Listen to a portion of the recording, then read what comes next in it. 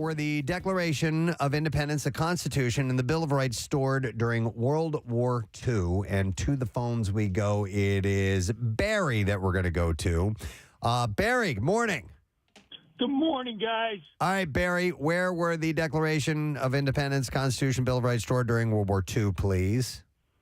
Fort Knox. Oh, Fort Knox. Barry.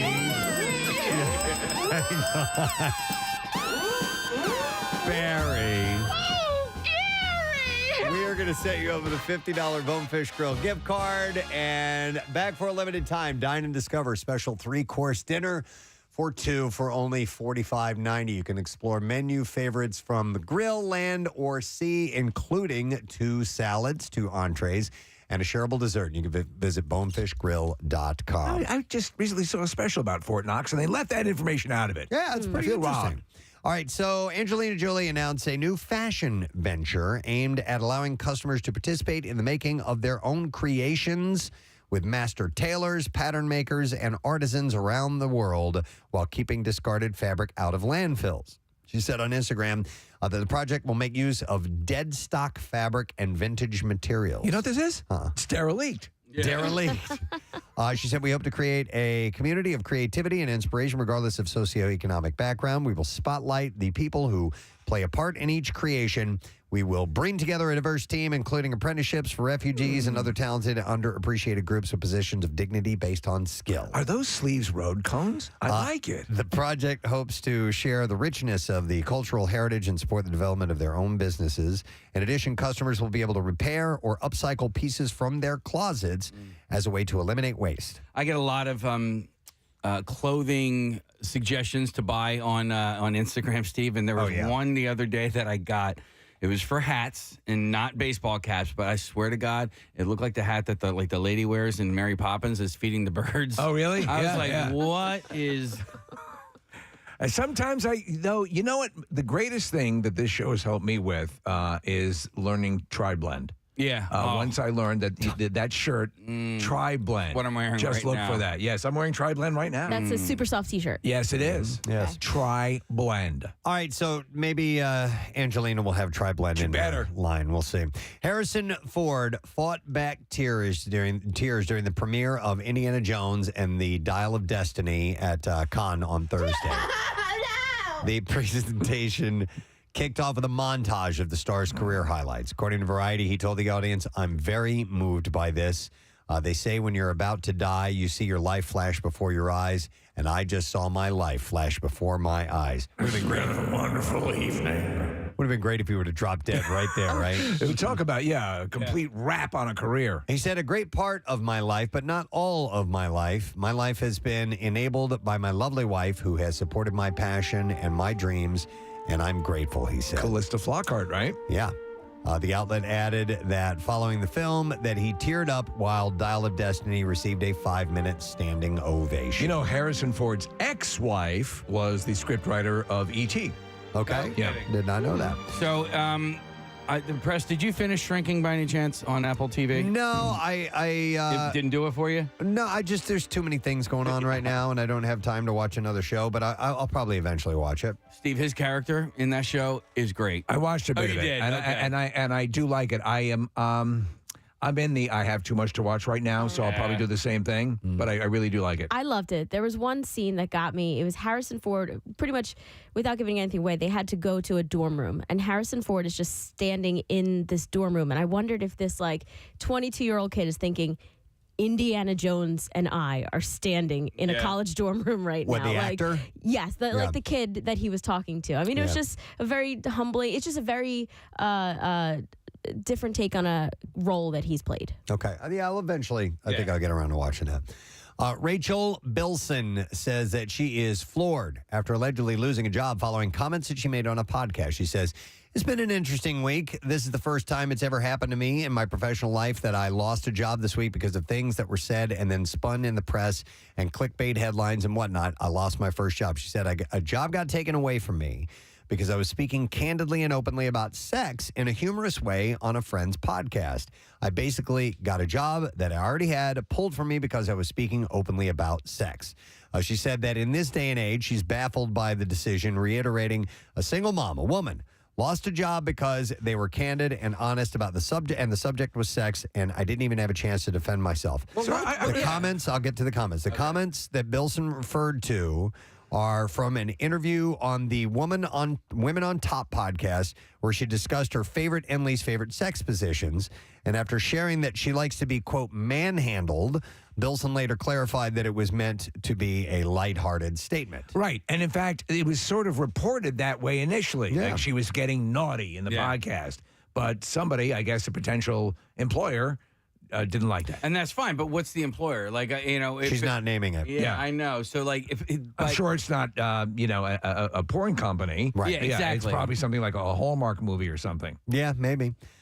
First of all, she said, I said it in a joking manner in an interview, like, yeah, I want to get effing manhandled. Basically, it's like, okay, give control to take control in the bedroom, whatever. Because that specific line was pulled and made it sound a certain way, I didn't even have a chance to defend myself. I didn't have a chance to speak on it. She was later explaining that the brand she was involved with said that they weren't comfortable with the headline, and she said, I feel like it's discrimination. And she also said she felt shamed. It was Swedish erotica, Preston. By the unnamed company. And a rep, however, told the Hollywood Reporter that it was an endorsement deal of some type. Oh, so it was not a role. It was an wasn't a endorsement role. deal. It's like a product representative. For a shaver called Manhandle. She also admitted that she cried after everything and reflects on how this experience has impacted her family. She said, I'm a single mom. I need these jobs. Everything counts. You know, I provide a lot for my family, my daughter, and regardless of anything else, it all matters. I like her. She was with Bill Hader for a while. She recalls growing up in a very open household where things were talked about and sex being discussed in a sacred way. However, after losing this job, she says that she's still feeling floored. She said everything was set in motion, and I lost the job, and it sucks. Maybe because this is getting some headlines, she'll get more work. Yeah, probably. I think so. Honestly, Probably. I mean, and She I did a lot don't of mean this porn in any disrespect, but I hadn't thought about Rachel Bilson in quite some time, and now I'm thinking about her, and I'm probably not the only one. Yeah, maybe another product of some type will step up and say, hey, we'll take your We'll do you. endorsement. How about know, a Bilson fleshlight? Yeah, she said, I haven't said anything inappropriate. Choice of language. If I could go back, knowing that I lost a job, maybe I would say it differently, but I still would not say it. So there you go. Just saying. Variety reports that the Alliance for Women... Oh, you can go ahead, Casey. Just saying. For Women in Media will award Marlo Thomas with the Lifetime Achievement Award at this year's 48th Anniversary Gracie's Awards. She's basically our best friend. The Marlo Thomas is? Yeah, we had her on the show once. The ceremony 6 years ago. takes place on May 23rd at the Beverly Wilshire Hotel. Does she mention us in the press release? She better. Oh, not in the press release, No. but word is in the acceptance speech. Okay. There will be a So mention. earlier I relayed how the Panthers were Florida Panthers were related to a fond memory in my life. Marlo Thomas is as well. Preston, one of those early mistakes you make when you don't look at the prices on a menu. And we were out at a restaurant, my wife and I. We had brunch one morning, Saturday morning, and there was a special going on. And Marlo Thomas was there, and we're like, "Oh, this is really very cost effective." And so let's take the whole family here tomorrow for the brunch. And then the real prices hit. jeez. And I'm literally looking at the bill like, this can't be. But I associate Marlo Thomas. I was so distracted, I didn't really investigate what the actual prices were. And I didn't even see that big sign that indicated it was a special where the prices were reduced. Damn you, Marlo I was made a Thomas. fool. You whore. You know what's kind of pathetic, though, Steve, is that your story about the Panthers earlier is kind of making me root for the Panthers now. Right. Give me I a don't reason. like Florida teams. And I'm like, wait a minute. If the Panthers hadn't happened, I wouldn't have my job, and I never would have worked with Steve. I guess I got to root for the There we Panthers. go. Who are the Panthers playing against? The Carolina Hurricanes, coached by Rod Brindamore. So that's sort of where my allegiance lies. However, I got you, man. But Steve Morrison outweighs Rod Brindamore. Well, thank you. And where does Marlo Thomas fall in? Below Rod Brindamore. All right, let's see if we have an association with Tori Spelling, because All she's right, in our all right. next story here. She offered an update on her family's health problems in an Instagram story on Thursday.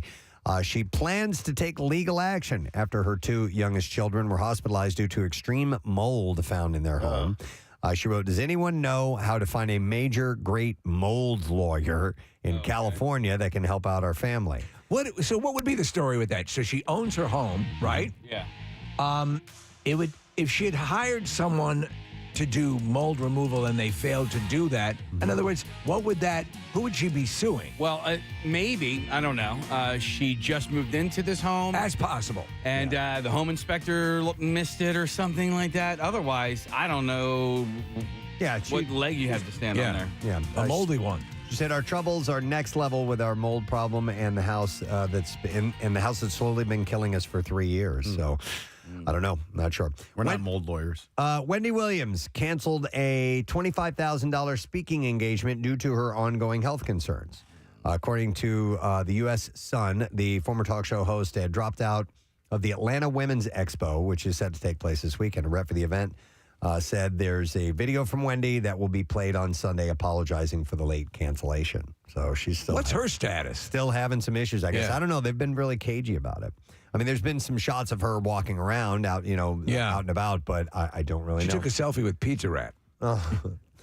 John Gosselin hasn't spoken with his 22-year-old twins for 9 years. Wait, what? Yeah. The John and Kate Plus 8 alum said Thursday that he hasn't heard from them since 2014. He said, I periodically text Mady and Kara to see if I get a response. At this point, I've never heard from them. That's terrible. So there's a clip that's making the rounds on Instagram. It's in social media in general.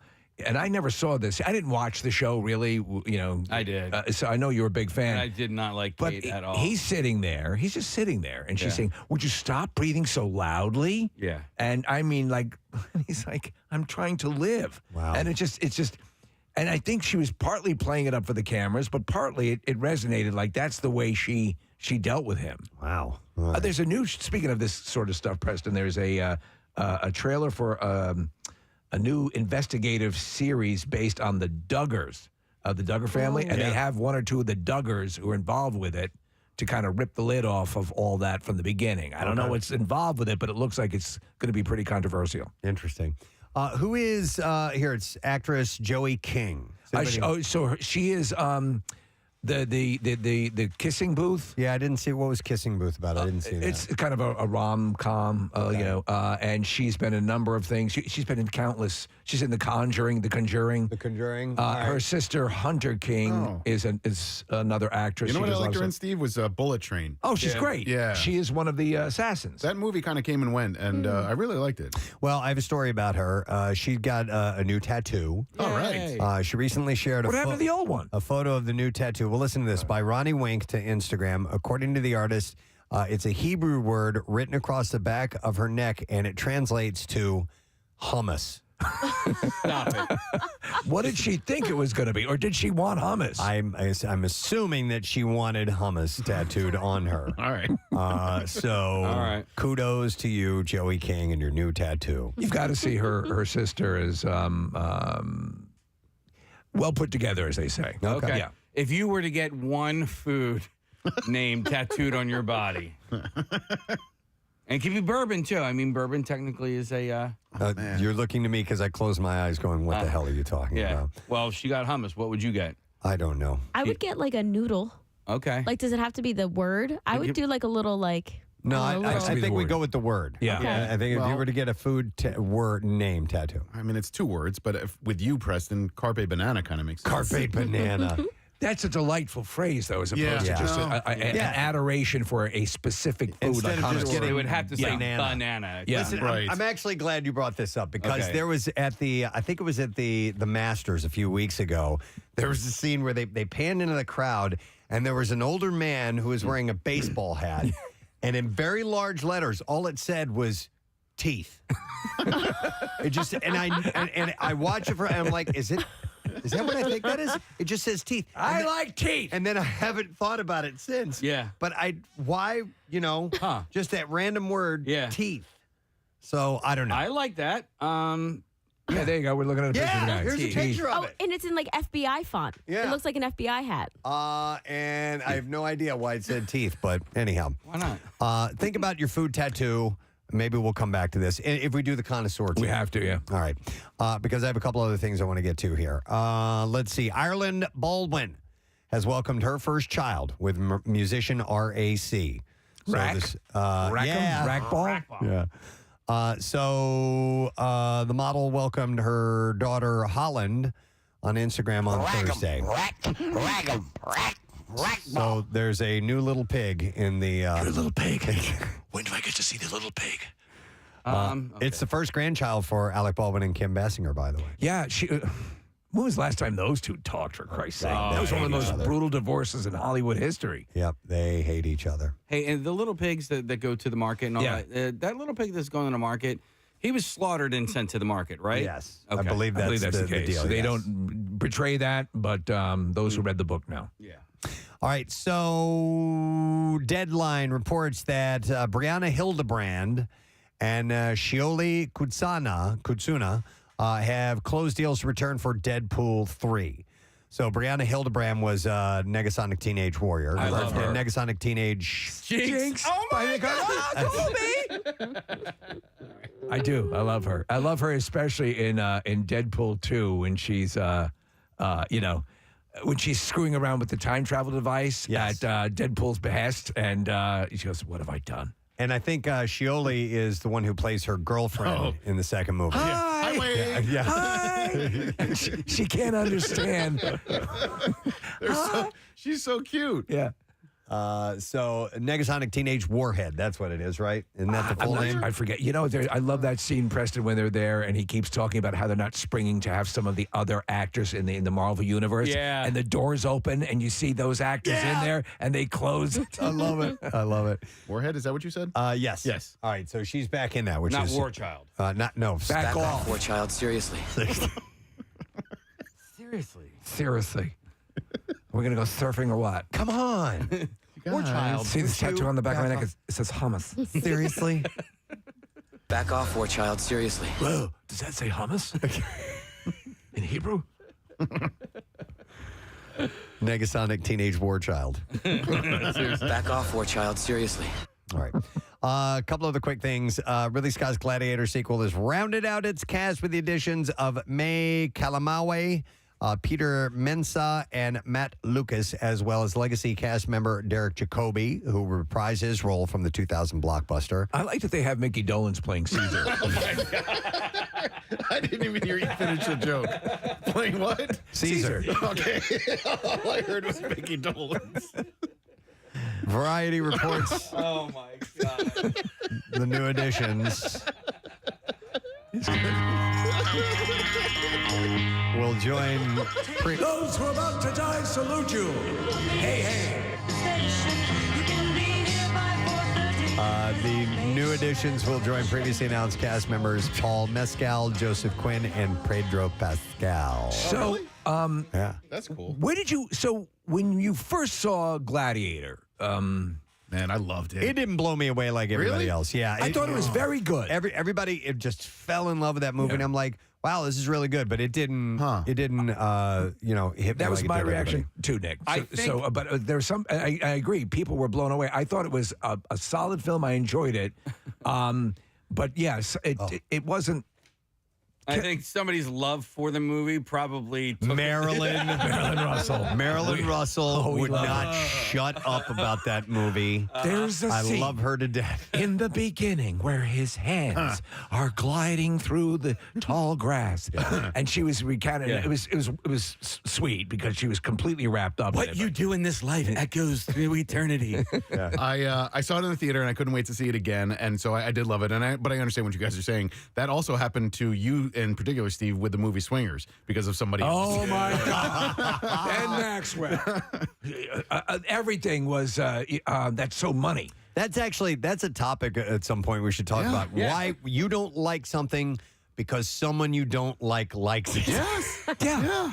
Yeah. There's tons of them. And you probably would have liked it had that person not liked it at all. When you see it, you begrudgingly like, yeah, it's good. Yeah. All right. Yeah, damn it. Son of a bitch. Titanic, I never saw it for that reason. Because Still someone to this you day? knew Because that you didn't like loved it. We're just saying in Everybody- general, people love it. Everybody in my high school saw it so many times and talked about it and all. I was so anti But it. not one person in particular. It was more of like a collective. I mean, there were a couple, but it's a really small school and I don't want to Well, shout them out. sometimes you, if you're kind of late to the party, which I have been on some things, and I'm like, whatever, I'm not gonna. No, it wasn't late to the party. It was just like these girls were so obsessed with Okay, it. all right. Well, that was the general public at the time. Yeah, people were freaking out. All right, well, anyhow, Gladiator 2, Electric Boogaloo, we'll see what happens. All right, movies are opening this weekend. Okay. Let's talk about them. I'm not ready.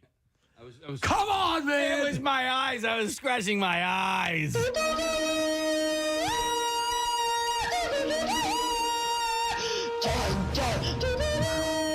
Kids being returned.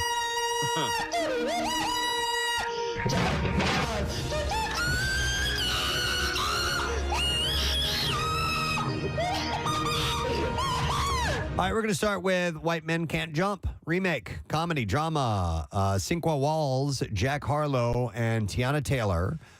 Jeremy is a former player whose injuries stalled his career, and Kamal is a once promising player who derailed his own future in the sport, juggling tenuous relationships, financial pressures, and serious internal struggles. The two ballers opposites. Why can't I read today? No, and it's written poorly. The two ballers, opposites, who are seemingly miles apart, find that they may have more in common than they imagined possible. Running time, 1 hour and 41 minutes, rated R, streaming on Hulu, and Rotten Tomatoes score gives it a 32%. This is one of the original I really enjoy. You saw the original, right? Yeah, of course. I liked it. Yeah, that's the same director that did Bull Durham. Okay. Yeah. Yeah. This is an unnecessary remake. I agree. Yeah, I agree. Stop it.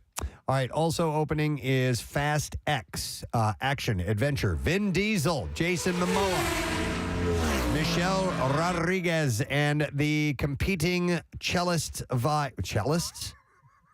Really? Go ahead. Vibe for first chair at the London Symphony Orchestra. Oh. Or Dom Toretto and his family have outsmarted, outnerved, and outdriven every foe in their path, but now they must confront the most lethal opponent they've ever faced, a terrifying threat emerging from the shadows of the past, who's fueled by blood revenge, and who is determined to shatter the family, and destroy everything and everyone that Dom loves forever. 2 hours, 21 minutes long, rated PG-13. Wide theater release, Rotten Tomatoes score is 54%. I think it's basically critic proof, but I think a lot of people might have jumped off the Fast and Furious train the last installment when they went into space. Yeah. So, I mean, you're very accepting of a lot, but that might have been it. All right, now we're ready for clips. Unseen is the newest addition to the collection of thrillers that Blumhouse Productions has created. And in this clip, Missy Pyle talks about her preparation for her role. Here's the clip. In my own personal life, I'm pretty middle of the road on so many things, and I don't like to rock the boat. I don't like to upset people. So I think there's always a little bit of pent-up rage inside of me whenever I get to play these characters. And I also have people in my life who are similar to this. They get so upset. Shut up, dummy. Unseen is out today on MGM Plus. Here's our next clip. The 8th season of RuPaul's Drag Race All-Stars is back with a returning cast filled with more big hair, makeup, and cat fights. And in this clip, drag queen Monica Beverly Hills talks about the upcoming season. Here we go. As soon as you walk into the door, I couldn't keep up. There were so many twists, But I think our season is very unique because we have a lot of personalities, very boisterous personalities. Fabulous! The 8th season of RuPaul's Drag Race All-Stars is available now on Paramount Plus. And that's the final clip for you this morning, friends. One of the things I failed to mention today is the fact that we are going to have a Keenan's Cut the Line pass. Oh, that's and right. a special booth that you get with a bucket of Coors Light, and then we'll give you a case of Coors Light for your beach house afterwards. So make sure that you stay with us through the morning, as at some point we will award that to you, and hopefully you will be joining us at Keenan's next Friday, 1 week from today. 25th anniversary of the show and opening up the Jersey Shore for summertime. Yeah. So it's on the way, folks. All the details available at WMMR.com. We're going to take a break. We'll come back in just a moment. We'll have comedian Joe Dombrowski joining us in the studio later today. So stay with us, if you please. Preston and Steve on 93.3 WMMR. Calorie Pear or Pyrus Calorenia, commonly called the Bradford pear tree, to a list of noxious weeds, plants that cannot be legally sold or cultivated in the state. Wow. So it adds the list that is populated by the durian and other? Well, no, it's considered invasive. So, so this is these are the semen trees. What? Oh, I did not know that. Yeah. So the popular non-native flowering fruit tree naturalizes, spreading from planted landscapes, crowding out other plants, and disrupting native ecosystems. So the semen tree is considered an invasive species? Check that, Nick. Double check and make sure the Bradford pear is the one we're talking about. If you don't know, this is a plant, a tree, I guess, It's a that tree, yeah. every year emits a smell that many have said, and I agree, smells like semen. Mm-hmm. Yeah, it's them. That's okay. So this is it. So it apparently crowds out other plants, disrupts native ecosystems. The ban on sale and cultivation will take effect on February 9th, with enforcement phased in over 2 years. I'm surprised because landscapers will sell a lot of these. They'll use them in office parks and people's backyards and whatever. So this is a moneymaker for a lot of those places. I'm really surprised they came down with a ban. Well, it's a beautiful tree. Yeah. And when it does create that scent, it's got these beautiful white blooms. It's just gorgeous. it looks gorgeous. I have 3 of them in my backyard. I have a weeping vagina in my backyard. Oh, my goodness. And it's, well, you know what it smells like, but it's just, it's beautiful. Okay.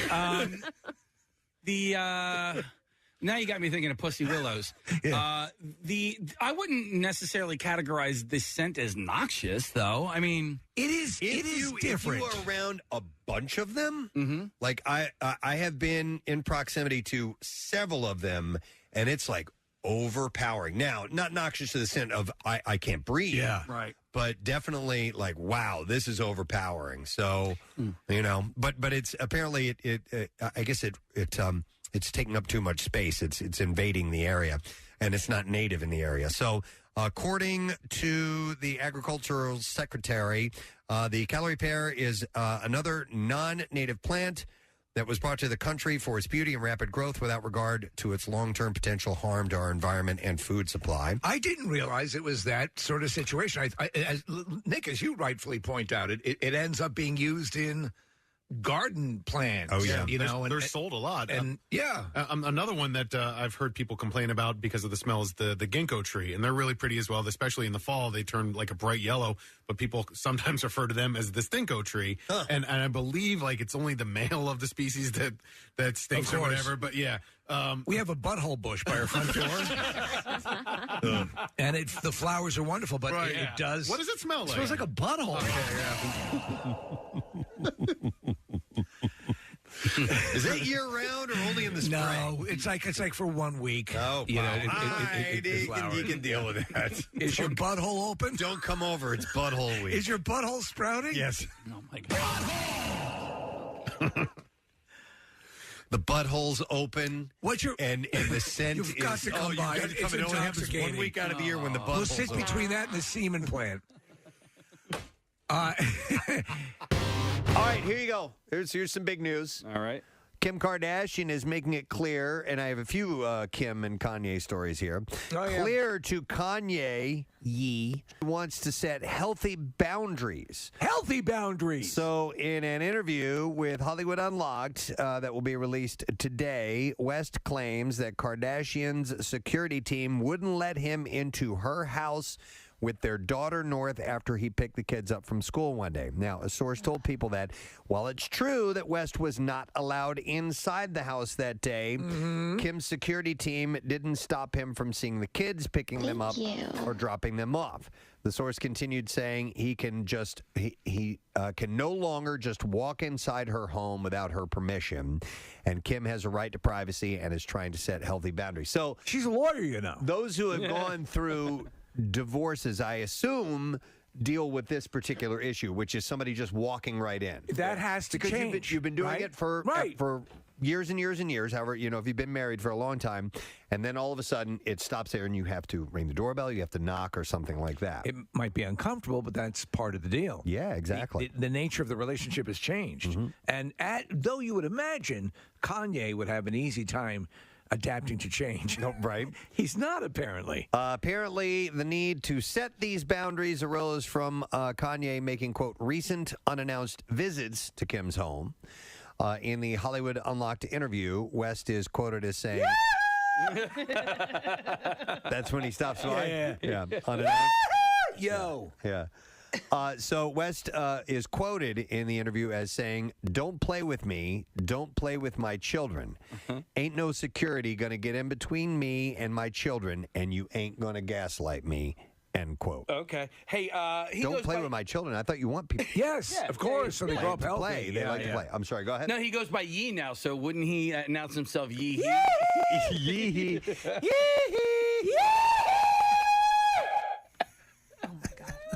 You know, it echoes around that house because there's nothing in it. There's Nothing in it. Yeah. There's nothing to deaden the sound. We have audio, Preston, if you'd like. He is. All right, so this is about the song? Yes. So Kanye, this is part 2 of the story. Kanye called out Pete Davidson in his new song, The Game, which is called Easy. The track dropped on Friday, and people across all corners of the internet promptly went to work dissecting the lyrics from Kanye's verse. So here's a question, and this to me is indicative of a kind of person. He is in a relationship with someone else himself. Yeah. He's making out publicly with this other person. Why? Why is he going off the deep end about Pete Davidson? She's simply moving on as well. He's moving on. Why is it so bad that she's moving on? His ego won't allow it. You know? That has to be it. Yeah, so there's nobody better than him, and his ego won't allow it. And It's narcissism. It's pure no narcissism. doubt. Yeah. But did you Well, see that? is she in their house?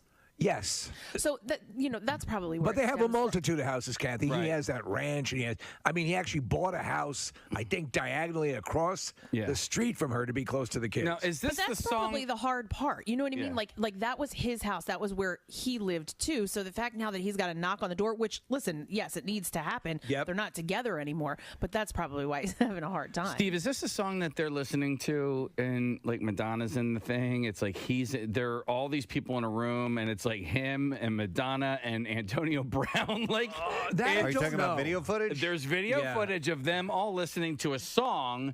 And what's wild is Madonna's like the grandmom, and she's acting like the kid in this movie or in this video. That imagery is troubling. But he specifically mentions Pete Davidson. Yeah, he mentioned a bunch of things. I'm going to go through some of the lyrics in this song. So he talks about his divorce from Kim, and I'm quoting this. We having the best divorce ever. If we go to court, we go to court together. Matter of fact, pick up your sis. We'll go to courts together. Meaning Courtney. You know what he did Love there? it. I haven't heard lyrics this sharp since Poopity Scoop. All right. Co-parenting his kids, he writes, I watched 4 kids for like 5 hours today.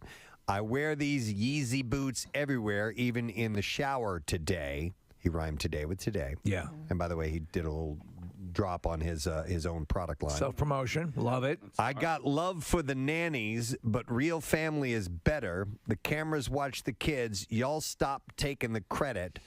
Non-custodial dad, I bought the house next door. What you think the point of really being rich for? Yeah. All right. Yeah, no, it makes incredible sense. So he doesn't want to besmirch the nanny staff, which he had a relationship with them as well. But he's saying Kim's not being the mother she needs to be because she's with that Pete Davidson. All right. Then you have grappling with his kid's privilege. And he writes, he spits, when you give them everything, they only want more.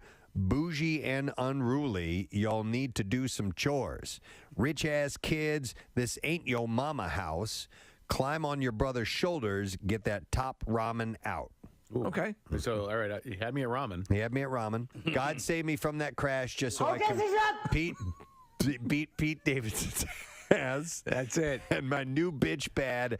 I know Illuminati mad. Yeah, man. How did he drag the Illuminati in? I don't know, but he's obviously a big fan of that point in history. They mad, so yeah, he found out about it. All right, we're looking at the video that Casey was talking about. Yeah, Madonna's over-emoting in this particular video. She's moving around a bit too much. She's making a spectacle of herself. I'm 60 years old. Stop I got to act like a.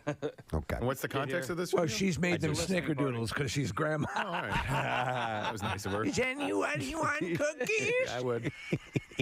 Snoop, do you? That's pretty much the only reason they invited her. Yeah. They're piping hot and they're great with milk. All right. Let her in. All right, last bit Yo, of... who let your grandma in? Last bit of lyrics are his public romance with Julia Fox, and he wrote, Oh, no, that was it. That's it. That's it? Yeah, that was it. Talking about, I know my new bitch bad. New bitch bad. I know Illuminati So bad. beautiful. So there you go. My That's new bitch bad. the latest on the Yeah, tube. it's definitely a study in narcissism because she has a relationship, he has a relationship, move on. Yeah, exactly. Yee. If you guys didn't know, Kathy had the Rona. She got past it, but there are some lingering effects. Yes. And a lot of people have dealt with this lack of taste thing. Would it be safe to say that it licked her ass? I think it licked her ass. Now, if you don't know about that, she had texted someone that it kicked her ass and accidentally typed in licked her ass. And this wasn't a close personal friend either. It was more of a casual relationship. And I love it. took it to another level.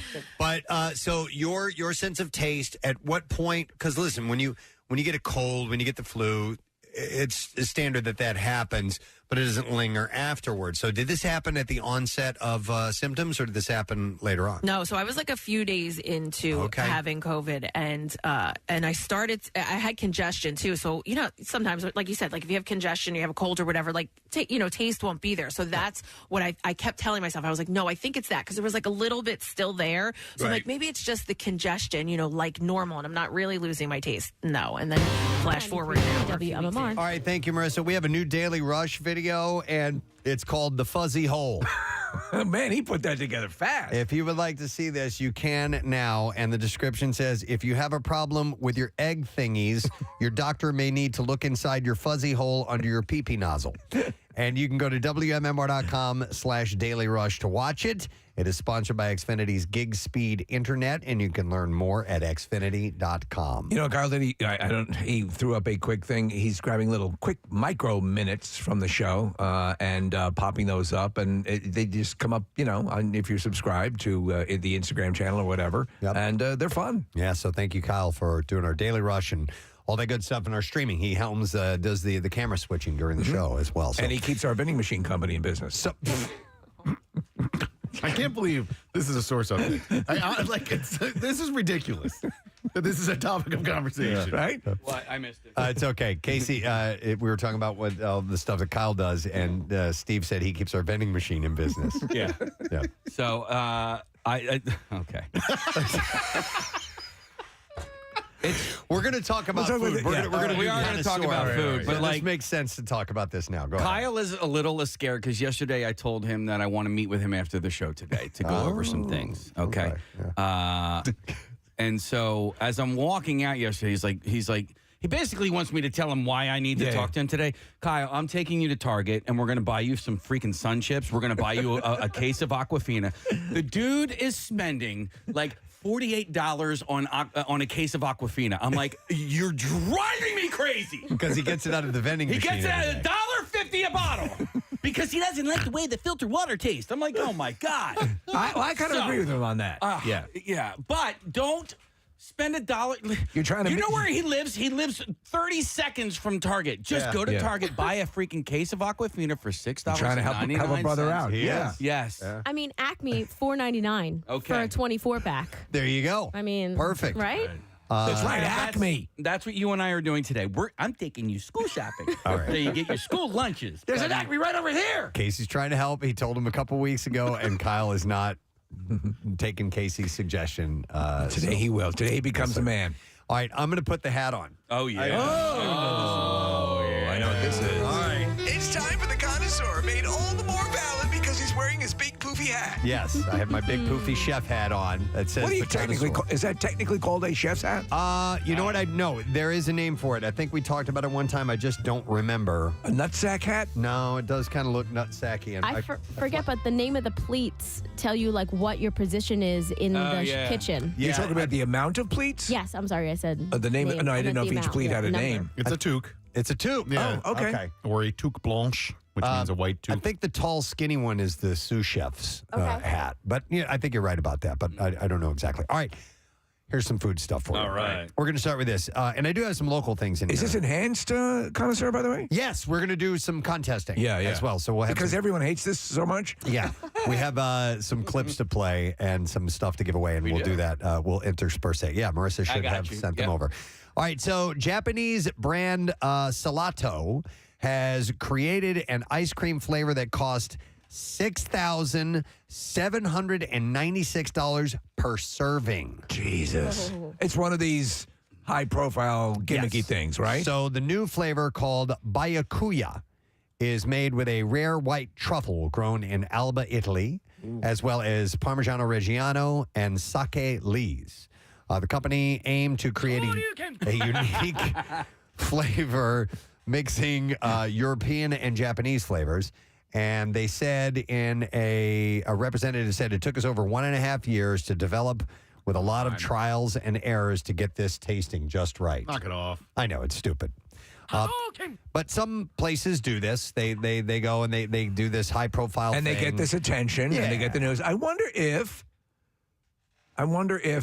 they actually ever sell any. Right. You know, in other words. They do. I think so. They very rarely, like, you need to order them a day in advance and let them know that you're going to be, you know, they don't have all the ingredients at the ready all the time. It's just, is the goal to get the press and you don't really. Okay, yeah. Yeah, and I have another story of something similar to that coming up here in a moment. No, Press, what do you think is, as far as expensive foods, like crazy expensive foods that you've actually tried is actually worth the money? I'd say some of the more expensive steaks. Like $100 Wagyu steak. Yes, I've never had one like that. The priciest. We went to Barclay Prime one time ages ago, and got a phenomenal cut of meat, and it was melt in your mouth, super duper yummy. Yeah. And that was really expensive. But I chalked that up as an experience, and it was really, really great. So I think that those can be worth it, to some extent. You know what I mean? They're overpriced for sure. I had a Kobe burger at a restaurant. I forget exactly the name of the restaurant, but it was up there. It was like $35 or $40 for the burger, but it was excellent. Yeah, it was great. What about you? What do you think? It would probably have to be a steak of some sort. But again, like, I have had some really great steaks that ultimately didn't cost as much as they would at, you know, like, you know, I like Outback. Yeah. Outback has a good steak. Dude, Texas Roadhouse has great steaks. Outback steaks I thought were better like 10 years ago. Oh, I haven't been in 10 years probably. Yeah. But so, like, well, I did this Grand Canyon trip, and at the last night of the Grand Canyon trip, we had these steaks. They were like the best steak I ever had in my life. I love this steak! And it's you know, I don't know where it came. I have no idea. It came from like some cattle ranch in Utah, so maybe it was like fresh. I have no idea. But like, that steak sat on dry ice for 7 days and then was cooked on a grill. And I'll bet being in that environment helps taste great does too. help. You know, I think the ambiance can make something taste good. One of the best, the time that got me interested in eating salmon, which is now my main protein, Preston. It was in a lake in Vancouver, and you know, it was just cooked over a fire, and the nature, and I'm like, you know, was the salmon that good, or was it just the environmental thing? But it was amazing. Sashimi is something I want to spend a little money on. That's like when you get sushi, but it's just the raw fish without anything else around it. Yeah, if you get some bluefin, it's usually pretty expensive, and it's really good. Yeah, the tuna amounts crazy expensive. Yes, some of them are, but like it just tastes really, really good. All right. But like, we're talking about ice cream or gelato here. Yes, I'm saying. By the way, ice cream's getting super expensive if you spend any time in the freezer aisle. Yeah, like Ben & Jerry's, it's like $7 a pint. It's ridiculous. So By the way, a price that has plummeted recently are eggs. Oh, Eggs are at an all-time low. Why? The avian flu, they've started to see it turn around, and so the supply went up, demand was down, supply was down, and Ronaldo. So apparently now they have the supply because the avian flu has not. Curly. Oh, Curly. The avian flu has Bocephus. They expected it to drag on longer, and they're starting to see improvement in that. And so now they're dirt cheap. Okay, so there's a glut of them now. Yeah, and people aren't eating as many eggs as they were then. So now they're having a problem with having too many eggs. That's the way it works, man. Yeah. Like, It's a fickle business. It's fickle. I was at Produce Junction 2 days ago. By the way, one of the chickens was named Fickle. Oh, Fickle and Curly. Those are two of my favorites. Yeah, absolutely. But I had noticed that the eggs there it was 3 dozen for $5. I was like, well, that's a great price. And I meant to ask my wife if that was a good price or not, because I would get those, because I knew that egg prices were skyrocketing. Yep. But now that I find that they're coming down, it's not such a steal anymore. Saved yourself a call. Yeah. It'll be a little while before we see. That's how much they are at wholesale, but the prices are coming way down on those. All right, so on to something else, connoisseur-wise, and this ties into a local story and gelato, which is what that first story was about. A place called Cloud Cups in Fishtown announces its grand opening this weekend, just in time for warm weather and ice cream season. The Gelato and Sorbet Company is going to give away free gelato and sorbet to the first 300 people this weekend. Are you a gelato fan? Love it. Yeah. Oh, so All right, good. What's the difference between a gelato and an ice cream? Nothing really. Nothing, really? Okay. Yeah, it's Italian ice cream. I will tell you this. Disagree. No, it's pretty much the same thing. Okay. I can jump in here and give you a little bit of a Zaz ice cream they explained to me they purchased actually a gelato machine to make their ice cream, which makes it creamier. That's my understanding, that it's a creamier. I guess ice cream has a little more air than gelato, and therefore tends to be lighter in texture. And that's why it's so dense. And that's why it's more expensive too. I think you get more. Man, I've been buying this Talenti stuff. Oh, yeah. Those are good. Oh, which flavor do you go with? Well, Casey, I currently have 3 in the freezer. Okay. There's mint chocolate chip, cookies and cream, and man, I think there's like a caramel one in there. Yep. But anyway, That's my jam. They're delicious. Let me get to the details on this. Gelato artist and maker Galen Thomas is one of the country's top gelato makers. I'm a gelatinist. And has been recognized by national press, including the Today Show. The black small business owner, entrepreneur, and gelato maker has been making gelato since 2018 and selling it at festivals and fairs, special events, and through special order. And with this grand opening, he's making the leap from a mobile unit to the first brick and mortar scoop shop in the heart of Fishtown. It's next to Pizza Brain and the Pizza Museum. There you go. In the former home of Little Baby's Ice Cream. So here's the deal. Doors open today and at 4 p.m. and Saturday at 4 p.m. And between 4 and 6 p.m., Thomas will give away 2 scoops of any variety of gelato and sorbet to the first 150 people each night between 4 and 6 p.m. Nice. There you go. That's the big debut. Yes. It's a lot. Because I'm actually having dinner in Fishtown tonight. Ooh, where are you going? I'm going to Bar 1010. Oh, fun. Yeah. That's Fishtown, right? Yeah. Okay. Now, Wait, besides just Pizza John. Oh, wait. No, maybe I'm thinking of a different pizza guy that's working there. Never mind. Well, you said it's something about a pizza museum? Yes. Is that an actual pizza museum? We talked about it one time. It used to be the Constitution Center. Yeah, they've changed the National Constitution Center to the Pizza Museum. All right, well, America, I guess. I don't know. Yeah, it's a little storefront. It's not like a full-on museum like you might It's got a think of, monorail, but yeah.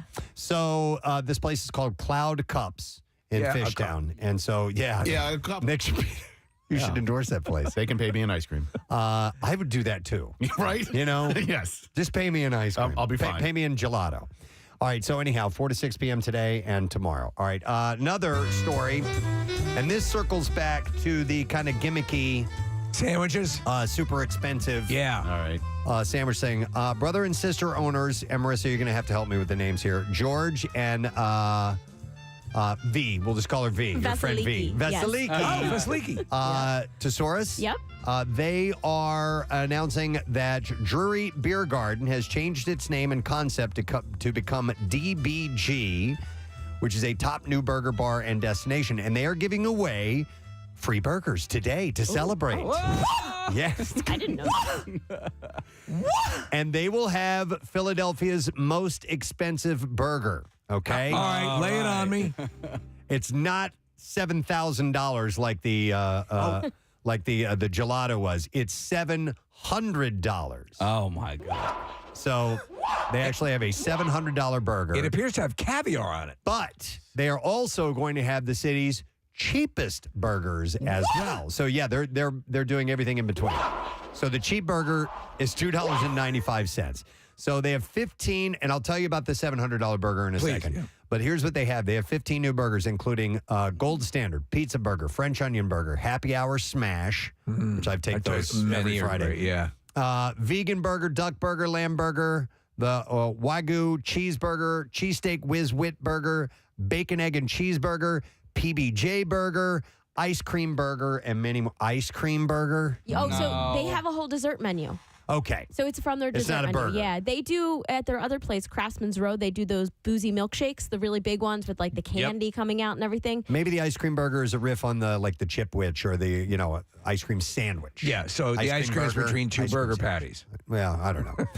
So the $700 burger is made with 8 ounces of Japanese A5 ribeye Wagyu, Wexford aged Irish cheddar cheese, Italian black truffle. So there you go. That's a big part of the money right there. Italian caviar, another part of it. Lobster meat flambéed with Louis XIII cognac. So there's your more cash on top of that. It gets wildflower bakery brioche bun topped with gold leaf and fries drizzled with 1,500 MGO Manuka honey.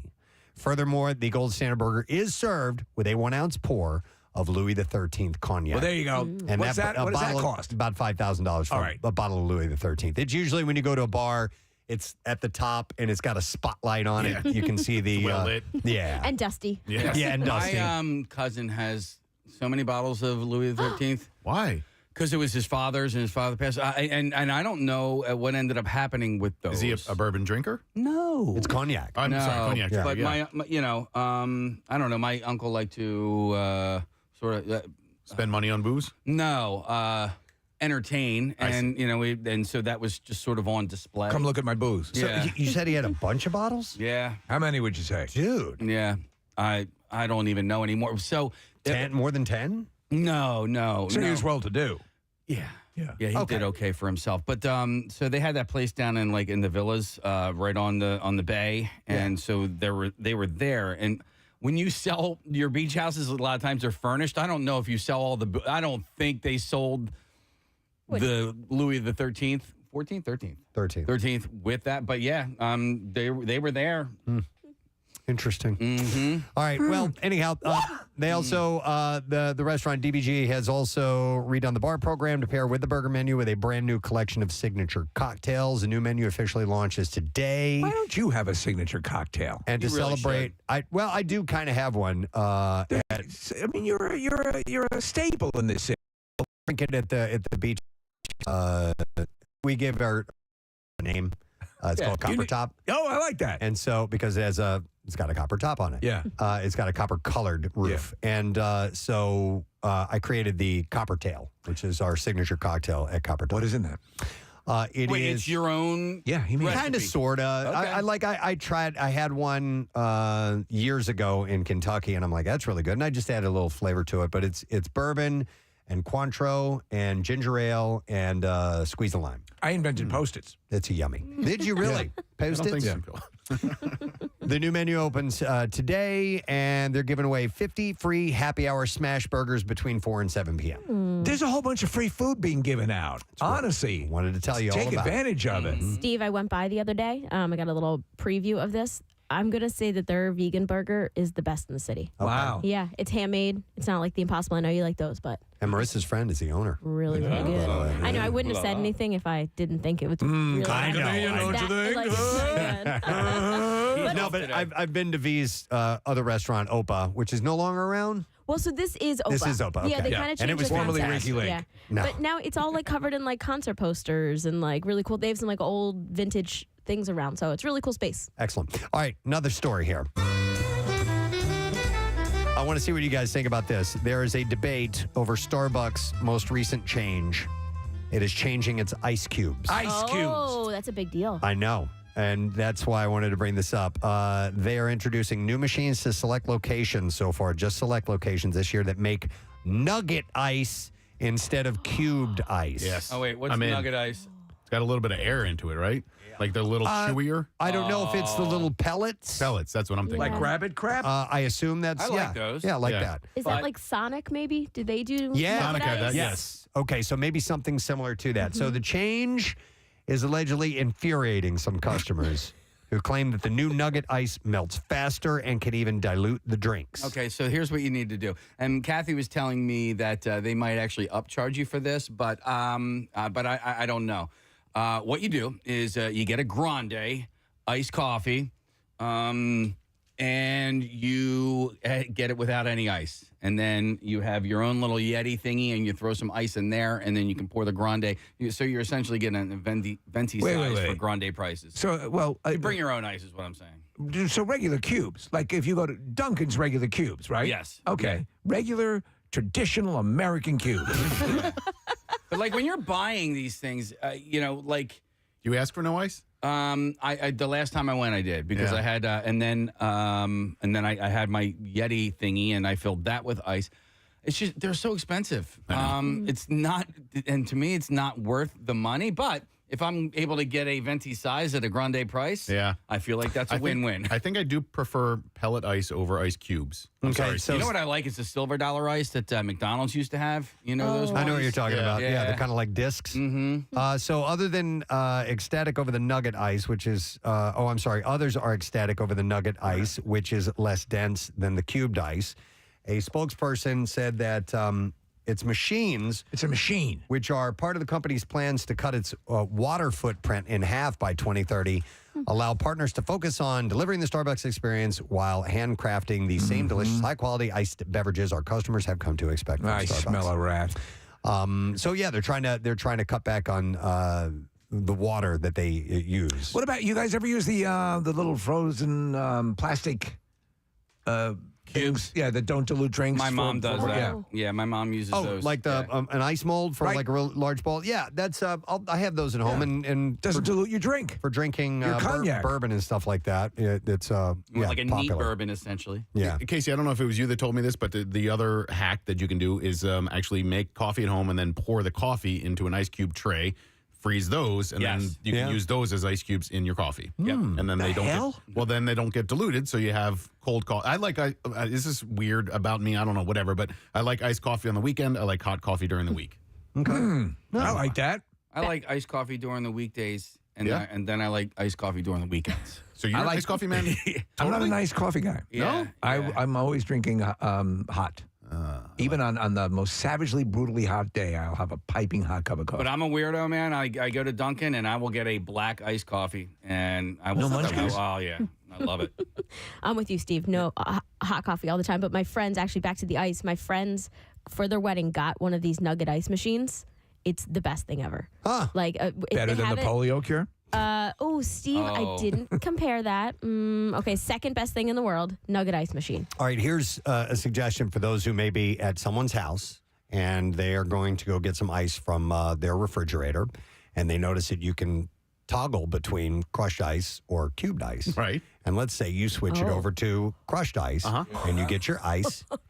Put it back on the cubed, please. Put it back. Please put it back. Yeah. This is not your house. And whatever it was on before is what the house prefers. Wait a second. Does this have something to do with you and your house? I'm reading between the lines here. Like it happened like 3 times in a row, and I'm like, put it back on the cubed ice. I don't like it. Are you okay? I just had an ice situation. I'm going to go back to singing the praises of this nugget ice machine because it's so great. If anybody is Googling it right now, you're going to see it's a little expensive. Wait for Amazon Prime Day or like a company to have a sale or register for your wedding because it's going to change your life. Okay. Marissa McNaughton gave some very useful information on the Preston City Morning Show today involving ice. Change your life. Yeah. All right. We haven't done this yet. Oh, God, we haven't done one of these. Yeah. Yes! We haven't done the game. That just threw me off because Damn it! the only way to make people not hate this is to give away prizes. I meant to do it between every single story, and I've already gone through 2 stories. All right, I'm going to give away a case of Victory Motel Paloma if you can identify what movie this food clip is from. Sir, I'm going to have to ask you to exit the donut. All right, 215-263. Great one. WMMR. I'll play it one more time. Sir, I'm going to have to ask you to exit the donut. All right. What's that music underneath? We use it all the time. I know. Yeah. It's from the Beastie Boys. Wow. It's an instrumental that they have, and I forgot what album it's on. And I forgot the name of it, but yeah, and we heard that in that clip from that movie. From License to Donut. We're like, we gotta. I don't know. We gotta have that. If it is, hang on a second. We use it as a contest bed, right? Yep. Yeah. Is it this one? Yep. Yeah, that's it. So it's called Groove Holmes. All right, Holmes. This really cool little pattern of, I don't know, just vibe. I love it. All right, so we'll see if we can get an answer. While we are waiting for a caller to answer that, I'll mention this party in celebration of National Pizza Party Day. Pizza party. Yeah, that's exactly what I was thinking. You're having a pizza party. Pizza Hut is giving customers who buy a medium or large pizza a one-topping personal pan pizza for free. Pizza.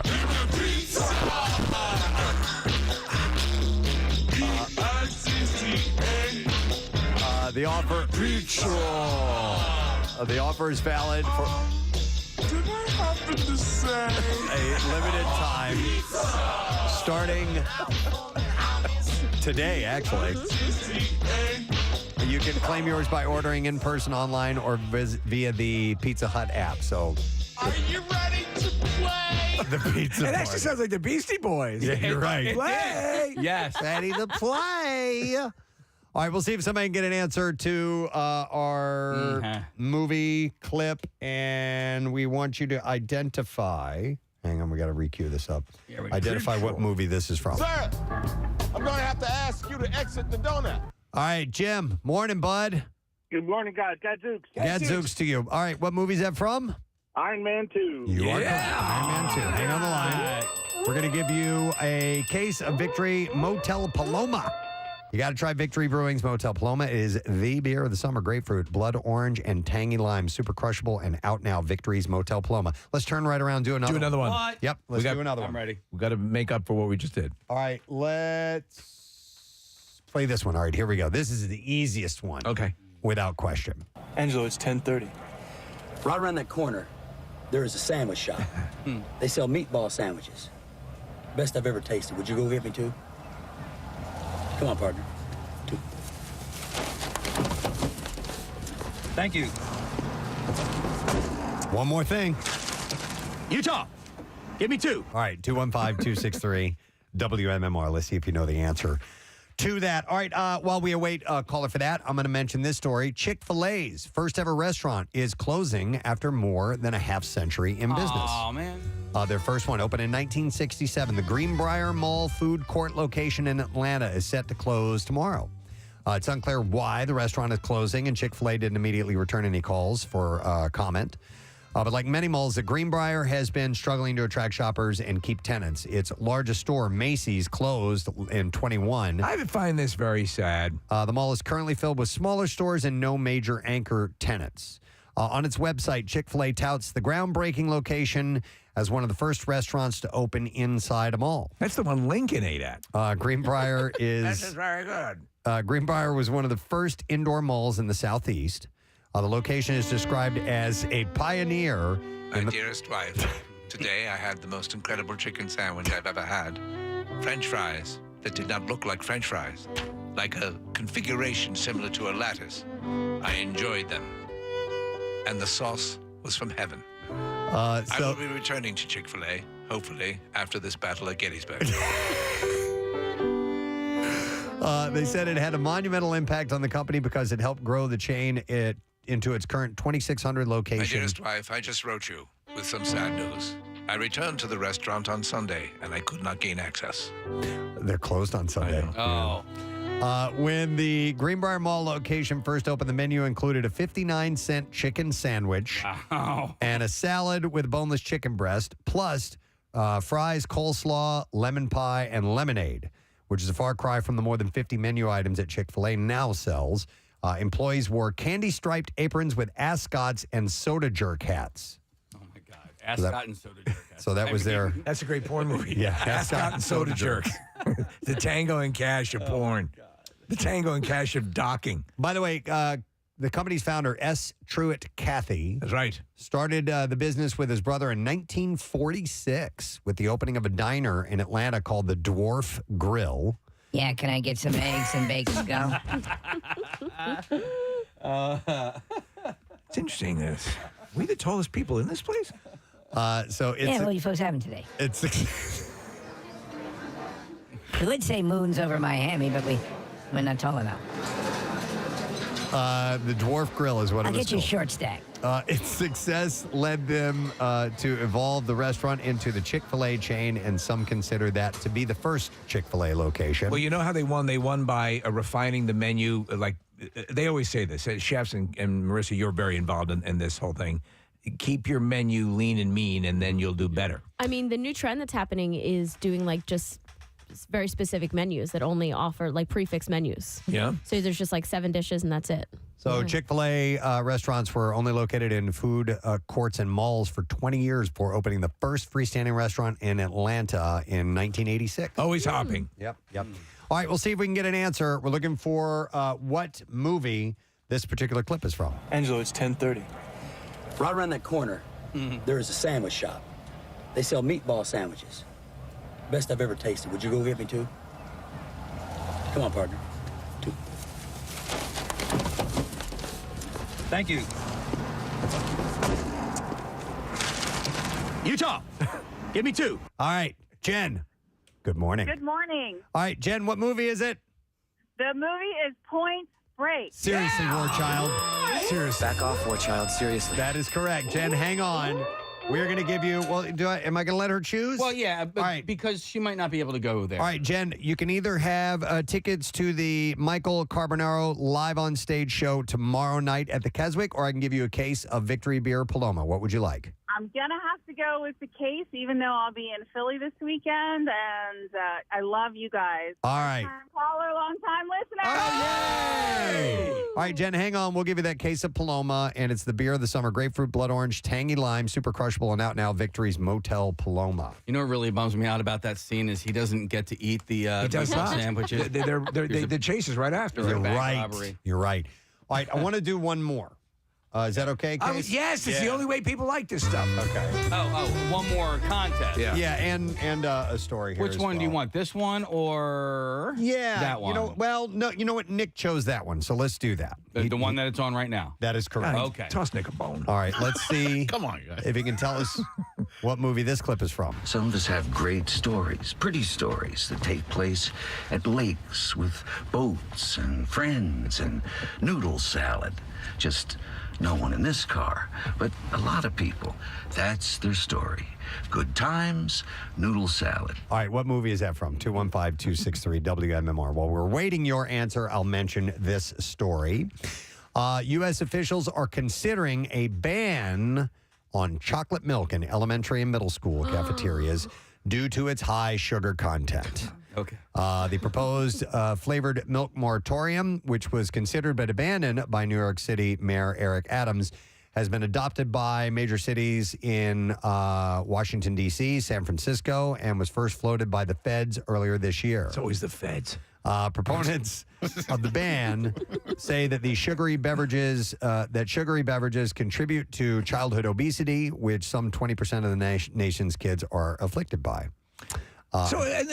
So with you, the school situation now. I don't need Casey. You're the only one probably has like an element. Yeah. Your youngest is how young? She's in 8th grade. Okay. They don't have vending machines in the school. All right. So are there like snacks and cookies and things that are available, or is it all straight up healthy? No. It's there's a lot of junk. Okay. Yeah. All right. And it's not vending machines, but there's a commissary where you can buy snacks. So part of your milk option always was it was low fat chocolate milk, like a skim chocolate milk. Not a skim, no. Yeah, mine was just straight up chocolate milk. Yeah, chocolate milk, yeah. Rosenbergers, that's what we had. Like, we had Rosenbergers, that, and we had, you could either do that, regular white milk, iced tea, or lemonade. I was a chocolate milk guy for sure when I was a kid. I would Love get it. 2 chocolate milks Still love with it. my lunch every single day. What are your thoughts and feelings on strawberry milk? I liked it at the time. Right now, I think it's kind of As a kid, it's an offense. I liked it. I liked strawberry milk. Was there any other kind of milk? There was chocolate milk, obviously, regular milk, strawberry milk. You know what I Not used to when I really was a like as a kid? I used to a Carnation Instant Breakfast used to have a an assortment package. You remember that? Yeah, I and never got they it, had but- malted, they had strawberry. I mean, I was the double chocolate fan, but for years, my breakfast every morning was Carnation Instant Do you Breakfast. remember Carnation Instant Breakfast? You're gonna love it in an instant. Oh, yes, that's right. I do remember that.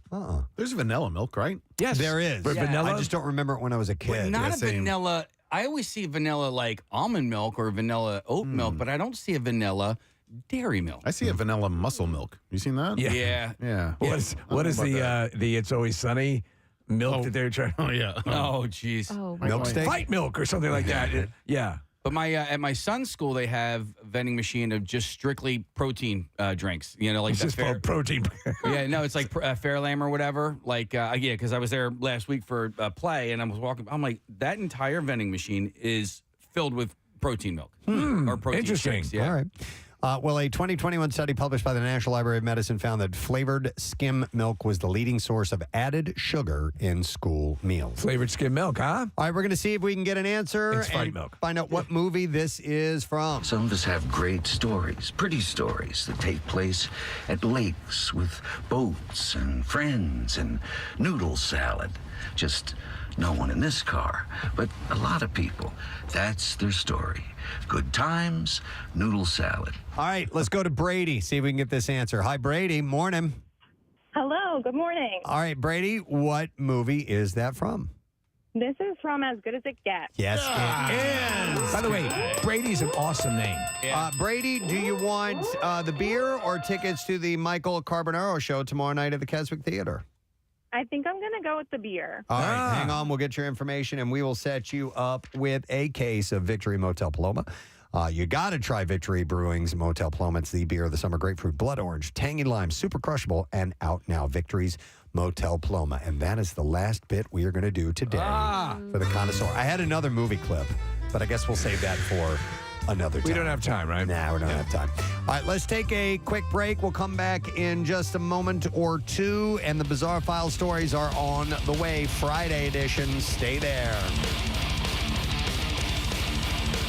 Preston and Steve. On 93.3 WMMR. I don't know, maybe today I'll see. I thought maybe at one point it was coming back. I had yellow mustard. I told you guys this. But I don't know if it was like whatever. I don't know. Whatever. You don't know if it was like the spices in Or the some- mustard right, that, exactly. as opposed to its actual flavor. Yeah. It's like it's nothing you would be able to compare it to in life. I mean, it's such so a unique weird. thing to have happen. Yeah. And so for the most part, people have what they call the long Rona.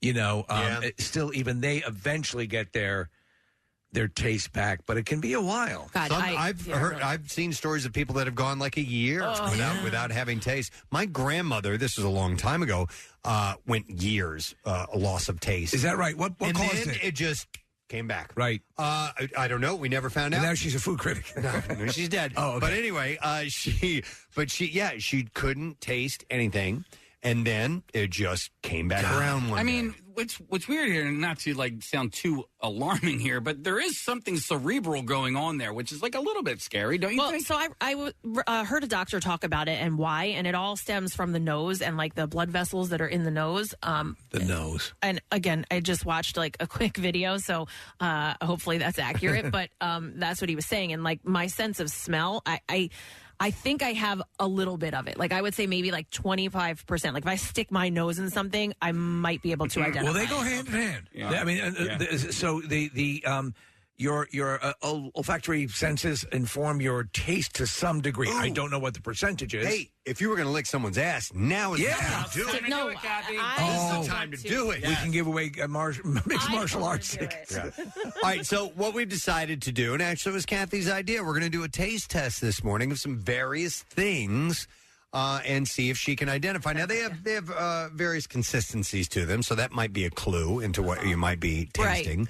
But nonetheless, we want to see if you can identify. And some of these things are very strong flavors. You know, we're not throwing anything. All right. You're not going to taste anything effed up. We're Yeah, not like doing toilet water. Yeah, we're not doing But that. you wouldn't It's know all what that tastes legit. like anyway. It's all edible, and or you'll like, be fine. Is there a foot chance? shavings? Yeah, None foot of shavings. that. No, No, Is there a chance that this might, because of the wide variety to her palate, is it possible this might kickstart your taste back up?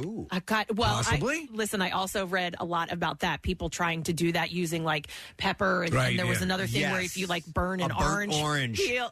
Yeah, Carter told me about it yesterday. He's like, "Ooh, there's this thing," and I saw it, and I was like, "Really?" And he goes, "He goes, hang on." He looks at me, and goes, "Oh, it's not real. Never mind." It's not real. Yeah, so- Like people were trying it, but there's no scientific evidence that it works. All right. hang on. Let me go to Steve real quick. Steve lost his taste. Hey, Steve, how you doing?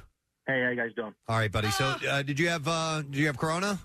Yes, last year. Okay, and how long has it been since you've been able to taste anything? Over 400 days. 400 days. Now, Steve, let me ask you a question because you're not necessarily eating for taste anymore. Have you I lost? am anger eating. Yeah, Anger eating. All right. So, have you lost any weight as a result, or nothing's changed? You know what? Everybody says, "Oh, you must have lost so much weight." I lost some in the beginning. In the beginning, I lost a lot. But I have. I mean, as time goes on, I'm just anger eating. I'll buy Reese's cups, and I'll be like, "Damn it, I'm going to taste these Reese's cups," and Steve, I don't. Steve, do you feel, and you're like constantly searching for it, right? Like you constantly, you're like, okay, let me try this. Maybe there'll be a little bit there.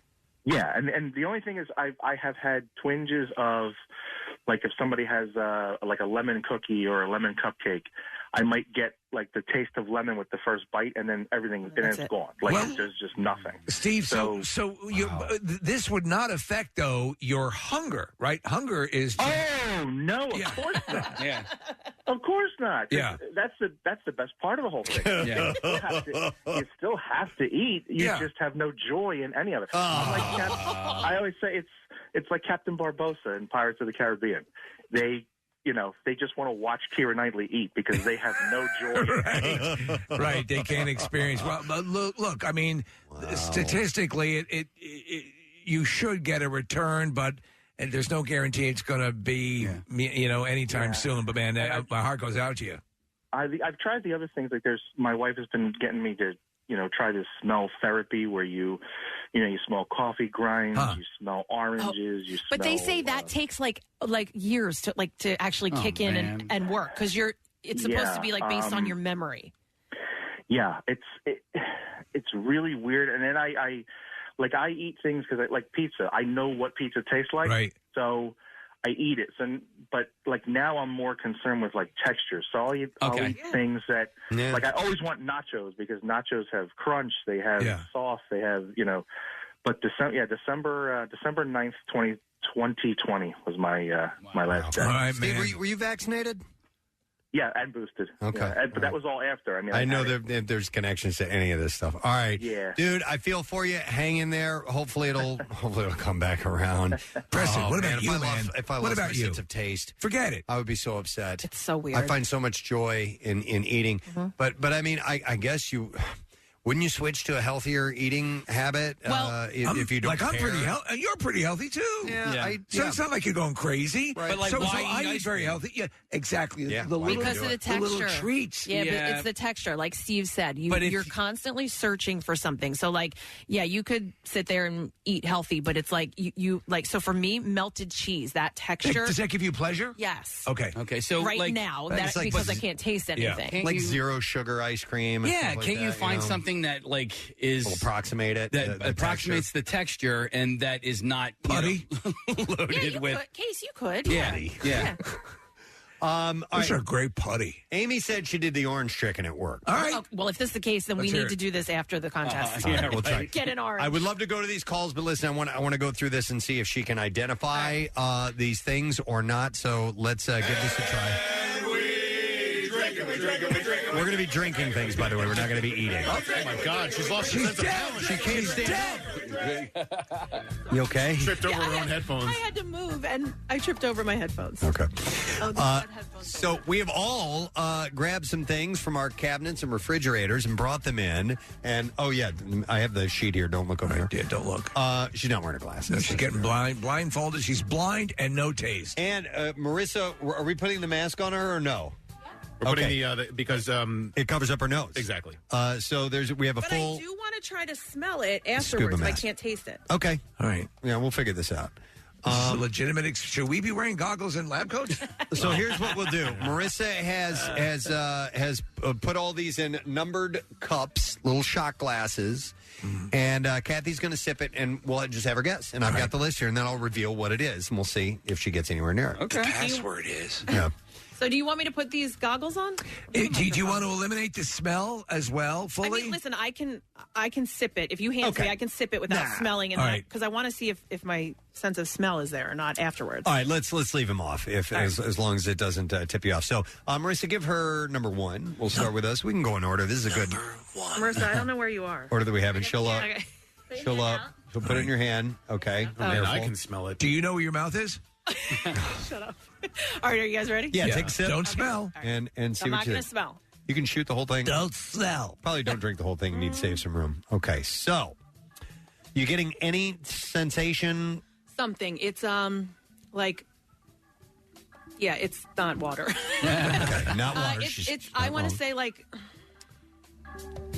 a I want to say sauce, but it's not that thick, so Okay. it's not a sauce. But that's what I'm getting. Like I would something like a pasta sauce or something. Pasta sauce. So she's guessing pasta sauce. Okay. And what is it, Preston? It's a sauce. Wait. Let me smell it. Hold on. Okay. She just spilled it on her sweater. She just spilled it on the carpet. Mackle farts. You picked the wrong one to spill, too. Yeah, you did. That's going to stain. All right, get her sweater quickly. Kathy, take your top off quickly. I'm sorry. No, it's not your fault. You're legitimately handicapped. I have to touch your boob. Marissa, let me clean her. By the way, go on YouTube now if you ever wanted to see Marissa feel up Kathy. Oh, my God, dude. Now go a little slowly. I almost have it out. There you go. Oh, my God.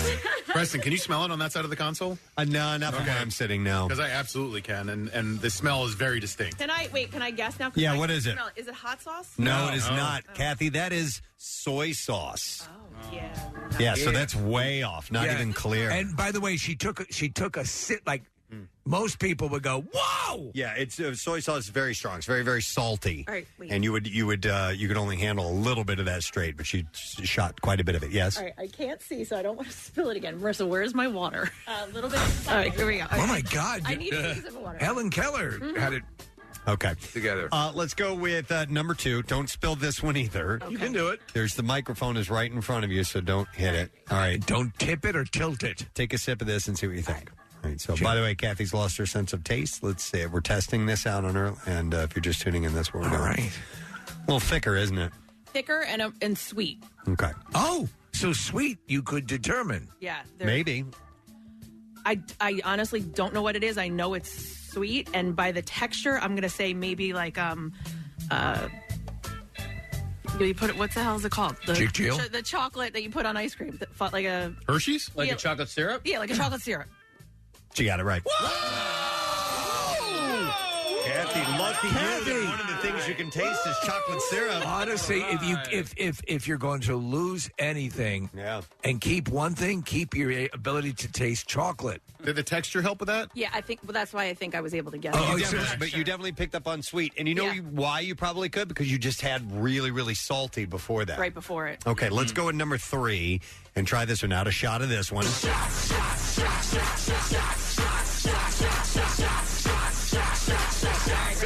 Yep. Jinx. All right. We'll sip of this one. Oh, wow. Oh. Like this one. Strong reaction from this. Oh, what the hell is that? Wow. So a big reaction. Like it definitely triggered something. Like prom night? No, like some sort of taste buds in my mouth, but I have no idea. Just describe. So What it so is. sweet, savory. What is the reaction? No, like vinegar, maybe. She's right. Yeah. But here's the thing: It doesn't taste like vinegar? No, it's the guess is the way it made me feel. You probably got a little tangy, sensation like you would on your tongue, like mouth watering a little bit from. Yeah, absolutely. But here's the thing: I'm smelling it, and I can't smell it either. It was white wine vinegar. But I could. Where's that? Is the hot sauce still? I mean, the FUD, the chocolate sauce? sauce. The FUD. I think she was going to say fudge. Like FUD. So that I can smell. I can Okay. smell the hot sauce, but I can't smell that vinegar. It's not hot sauce. It's chocolate sauce. Sorry, chocolate sauce. That's Dear what you would God. put on a chocolate fudge sundae.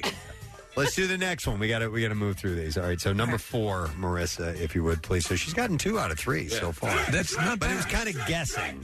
Well, and not going. Yeah, that is this. You're right. It's a combination of cues that are helping her get to the answer. All right, Kathy. This is another one. All right. This one's kind of thick too. Pondering. I don't want any more of it, whatever it is. Okay. Um, Yeah, that sounds about right. does it? Yeah. I think so. You know. Okay, I have no idea what it is. Do you ever watch Dr. Pimple Popper?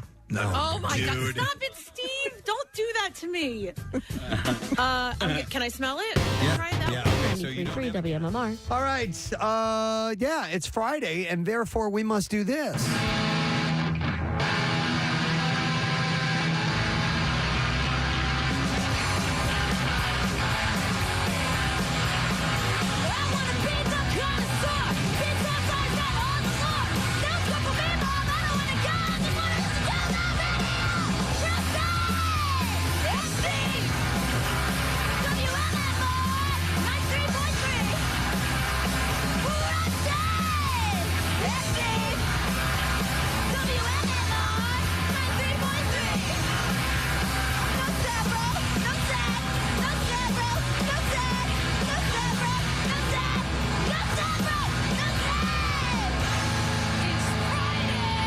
Yes, it is.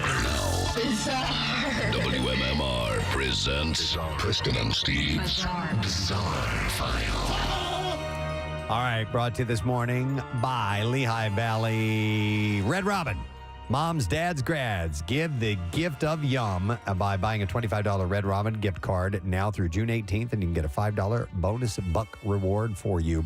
Redeemable June 19th through August 13th. All right, we'll start with this. 2 people were banned from Walt Disney World after they allegedly got into a physical altercation at the theme park over an attempted photograph. This blows my mind. The fight broke out at the Magic Kingdom.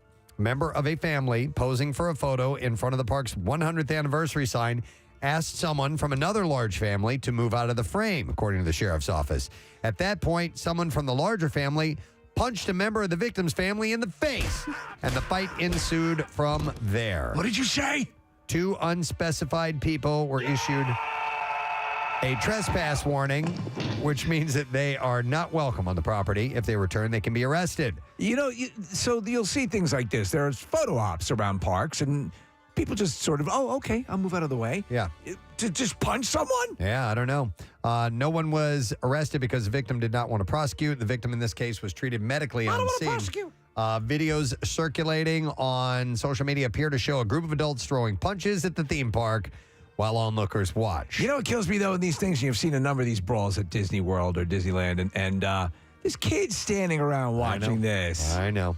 The theme park's rules prohibit using profanity or engaging in unsafe, illegal, disruptive, or offensive behavior, jumping lines or saving places in lines for others. This is a wild story. 4 indigenous children missing for more than 2 weeks after a plane crash in the Colombian Amazon have been found alive. President Gustavo Petro said Wednesday, declaring joy for the country. Petro shared the news on Twitter, saying that the children were discovered after arduous search efforts by the military. Authorities had deployed more than 100 soldiers with sniffer dogs to search out the miners who were traveling in an airplane that crashed in the Amazon on May 1st, killing 3 adults. Rescuers believe the 4 children, who were 13, 9, and 4 years old, and an 11-month-old baby, had been wandering through the jungle. Earlier Wednesday, the armed forces said that the search efforts intensified after rescuers came across a shelter built in an improvised way with sticks and branches, leading them to believe that they were survivors. In photographs released by the armed forces, scissors and a hair tie could be seen among branches on the jungle floor. Previously, a baby's drinking bottle and a half-eaten piece of fruit had been found. And on Monday and Tuesday, soldiers found the bodies of the pilot and 2 adults. One of the dead passengers, Renok Mikoti, was the mother of the 4 children. It's giant trees that can grow up to 40 meters tall, wild animals, and heavy rainfall made the Operation Hope search difficult. 3 helicopters had been used to help, one of which blasted out a recorded message from the children's grandmother in the Huitoto language, telling them to stop moving through the jungle. Authorities have not indicated what caused the plane crash. The pilot had reported problems with the engine just minutes before the airplane disappeared from radar. Wow. It's an amazing story, and then they were able to survive. Yeah, it's incredible. Wow. All right, police in Kobe City, Japan, arrested a 22-year-old man for sending 15 threatening letters and one case that contained roughly 1,500 origami cranes to his former driving school. 1,500 origami cranes? Yeah. So the bird. That's cool. Yeah. So the incidents occurred between October 27th of last year and April 9th of this year, in which envelopes with a 39-year-old employee's name on it were placed in the school mailbox. The letters reportedly had messages such as die and quit your job now written on them. You quit your job. The paper cranes, however, were simply paper cranes, and police used surveillance One was video Fraser Crane from the popular sitcom. To track the suspect down, and found that he was a former student of the driving school. Wow. Who had failed to get his truck driver's license last year. After his arrest, the man admitted the crime and said that he had gotten angry at their poor teaching style. When asked the million-dollar question of what was up with the cranes, he told police that folding them helped to calm him down. Hell of a story. It is. Well, after a stinky mess believed by a Minnesota family to be feces rained down on a couple of cars in a drive-thru, the origins of the substance are still unknown. Carissa Brown and her son were waiting in a drive-thru line at Caribou Coffee when suddenly some foul-smelling stuff fell from the sky. She said all of a sudden brown dripped onto my vehicle. Brown. It was like it rained brown for a second. I got out. And I went to the car in front of me, and I was like, what just happened to us? And he was like, I have no idea. Brown said her car and that of the driver in front of her were fully covered in the substance, which Brown Poo-poo, one word or two. Believes was feces. And she said, I was looking around, like, who threw that at us? But it was very high. It came straight down. It hit the roof of my car, my hood. It was Who threw the feces? all the way down my side, and also my child was with me, so I'm glad the windows weren't open. Brown's young son described the experience. He said, something landed on my mom's car. It stinked. It was poop.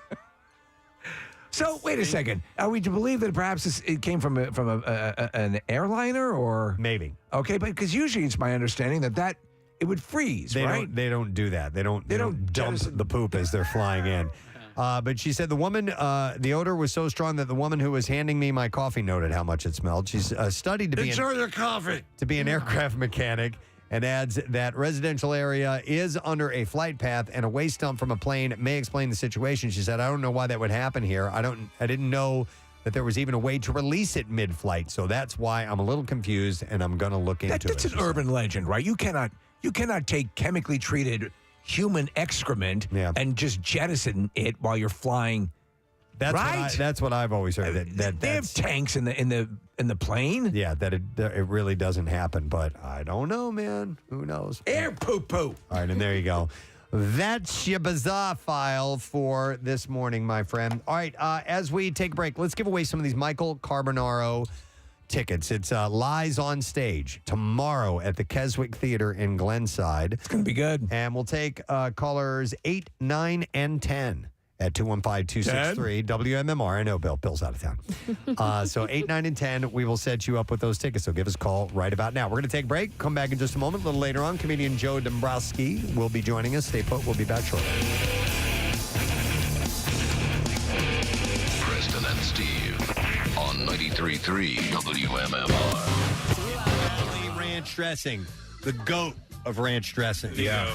And by the way, you guys know my sense of smell and taste. Like, incredibly acute. Normally, I would have been. I could do this in 2 seconds. All of it. You were able to discern between water. Yeah. Types of water. Different water. Seriously. All right, next sample. This is number 5. Go ahead whenever you're ready. And this one this is very identifiable.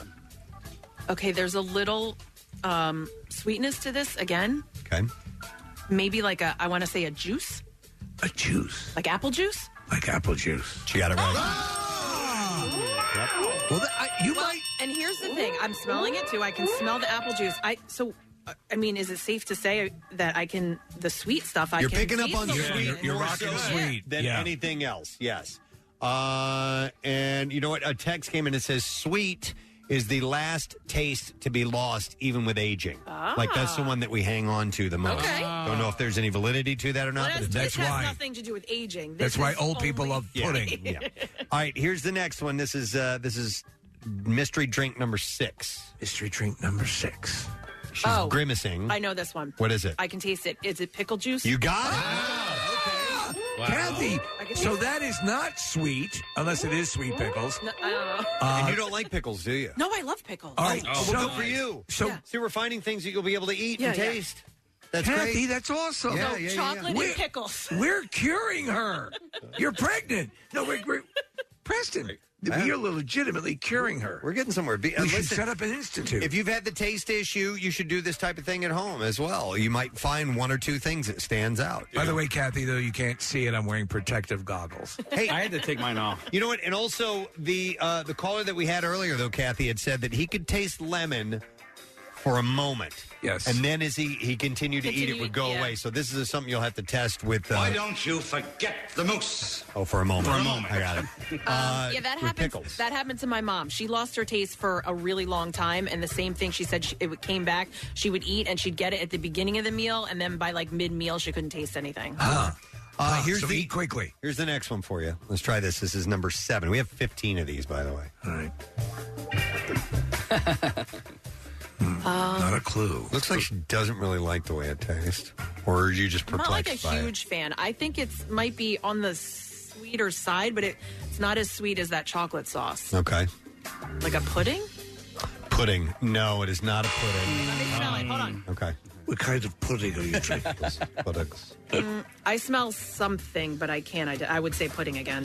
No, it is maple syrup. Which would be something very sweet. Mrs. Butterworth's. Not like pudding. No. Is it Miss or Mrs.? She married? I think it's Butterworth. Mrs. Butterworth. Yeah. All right. Good. She's spoken for. Yeah, absolutely. All right. Mr. Butterworth is an accountant. Here's the next one. This is number 8. We're at the pretty much the halfway point now. Let's see if you can identify this. No reaction facially. I thought for sure I would see a facial reaction from this one. Well, I mean, you should. I'm going in again. Okay. All right, this drink is all of it. It's a popular paint remover. She shouldn't be able to say, I'm going to go again on this. No, I don't think so. Wow. What do you think? Wow. I like it. Okay.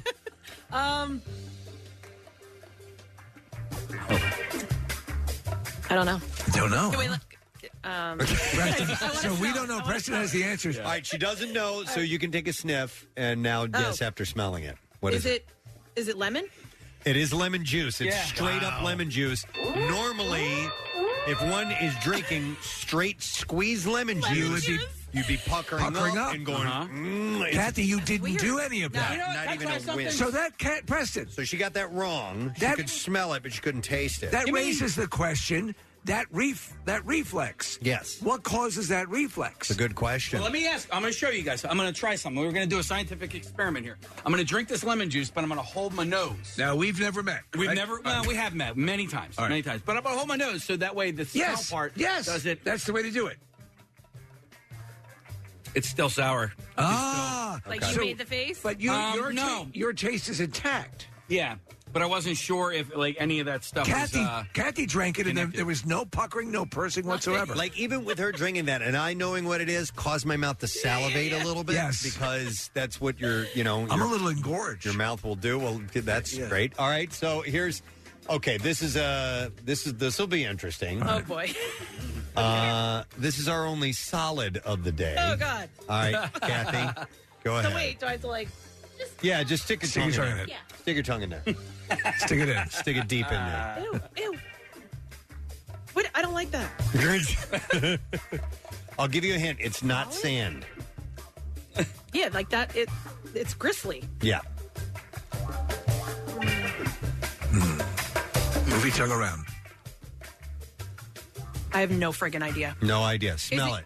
I feel like it's probably a spice or something, but I have no idea. But it should be very recognizable by taste, no question. Nothing when you smell it? I'm trying. She's not getting it. She would, and she's inhaling deeply. You would know this in a It's heartbeat. cinnamon. Cinnamon. Cinnamon. Oh, It's just straight up cinnamon. No. Yeah, nothing. Even after you know, it doesn't you don't recognize it. Not that one. Okay. The more you know. If you're tuning in, Kathy lost her taste, and we're testing her on that. Let's do number 10, if you will, please. And we're back to liquids now. Okay. Let's have a little sipperoni and see what you get from that. Is it alcohol? Like rubbing alcohol, yeah. No. That's all I She's get. saying It doesn't alcohol. taste anything, but I feel like maybe is Like it vodka? Like a vodka Yeah. or something like that. Do you get a burn from it, or Yeah, like a little burn. Down your throat? Yeah. Okay, then that's why, because it's alcohol. It's vodka.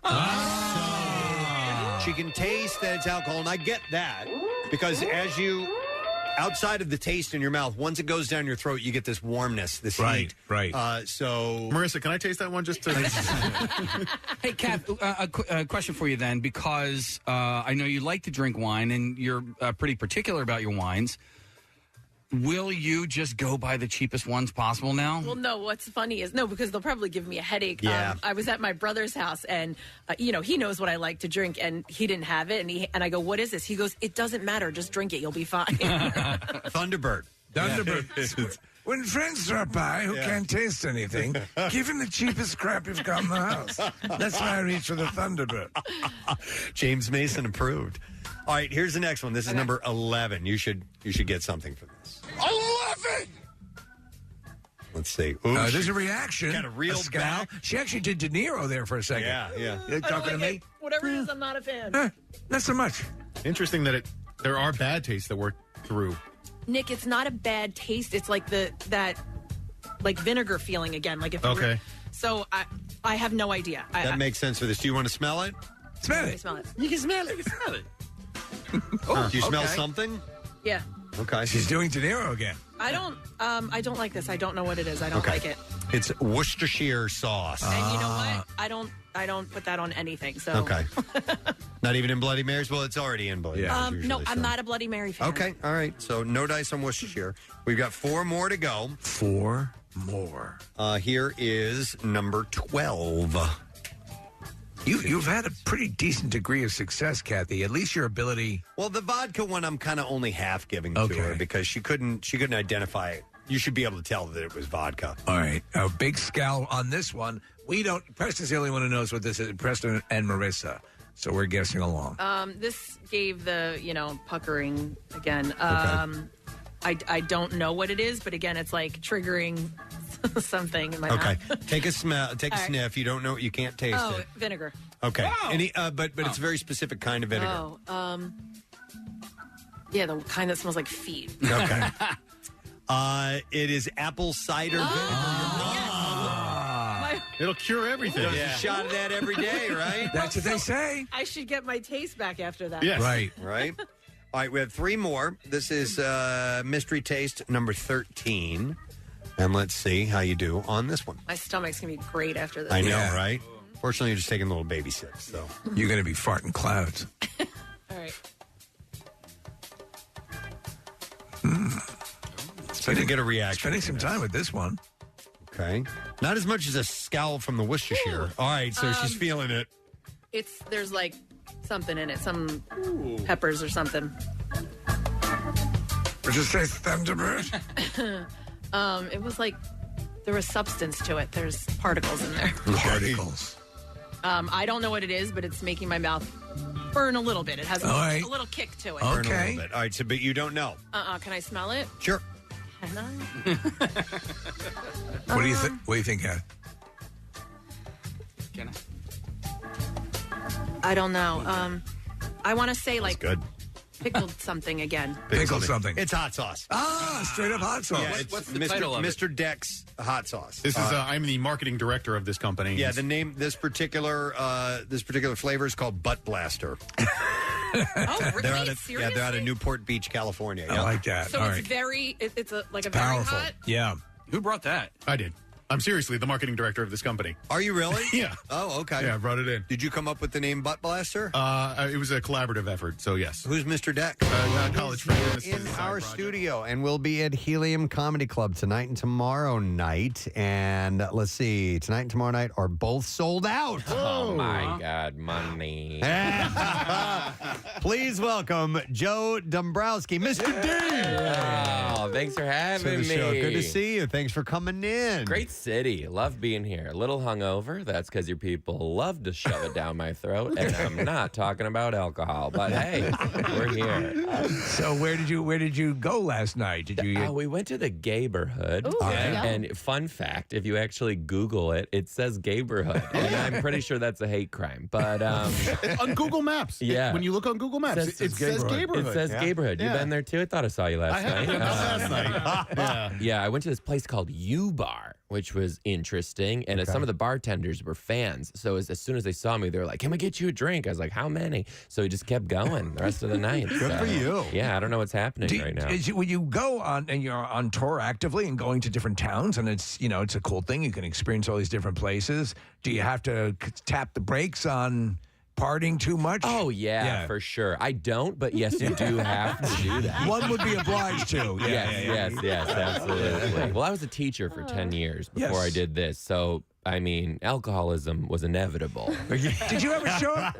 Now, you were obviously, and we understand as the legend and lore goes, that you were a very good teacher. Yep. Were there days you would show up perhaps a little in the bag for a teaching day? Yeah, in a row. Yes, absolutely. Yeah. I mean, like, those kids will run you ragged. They're great, but I mean, they'll take it out of you. What age range were you teaching? I taught everything kindergarten to 6th grade. Okay. Oh. Kindergarten was the best. When I taught 6th grade, I told my boss, "Here's the thing, find someone else. It's not for me." Because there's not enough Glade plugins to go around in middle school. It's bad.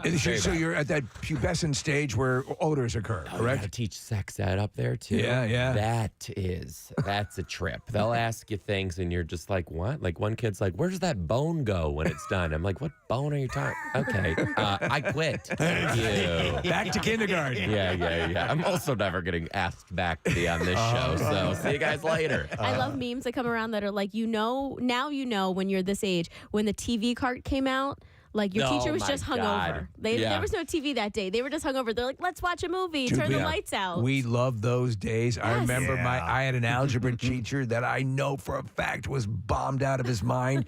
We watched the Steve McQueen movie Bullet. I'm looking for it. I loved it, but I'm like, what? Yeah. Yeah, it's just crazy on a 3/4-inch video. So my fan base too is it's a lot of teachers. Yeah. It's a lot of moms and nurses. Okay, so then the funny thing is whenever they all come to the show like that and they were drinking, like you come to a Joe Dombrowski show, I always tell the club, I got to stock up on white wine and White Claw. But they were drinking it down. I go, "Hey, well, Finding Nemo days tomorrow. Let's be real.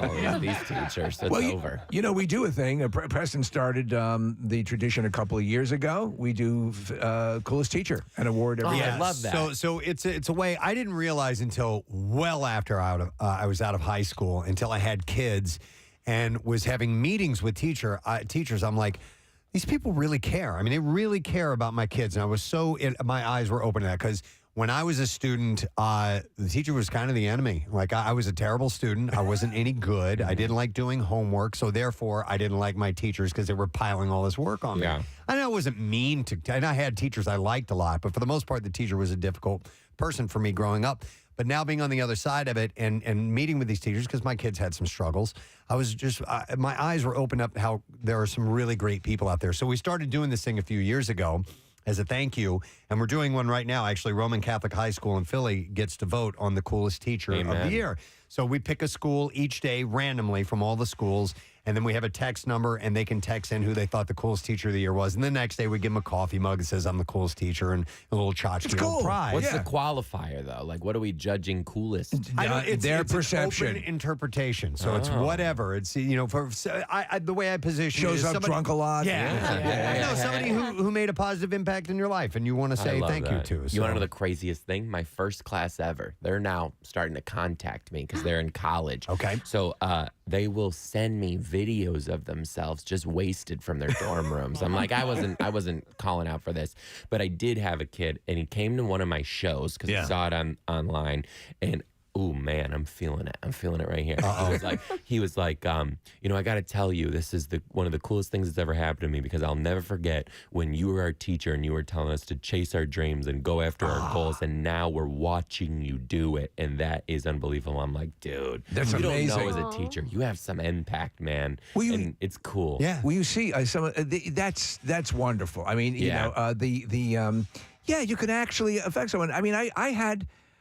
We always talk about, you know, our school experiences. It's a massive part of your early formative years, you know, and then the teachers that you, the teachers that always tried too hard were the ones that weren't popular, but the ones that kind of facilitated you finding you, you know, were the ones that made the impact. Yeah, absolutely. And that's the other thing, like, you don't know what a kid's going through, right? So it's just like, one of the things I tell teachers, just make sure they had a good day. Yeah. Just make sure these kids had a good day and you could change their life. That might be the biggest win you get. Absolutely. My mom was a teacher her whole career, and what's really cool for me is that sometimes, because of the radio station and the show, I will hear from her former students, and they'll say hi to Mrs. McElwain, you know, and it's just like, it's I'm removed from it, and then I'll forward the messages on to her, and to see even 20, 30 years later, the impact that she had on kids, it's remarkable. I'm lucky to be in this position, and I'm grateful to my mom for doing what she did her whole career. Ah, that's so cool. She's cool as teacher. Give her the I was always curious about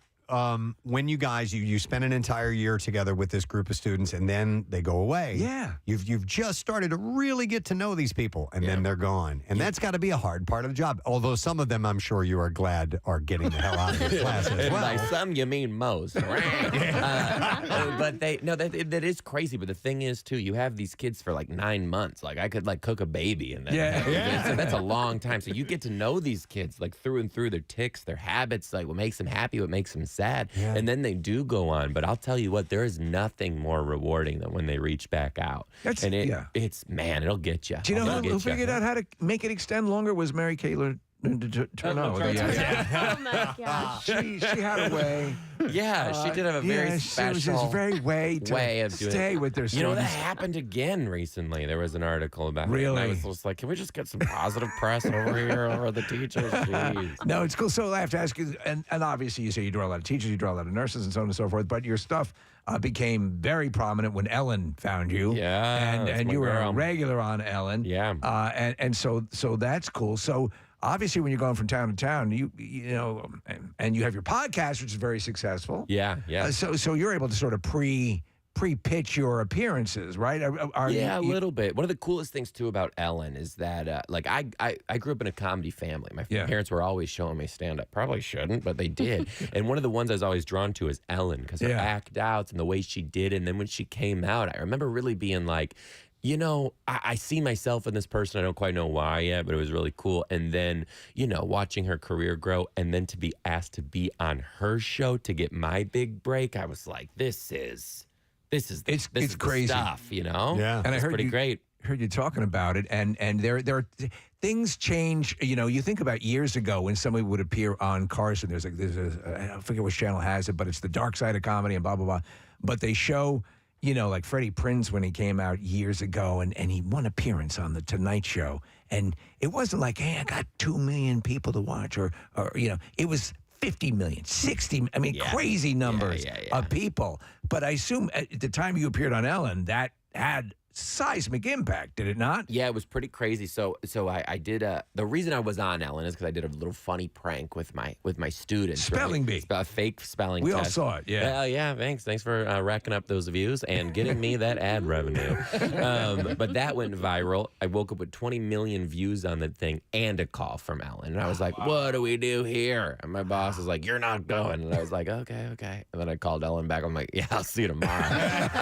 We're doing this. So then went on the show, and you know, people are reading the press, they're reading the tabloids. Couldn't be farther from the truth. The coolest woman made special time for me. I'll never forget this too. We're sitting next to each other, and she goes, they didn't want to talk about me being a comic on the show. Really? They were like, we're painting you as a wholesome teacher. This was an accident. Like, we don't want to talk about comedy, because I've been doing comedy for 12 years. Yeah. Because I was, as a teacher, you're poor. So yeah, that's the word for it. Yeah. So we started talking about comedy, and she goes, "Hey, I just want to let you know I think you're really funny, and you need to do something with that." And I was like, "What are you talking about?" She's like, "I don't care what you do, but you're very funny, and you need to go farther with this." And then the cameras came back on. I'm like, "Oh my God, here's my idol telling me." Yeah. But that lit a fire under me, and then I just took off, and I'm living my dream. That's now. great, man. It's so amazing. cool. Yeah, It's so cool. Really cool. I loved her stand-up, too. I mean, she was a So great good. host, but she was a really good stand-up comedian, and maybe still is. I don't know if she still does many specials. Yeah, she does. I want to ask you, Joe, about your Instagram, because you have a lot of followers. You have nearly 700,000, and I'm curious as to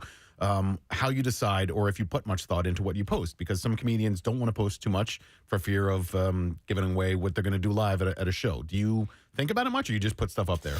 One of the biggest thing about the internet is I feel like so many people are just like doing things to try and like get popular online. And I think the reason that my internet presence worked is because the number one thing I always say is be yourself. So I just do what I do. I'm me. What you see on there is who's coming to the studio right now. So I don't care. Right, I'm just going to yeah. throw it up there. If you like it, great. If you don't like it, write something about it so the views go up. That's my philosophy. It serves you well. But you don't burn up your material on there, or do you just? No, so I just filmed my first ever comedy special. It'll be out soon. You guys give Where'd me you a follow, record it? figure it out. We filmed it in L.A. at the Belasco Theater. All right. With Don't Tell Comedy. Very excited about it. But what I post is mainly old stuff, jokes that aren't in the special, and crowd work. So you won't see anything from the special yet.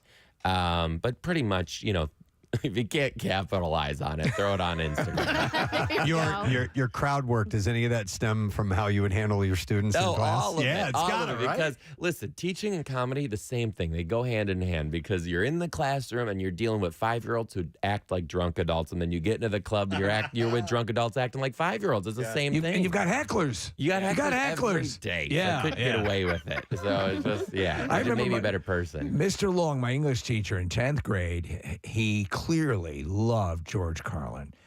And he Very was cool. clearly ripping off George Carlin. Hilarious. Didn't think and I'm like, that's off George Carlin's album. And it was like, I remember him like, oh, son of a bitch. I had to get the one kid that knows George Carlin. But That's amazing. That's funny. I did have a couple kids too. So I left. I did love teaching, but it became the point where I could finally do what I want to do, like with my life too. And it was a little bit of a distraction in the classroom. I started to realize that wasn't fair to the kids. Their parents are fans, and it's just kind of not the same dynamic anymore. But when it hit me is when my students put my signature at the bottom of their field trip papers on eBay. You're kidding me, really? To sell my signature. Wow. They were selling Mr. D signatures for $20. I said, that's it? That's pretty wild. Yeah. You should get a cut. And did you capitalize? That'd be a great T-shirt. I told the kid 10%. He goes, what's percent? You got engaged. I did. When did that occur? We got engaged in January. Okay. Our wedding's next year. And let me tell you what, I don't know if you're listening to this on closed captions or not, but I am engaged to a man. And when you tell people that, they don't know what to say sometimes. You're traveling for comedy. I'm in Mobile, Alabama. This woman goes, oh, so who's the girl? I'm like, are you kidding me? It's me. I love that. Yeah. All right. So, who proposed? How did it happen? Anything interesting? Or Yeah, was it we just live in Seattle now. Okay. Originally from Detroit, but we live in Seattle now, and we got a little special place. Orcas Island is where we go every summer, and then we went there in the winter to get away for a little bit, and then Morgan proposed to me on the top of a really awesome mountain over there. Did you see it coming? I didn't. He's a sneaky little snake, Aw, right? that's cute. But also, I'm a crazy person. I was like fishing. I'm like trying to find this thing, right? I'm like, let's go. So I was always asking. Every time we went somewhere, I was like, it's gonna happen. And he really made it seem like it wasn't gonna. He was acting like he was sick, like he wanted to leave early and all this stuff. And then we took a little detour up the mountain. I'm in a bad mood. I'm just like trying to ruin the day. Just get me home. We're not proposed again. Oh my God. And then he pulls off on the side of this bluff looking over and he goes, Joe, and I could hear it in his voice. I'm like, it's happening! Did you cry? Did you cry? I didn't cry because we're going to take pictures, stuff. Yeah. So. No puffy eyes and that stuff. Right. What are you talking about? Listen, I proposed to my wife in Whistler, Canada. Oh, nice, In Whistler. So we went there, and I had planned this. I was going to do it on a specific. We were going to take this snowmobile backcountry tour, and we were going out for this romantic dinner in this cabin off in the middle of nowhere. And I'm like, that's where I'm going to do it. The night before, we're laying in bed together, and she gives me this, you're never going to do it. You're just never going to do it. You're never going to ask me. And I'm like, the ring is in the room. Just give me 12 hours. Give me 12 hours. I'm like, just stop it. But she was fishing all the time, too, trying to see when that was going to happen. Yeah, it was Morgan, too. He kept saying, he's like, this was the traveling ring. It came to us on so many trips, but you ruined it. I was like, yeah. Yes. Made it happen. Wow. Are you going to do a big wedding, a private thing? Marissa just eloped. Yeah. Vegas. Listen to this. I wish we just could. the two of them, yeah. I wish we could, but my family's too crazy. We're gonna do a bigger wedding. I told Morgan, we'll do whatever you want to do. I always have the spotlight on me. So if you still want to do something big, we'll do it. If you want to do something small, we'll do it. And it's very important to him to have a lot of family and friends. So bringing everybody to the Pacific Northwest. People love to travel all the way up there. Yeah, we love that. But yeah, we're gonna do it. Big one. Wow. We didn't tell anybody. We just went out to the punk rock. I'm so jealous. We went out to the Punk Rock Museum in Las Vegas, and we just had one friend that we called. He lived in LA. He could fly out to Vegas easy. I called him on Thursday. The whole wedding was on Saturday, and we spent 12 hours married without telling anybody. Before we went to bed, I texted these guys, our family, and was like, "Here we go." Honestly, went to bed. I'm so jealous. It was great. Okay.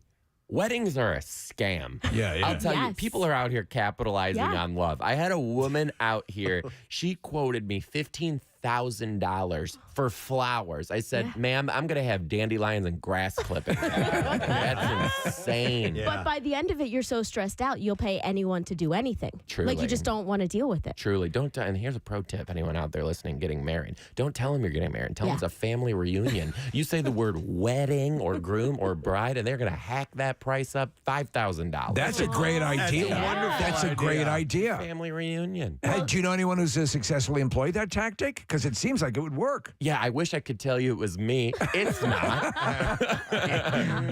I mean, because they'd say they'll ramp up that price for the wedding. Oh, it's crazy. On anything, cookies, linens, whatever it is. It's just like, boom, price gone. And they're all essentially, I've been to some where they just spent a bundle.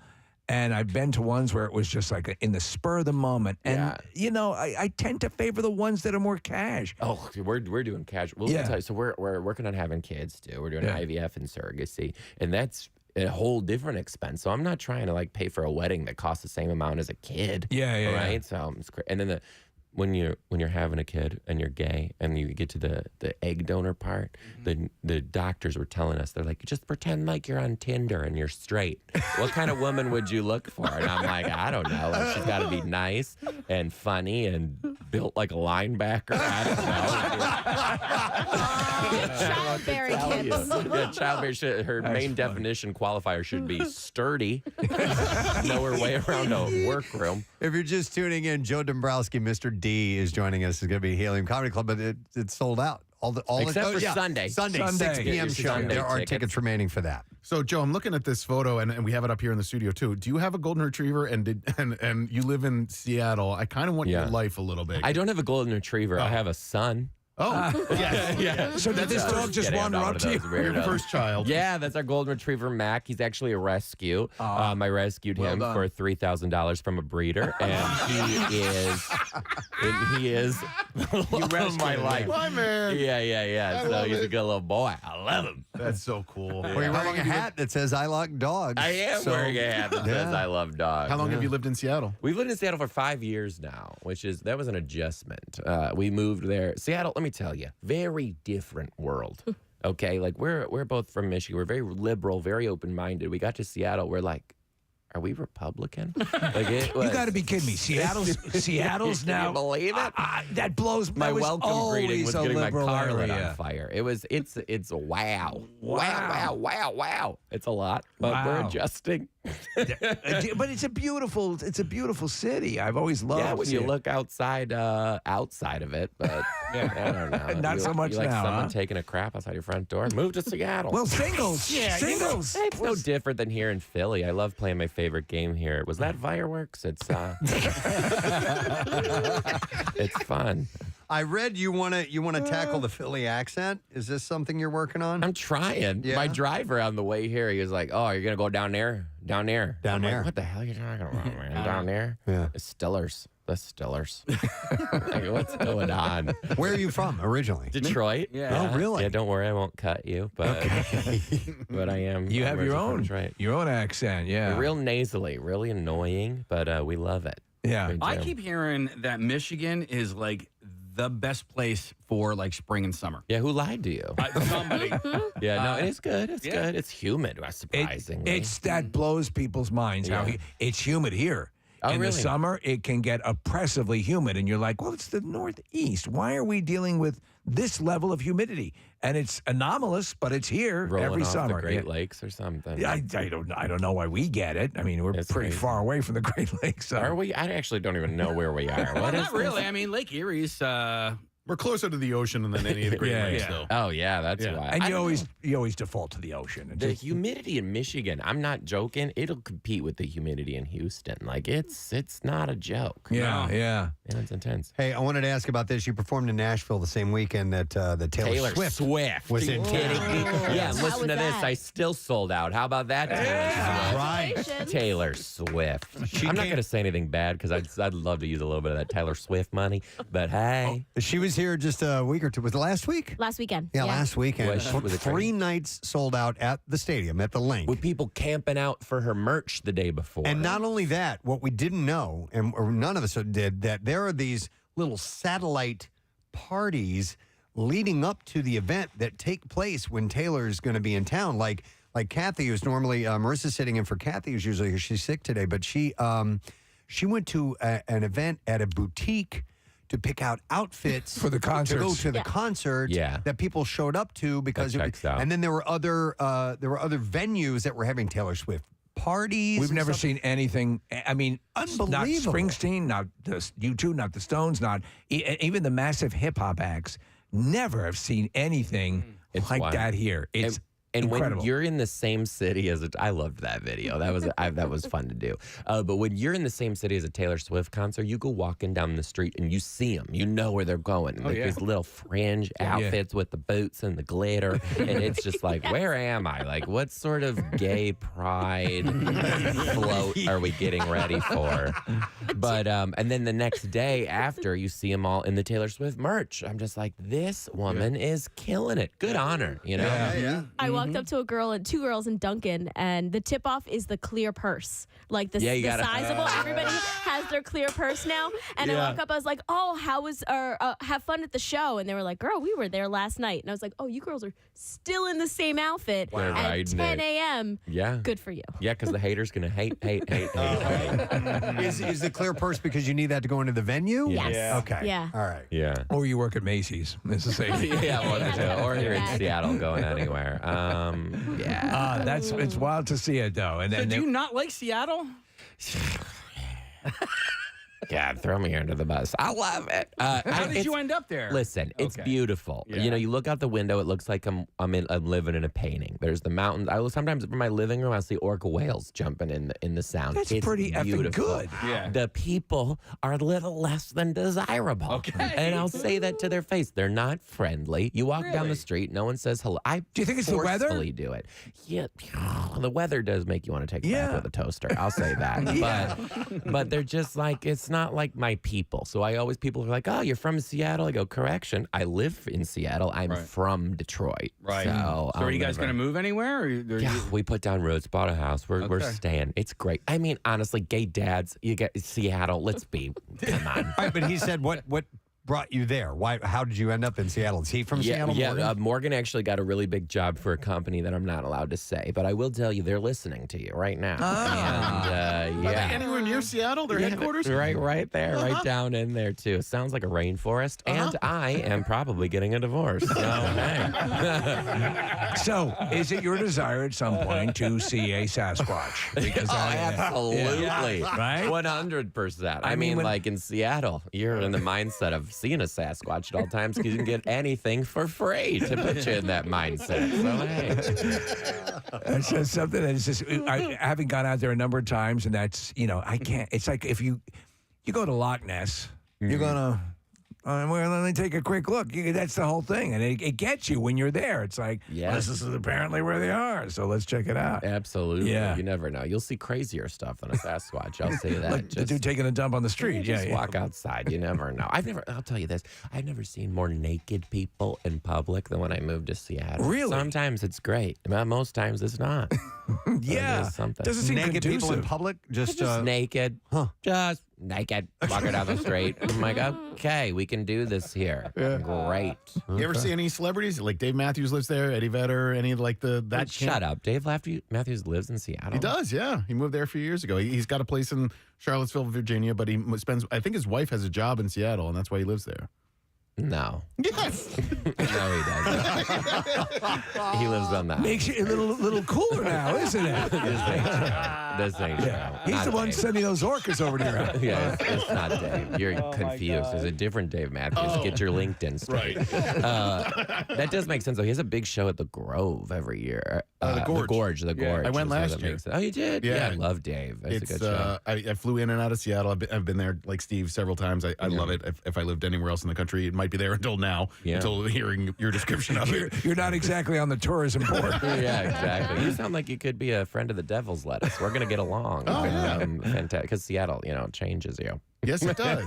Have you been to the Gorge? I have. It's gorgeous. It is. Was that a pun? No pun intended. It was I did not mean to do that. I'm not taking Ithaca, credit. New York is gorgeous. That's their slogan. Yeah. Great meth in Ithaca. We love that. Yeah, like I said, never coming back. Sorry, guys. Now, the Gorge is it's a music venue or just a performance venue outside. Yeah, it's like Red Rocks. It's Columbia River Gorge, and it's similar to Red Rocks, although it's much bigger and less red. And less red. And Dave Matthews Band does Labor Day weekend every year, and so I went last year. That's where you saw that drone show, right? It is, yeah. Oh, And yeah. It was a bit of, not to dive too deep into this, but it was a bit of a transformative weekend for me. Like I really felt like a different person after I left, and now I want to go every year. Yeah, that'll do that. And it was great. So maybe I'll see you this fall. I'll see you there. Don't say hi. You're gonna be Sasquatch, honey. Wow. I love you. You just descend into some sort of just compulsion to. I'm gonna find that goddamn thing. You're searching for Sasquatch. 100%. Are you an outdoorsy guy, hiking and stuff? Yeah. I mean, like honestly, moving there was one of the coolest things. It's you live in perfect for Michigan it. your whole life, it's just flat. Yeah. And then you get there. We do everything outdoors. We're actually we're big fishermen, which I guess you wouldn't guess. Yeah, we go straight from getting our nails done to hopping on a boat. So what do you mostly river stuff or No, ocean? we'll go for anything. Like we're actually about to do a 3-day fishing camp in Cayuga, British Columbia. Super remote. We're going for tuna, coho, salmon, halibut, all of it. That's So we're not cool. joking around about our fishing. So There's something very zen about that. I don't give a rat's ass when I used to fish, or like a fly fishing. I don't care about getting a fish. If there's just the zen thing about being out there, would you agree? Yeah, absolutely. It's just like puts you in a really good headspace. It sounds so stupid. I go fishing and I become a different person when I leave too. But you become one with nature. Who am I? I leave. I'm going back to Michigan. All right, so you're going on this 3-day excursion, and you're going to catch all these big fish. These are huge. Yeah. Are you throwing them back? No, so we're a little bougie. So Okay. it's like glam fishing. Okay. So you go fishing all day, and then we're gonna go back to our luxury condo. And then what they do is they fillet all of your fish after you catch it, and then they freeze. Suction cup it and then freeze it, and you leave with a cooler of all your meat. So because of that, I bought a deep freezer ready to go for when we get back. I'm just like, hey, we're having tuna tartare for the rest of the year. Let's go. Now they have, I think it might be the tuna. They have a part on there that's it's called the cheeks. Yeah, I believe that are really tender, and like literally when you catch it, you can scoop that out and eat it. Hook it out. You think you'll try that? Yeah. Well, the last time we went prawning. We went for spot prawns. So and you those use spears mostly, right? Yeah, mostly spears. No, we just dip them down and get it. We went prawning and Dungeness crabbing. Okay. And, Look at you. That's pretty wild. That's so heteronormative, but we'll take it. You're Eddie Bauer. Can you believe it? I know. But spot prawns, you can actually Eat them right out of the water. Wow. No Delicious. kidding. Yeah, a little bit of soy sauce. So good. Wow. So good. Yeah, we don't. God, we're so bougie. So when we go on these trips too, we usually have like a guide who will like cook it right on the boat. I'm gonna die. Yeah, remember when I used to be a teacher? Not anymore. You're out there on a prawn expedition. I know. It's cool though. I mean, the Pacific Northwest has got it all. Yeah. It really is phenomenal. And yeah, good for you because you don't want to wait. So Nick attempted a climb of Mount Rainier. Yeah. Stop it. Yeah. Well, it didn't go well. But Yeah. I did climb it, some of it. Sasquatch started chasing them. I believe it.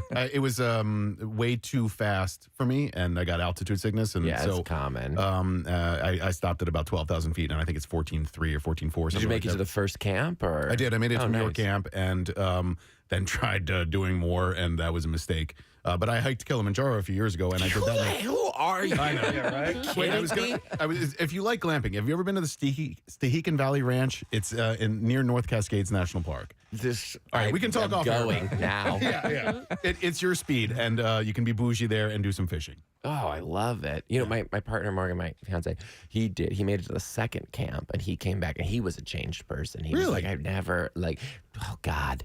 It was one of those, I never thought my body would be able to actually handle this sort of situation. And here I am. I'm like, honestly, go back up the mountain. I think it's cool. I think it's when I finally started years and years ago, started getting out and hiking all the time to just see. You need to disconnect. I know you think you sound trippy saying all that, but it's the truth. You need to because it's too much. It's unbelievable. Yeah. That's when we asked what do you do and stay on the road to be healthy, but I do try and do whatever the city has to offer. Right, man. And you see some really cool stuff when you're on tour. So I'm always trying to just walk around, see what the locals do, go on these hikes, go whatever it is, and just to absorb the places I'm at. Absolutely. Once the kids come, that's over. Yeah. Yes. Take it in now, my friend. Have the chef that's cooking your soup. They can wash your kids. Yeah, for sure. We'll put them on full time. No big deal. How are you with kids? Yeah, right. Well, listen, Mr. D, Joe here is going to be. There's only one show left you can get tickets for this weekend. Actually, I don't even know if that's true anymore. Last I heard, there were 5 left. Really? So you're saying now. this was so entertaining that we sold those out. I hear that a lot. Thank you. But yeah, no, we'll see. Get your tickets if you can. Maybe a handful of tickets for that Sunday show at 6 p.m. and you can go to heliumcomedy.com. We wish you nothing but the best. Thank you so much for coming by this morning. Congratulations. Thank you. Mr. D, guys, Joe Dombrowski on the Preston and Steve Show, and we will take a break and come back in just a moment. Stay with us. Preston and Steve on 93.3 WMMR. I'll give you some sensation. Yeah, All right, definitely. 2 more. This is another solid. I didn't know we had another solid. This is the only other solid in our list. So do the tongue thing. Stick your tongue in. Yeah, stick it Do in that there. tongue thing. Stick it in there. Okay. Love it. Stick it down in there. Come on, man. She's like an inquisitive look. This I get absolutely nothing. Really? Absolutely nothing from Okay, this. so that's a nothing, and you should be able to taste it, smell it, and see if you can come up with something there. Nothing, huh? Like I don't know, maybe there's pepper in it? No, because I didn't feel that on my tongue at all. No. It's garlic powder. Oh. Garlic You would powder. absolutely know, I'll give you a right? piece of gum later. Yeah. Thanks. All right, we have one final taste in our test for you, and let's see how you do with this one.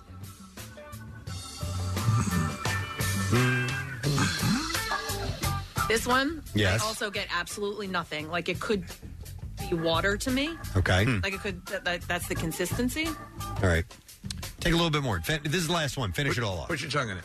Go ahead. No, is it going to make my stomach hurt? No, not at all. Not at all. Oh, yeah. Nothing. Nothing. Nothing. I get absolutely nothing. Take a sniff and see if you can tell from that. Not really. I want to say, is it another alcohol? Sauvignon Blanc. Ah. It's wine. Oh, the vino your favorite brand as well. It's Nobilo. Oh, wow. Oh, you poor thing. Nothing. That's a shame. Sucks. Oh, man. So, Kat, let me ask you then. Give me that bar. Wait, are we done? Can I take the? Yeah, that's it. People will often describe water as not having a taste, but it does have a taste. And so Kathy can tell those taste differences. And you can tell those taste differences. So water for you, like, legit has no taste. What? He's saying that a lot of people describe water as having no taste. Right. You were able, I think I am as well, slightly able to discern between tap and bottled water. Yeah. Yeah, so it has a taste. But right now. Oh, yeah. It has zero taste. Yeah, probably not. I can't believe I couldn't taste the Nobilo. Oh, that's a bummer. That's So to review, she got correct and guessed correct and wasn't definitive, though, but said, well, is it chocolate syrup? So you kind of knew what it was, but you really didn't say, oh, that's it. No, none of them I knew 100%. Yeah, all of these were semi. So chocolate syrup, vinegar, apple juice, so the sweets you could get. And one that you could definitely, that I think you got the best was pickle juice. Yeah, that was, so maybe if Have you some really pickles. want to taste something, put pickles on it. flavor-wise, you could have pickles. Yeah. And the other one was vodka. Or I put in alcohol because you didn't quite get the vodka right. So out of 15, you were able to identify really 4, and that's it. Marissa, was the I'll just say it, the honey was that usable? By the way, I just grabbed these things out of the Oh, you know what? I just stopped at 15. We brought so many no problem. things, There- so. it You wanna has see if you can smell it. the Kathy? honey has a taste to it. Is that like spice There's habanero or there's something? another taste, and I'd be curious if she'd be able to taste. Don't show her the label if you can avoid Oh, it. what? Like it's It's flavored honey. certain It's got honey? another fruit in it, Oh, and right, I'd be okay. curious if with the sweet stuff you could do it. All right. I won't look. I guess I can. You can look at it. Oh, Yeah. geez, sorry. All right. Yeah. All right. All right. Rub it on your sweater. Stick your tongue in it. Yeah, it's going to be kind of hard. Oh, Did you get it? No. Nothing? Can you taste the sweet of the honey? A little bit. Okay. Yeah, I can taste the sweet of the honey. Nothing else. No. Because it's blueberry honey. Blueberry honey. Okay. No, and I'm having even the smell with this one is a little tough. All right. Wow. Well, that sucks, man. Hopefully this is going to be quick. Just acting 400 and- days. And yeah. I know that poor guy. I know. I really hope it doesn't. He said he was rage eating. Just eating out of anger. Even though he can't taste it, he's still going to eat something that he knows his body likes. I'll tell you what, though, I'm not. I mean, I'm still eating meals because yes, you still get hungry, Yeah. but Yeah. I'm not really snacking because what's the point? Like, I don't feel like anything because I know I'm not going to be able to taste it. Yeah, a lot of times snacking is just you want some flavor. What about You so know? hot drinks or things like that, like coffee? Nothing. Not really. I mean, I know people have it's said coffee is a big insider. well, and you know what, Steve? When it first happened, I was not leaving the house, obviously, Right. so I wasn't going to get my coffee. I could make it Yeah. at the house, but I was kind of skipping it because Right. I couldn't taste it, and I was getting the headache. Do you think And you'll I'm try? like, oh my god, wait, that's like the caffeine headache. You need it. Do you think you're going to try that orange thing? Listen, I'll try anything. Let's. Might as well, right? I mean, Try if it it. doesn't work, it doesn't work. Yeah. And if for some reason it does, then you're good to go. Okay. All right, this has been the Kathy Romano Taste Test. And, we cured her. That's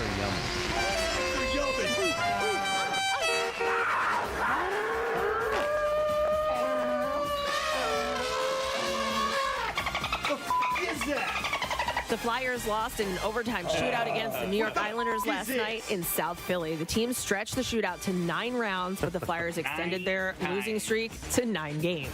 Is that? Oliver Wahlstrom scored in the 9th round of the tiebreaker to lift the Islanders to a 4-3 win, keeping the Flyers winless in January. Casey was looking for the Ferris Bueller clip of 9 times. But we don't have it. It would have been perfect to play it twice this morning during sports. Our buddy Jerry Blabbert, the Geeter, will be joining us. He's got his first show at the Kimmel Center Cultural Campus in years now. Because of COVID, these haven't been happening. So he's going to be super fired up, even more fired up than he usually is. And there's a lot of classics that are on board, including freaking Frankie Valli. Frankie Valli. Frankie Avalon. Freaking Frankie Avalon. Freaking little Anthony, the Chai Lights. Well, I guess so. Who else is that? The Darlene Chi-Lights? Love. Darlene Love, Frickin' the Vogues. That's cool. Gary U.S. Bond, so he's pulling out all the oldies and goodies. Press, you know how many times we've had Jerry Blavat on our show? Probably 6 or 7. No. 9 times. Really? Yep. 9 times. 9 times. Thank you, kidding. Marissa. I'm glad you got that. Very few times. There are very few moments that we can actually use a clip like that, and today we can use it. I mean, I can't believe the Flyers went 9 entire rounds last night without scoring. I mean, 9. That they didn't score a goal last night. 9 times. Right. All right, so didn't they have a stretch earlier this season where they lost 9 in a row as well? Well, they've lost 9 in a row. 10? Now they've lost 9 before. 9 times. Before they lost 9 times. Yeah. And then last night, 9 entire rounds of the shootout. Wow. Yeah. That's crazy. 9 times. Yeah, right. yeah. But the good news is the Sixers have won 9 of their last 11 games. Oh, 9 times. Yeah. 9 times. 9 times. All right, well, maybe we'll celebrate that the entire day today. It's a beautiful thing. Hopefully we don't get to... I love it! We're going to pray that doesn't happen. Listen, we can't let a Friday go by without talking about some food stories. I want to make sure that we do that now. It's time for the Friday edition of the Connoisseur, the most popular version of the Connoisseur. It'll be a quick one. It'll be a quick one. Today is National Pie Day. Sunday. Oh, is it Sunday? Yes, I just wanted to send that to you so that you are armed with that knowledge. Okay. And we all like pies, don't we? I love pie. Yeah. Well, why I don't have pie enough. No, but why don't they do Pie Day on Pie Day? 314. Yeah. Good question. Yeah, that's it. That's when that should be. You're You right. guys prefer pie or cake? Like if you had to choose. Well, it depends on which kind of pie and which kind of cake. All right, so if you're saying, and I understand the parameters in the most general terms. Yes. With the accumulated vast array of pies and the accumulated vast arrays of cakes, I'm going to have to go with cake with the acknowledgement that I adore pie. If you took my favorite cake and my favorite pie and put them in front of me, I would go with the cake. I'd go with the pie. Would you? If it was my favorite pie and my favorite cake, well, it depends. See? I mean, there's, What's your favorite pie? Remove a la mode. The first thing that pops in is a great apple pie. Just a well-made apple pie. You just can't beat it. But like a coconut cream pie is freaking God, we have fantastic. such different taste palates. Oh my God, Nick, I would. Yeah, you hate hot fruit. I would go 100% cake. That's the main reason. Is most of them, a lot of them, have some sort of warm fruit in it. So for me, the pies, like if you're talking apple pie, blueberry pie, I love. I'm not a big fan of cherry pie. But Boston cream pie. What about key lime pie? That's my. I love key lime pie, and I don't know, and I love lemon meringue pie. Okay, let me throw this at you. Pies are made with more love than cake. Yo, I think that's how can you say that? What a horrible thing to say. Nope, I know It's made with disgusting hot fruit. You call that love? To me, it just seems I like think pies are no. just kinda It's more difficult to make a pie. I think than I believe than a wonderful cake. I think there's more love in a pie than there is in a cake. disagree. You know, listen, especially if you pleasure yourself. If it's Cake is all willy-nilly. homemade, maybe, but willy-nilly. Are you kidding me? Willy-nilly. You just chuck stuff in a pie crust that's already been pre-made or whatever. Yeah, that's what an amateur says. Yes, You would say that. That's what a Marxist says. If you can do cake mix, and that's kind of a cheap way for a cake too. But Steve, watching like the Great British Baking Show, which I've referenced my God, far too many times, when they make a cake on there and it's like a cake made with love, I think like if it's a chocolate cake and it's a cake made with love, I'm gonna err on the side of cake over my favorite pie. Cakes are decorated with love. Pies are made with pies love. to get it. Here's the deal. Now listen, since you've all acknowledged that I'm the expert on this issue. We have. We have. For the purpose of this, this argument, I am an expert. Preston has a legitimate point to the actual making of the apples, the syrup, the whole substance, the meticulous nature of it. You're more likely to accidentally make a good cake than you are to accidentally make a good pie. I don't know. But well put. But I still believe, acknowledges right? Steve Morrison. And since you've all acknowledged that I am the expert, Right. Well, then why don't you get birthday pie on your birthdays? Because it's not made with love, and cakes are made with love. This is love you. Here's a cake because I love you. I don't believe it's bereft of love. For example, my mother used to make me my favorite devil's food cake. With she'd have the different layers joined by grape jelly, which helped. Was very thin, little bit of grape jelly. Okay, and then she'd make the homemade chocolate frosting. Yeah, and to me, love probably one of the greatest cakes I've ever had in my life. if I compare the greatest cake experience against the greatest, now mind you, my pie experiences have been incredibly rewarding. But I had a Nutella cake one time that was so good, and it's like they talk about the luster cocaine, like and all that, chasing the dragon. Yeah. I feel that I've been doing that now. I haven't been able to replicate that taste in a cake. Okay, team cake here. What about a lava cake and all the oozing chocolate? I mean, come on. As far as I'm concerned, Kathy, nobody said anything about lava. I don't care. The lava. No one can ever down talk lava, even if it's the kind that's wiping out villages. Right. All right, I have a new because it's associated with the chocolate lava, and I love that. I have a new controversy to throw into this. All right, cheesecake, is that cake or actually a kind of pie? All right, here's what I'm going to tell you. It's absolute garbage. It's got a crust. Shut your hole. Cheesecake is garbage. Cheesecake is, Preston? There's a whole restaurant chain named after it. Cheesecake is extraordinary. I would say this. You have more of a case to say it's a pie because you're not, what you're eating is not cake. Right. So you have to have a cake element to it. Give me a classic cheesecake. Give me with a little bit of chocolate in it too. I'm thrilled. By the way, I love this text I got. It says, you don't put cake on a windowsill like a pie, therefore pies are more love. That is from Amy in you're Millville. just leaving a pie out there for the freaking bears to eat. Don't put that pie over there. The bears will get it. Bears are going to get it. Or the squirrels. Well.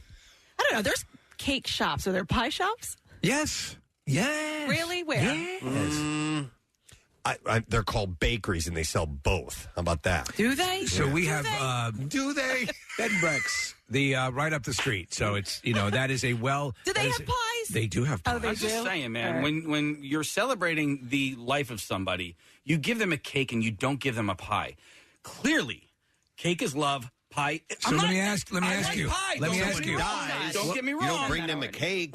You bring the grieving a pie? No, you. What about a large cookie? The large cookie. What does that cost? Is it a cookie? It's a cookie. Or is it a cookie cake? It's a cookie. Yeah. Yeah. I'm a little surprised at your distaste for cheesecakes because me too. Because I'm fat and I got big time sweet tooth. And you just do you have the feeling that I have, Nick, that he has not had the right cheesecake I think yet? that's probably I true. think we need to set up this the same way like with Grindr. We need to hook you up with the right cheesecake. Now he's got to go to let you guys Kriebel's. spend the night together. Kriebel's. Oh, Kriebel's. Yeah. Yes. So, or they should come here. Yeah. They're Make it easy for us. I will say, cheesecake though, is unbelievable. I love a cheesecake crust. Okay. So if I had if you're at a wedding, right? It's not. You're at a wedding and you're. It's not a classic pie crust. Though. WMMR. All right, thank you, Marissa. In case you want to mention something? Yeah, I just need to give a huge thank you and a Shart-Out to Michael and Ellen Barkan. They had me and a ton of people out yesterday for their Healing Hearts Foundation golf outing, and that was at the French Creek Golf Club. Press, I know that you love that golf course. Love that golf. I think it is the prettiest golf course in the area, period. It's just the views are amazing. Yeah, so it's a wonderful organization that... Sorry. Yeah, and we all... He's so happy he's dancing. Love Wildwood Days. But what they do is they help heal the hearts of families across the Delaware Valley whose hearts have been broken by the sudden illness or sudden loss of a loved one. So that's what they do. Very noble. And it's awesome. And it was founded by Michael and Ellen and in honor of this guy, Mark Maggie's brother, who suddenly had passed away. But yesterday was a beautiful day. Michael, if you're listening, dude, you hooked me up with the best foursome that I have played golf with in a really, really long time. I played with a woman named Lauren, who was with Tito's Vodka, her friend Kelly, this guy named Will, and another guy named Mike.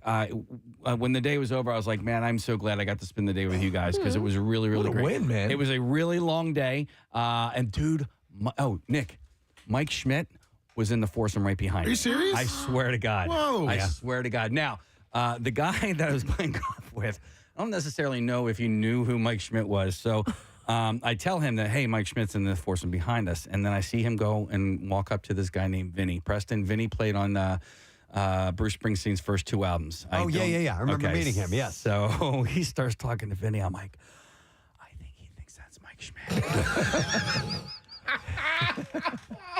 Oh, my God. What was your workout regimen like? What? Well, so Vinny has a mustache. Mike does not have a mustache anymore. Mike obviously played for years and years and years in the Phillies uniform when he had a mustache. But there were so many like Philadelphia sports celebrities that were there. By the way, you could have pointed out to him, no, Mike Schmidt is a guy beating the hell out of his wife. Thinking that. At golf. At golf. Yes. At golf. But anyway, it was an awesome day. And Ellen and Mike and Mark, they put together this amazing event. It's not easy to put together an event like that with the amount of people that were there. And it was just awesome. So thank you, Michael, and best of luck with the Healing Hearts Foundation. And I'm sorry I couldn't make it with my bum shoulder right now. It's getting better, but Mike had texted me last week. He's like, are you playing, it was actually 2 weeks ago. Are you playing in the outing? I just want to check. And I literally wrote back, wild horses couldn't drag me away from this event. And like 2 days later, I hurt my shoulder. So what's the ETA? Is there an ETA? I don't know. Projected? Next week, I see an orthopedic surgeon. Okay, so orthopedic doctor. Check on the baby. To check on the baby. No, because I got an MRI and they'll take a look and tell me what they think. But I think I'm going to be all right. I think I'll be playing golf later this summer. So I'm hoping so. What if they have to put you down? Then it would have Cross been that bridge. been nice to know me. Real quick, I need to do a couple of Shart-Outs, gang. All right, let's do it. Oh, okay. Listen. Here's the thing about the Shart-Outs, and then we're going to get to the junk drawer, okay? Is that I fall behind on them, and the more that I do them, the more requests I get, and the harder it is to keep up with them. So I apologize. People love them, though. So what the hell? What the hell, right? This one is a shout-out for Shelby. She'll be 14 on Tuesday the 9th. She's an avid listener, even though she doesn't understand one word. That's because she's a boxer Rottweiler rescued through faithful friends in Wilmington. Now, I normally don't do dog shout-outs, but they signed this. Thanks. Love you guys like Dr. Mike. So it's from John Shore. So here's a shout-out to your dog.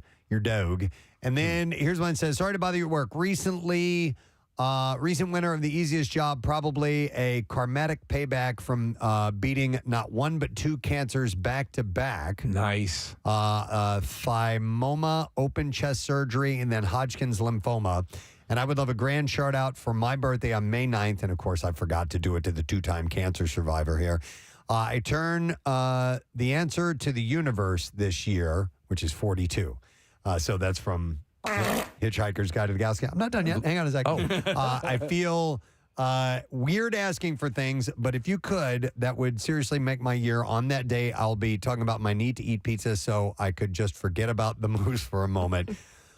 Big fan, and thank you so much, Jeremy. Now you do the show. Why don't you forget the moose for a moment? Listen, and you always say you try to get them close to the date, but you can't guarantee an on-the-date delivery. All right, here's one I think that's on the date. This is for this Sunday, so I can't do it on Sunday. Obviously, I want to do a quick note. This is from tuition. Oh, you guys, not only the happiest of birthdays, because 25 is a big deal, our 25th anniversary, but also 25 years ago on Sunday, I became a mama. Neither of my boys know a world without Preston and Steve, and that makes me glappy. I've been listening since day one, P1. His name is Damien. Happy birthday to Damien. Mom loves you more. Keep kicking ass in life. Feel free to read anytime. And that's from Devin Mayer. So, and then I'm glappy. One more time. Yesterday. I'm glappy. All right, two more quick ones. This is from Mark Dominic. Says, good morning, can I please get my amazing wife a baby shout-out? Yesterday, at a routine OB appointment, her doctor noticed high levels of protein in her urine. After further tests, they discovered that she was experiencing a very rare but dangerous syndrome. It's called HELLP, HELP. 6 hours after being admitted into the ER, she was given an emergency C-section at 28 weeks pregnant. Mother, Brittany, and baby Beckham have a long road ahead of them, but I know a juicy shout-out will help them. Good morning to meet you. And it says here, my wife is Brittany, who sent the Blantons to Presbo. Oh, so Brittany, thank you so much for that again. But here's a baby. There you go. All right, so good luck. Good morning to see you. And then also a happy birthday shout out. You guys know Mike, the limo driver, Mike Green. Mike's great. His daughter is turning 21 tomorrow. Happy 21st birthday, Kara. Is he going to bring her to Keenan's? He could. Mike, you better bring her to Keenan's. So she can sit there and look sullen and bored? well, Mike. I love her to death, but she always looks like, Dad, why did you bring me to this? All right, and then last one, and this is for one of our family members. It says, hey, Preston, if possible, could I get a really big shout out on Friday the 19th for Marcus in the Darkest? It says around 8:30 a.m. Sorry about that. He has been there for me the last couple of weeks while I was going through some family issues and really listened to me and helped me through the troubling times. And that is from John, and it says JP in Palmyra, New Jersey. So here you go.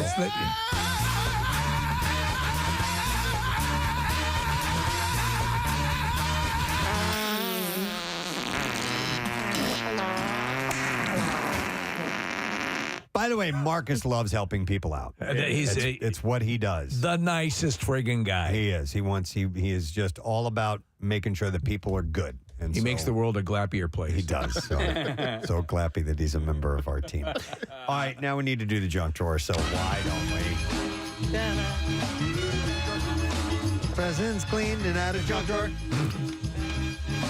Junk drawer. Yeah. All right. It writes itself. Well, that's what I've asked Kyle. I want him to do a jingle, and those are the lyrics. Oh. It's a junk drawer. Is that what your meeting's about, Casey? Preston's clean and out of junk drawer.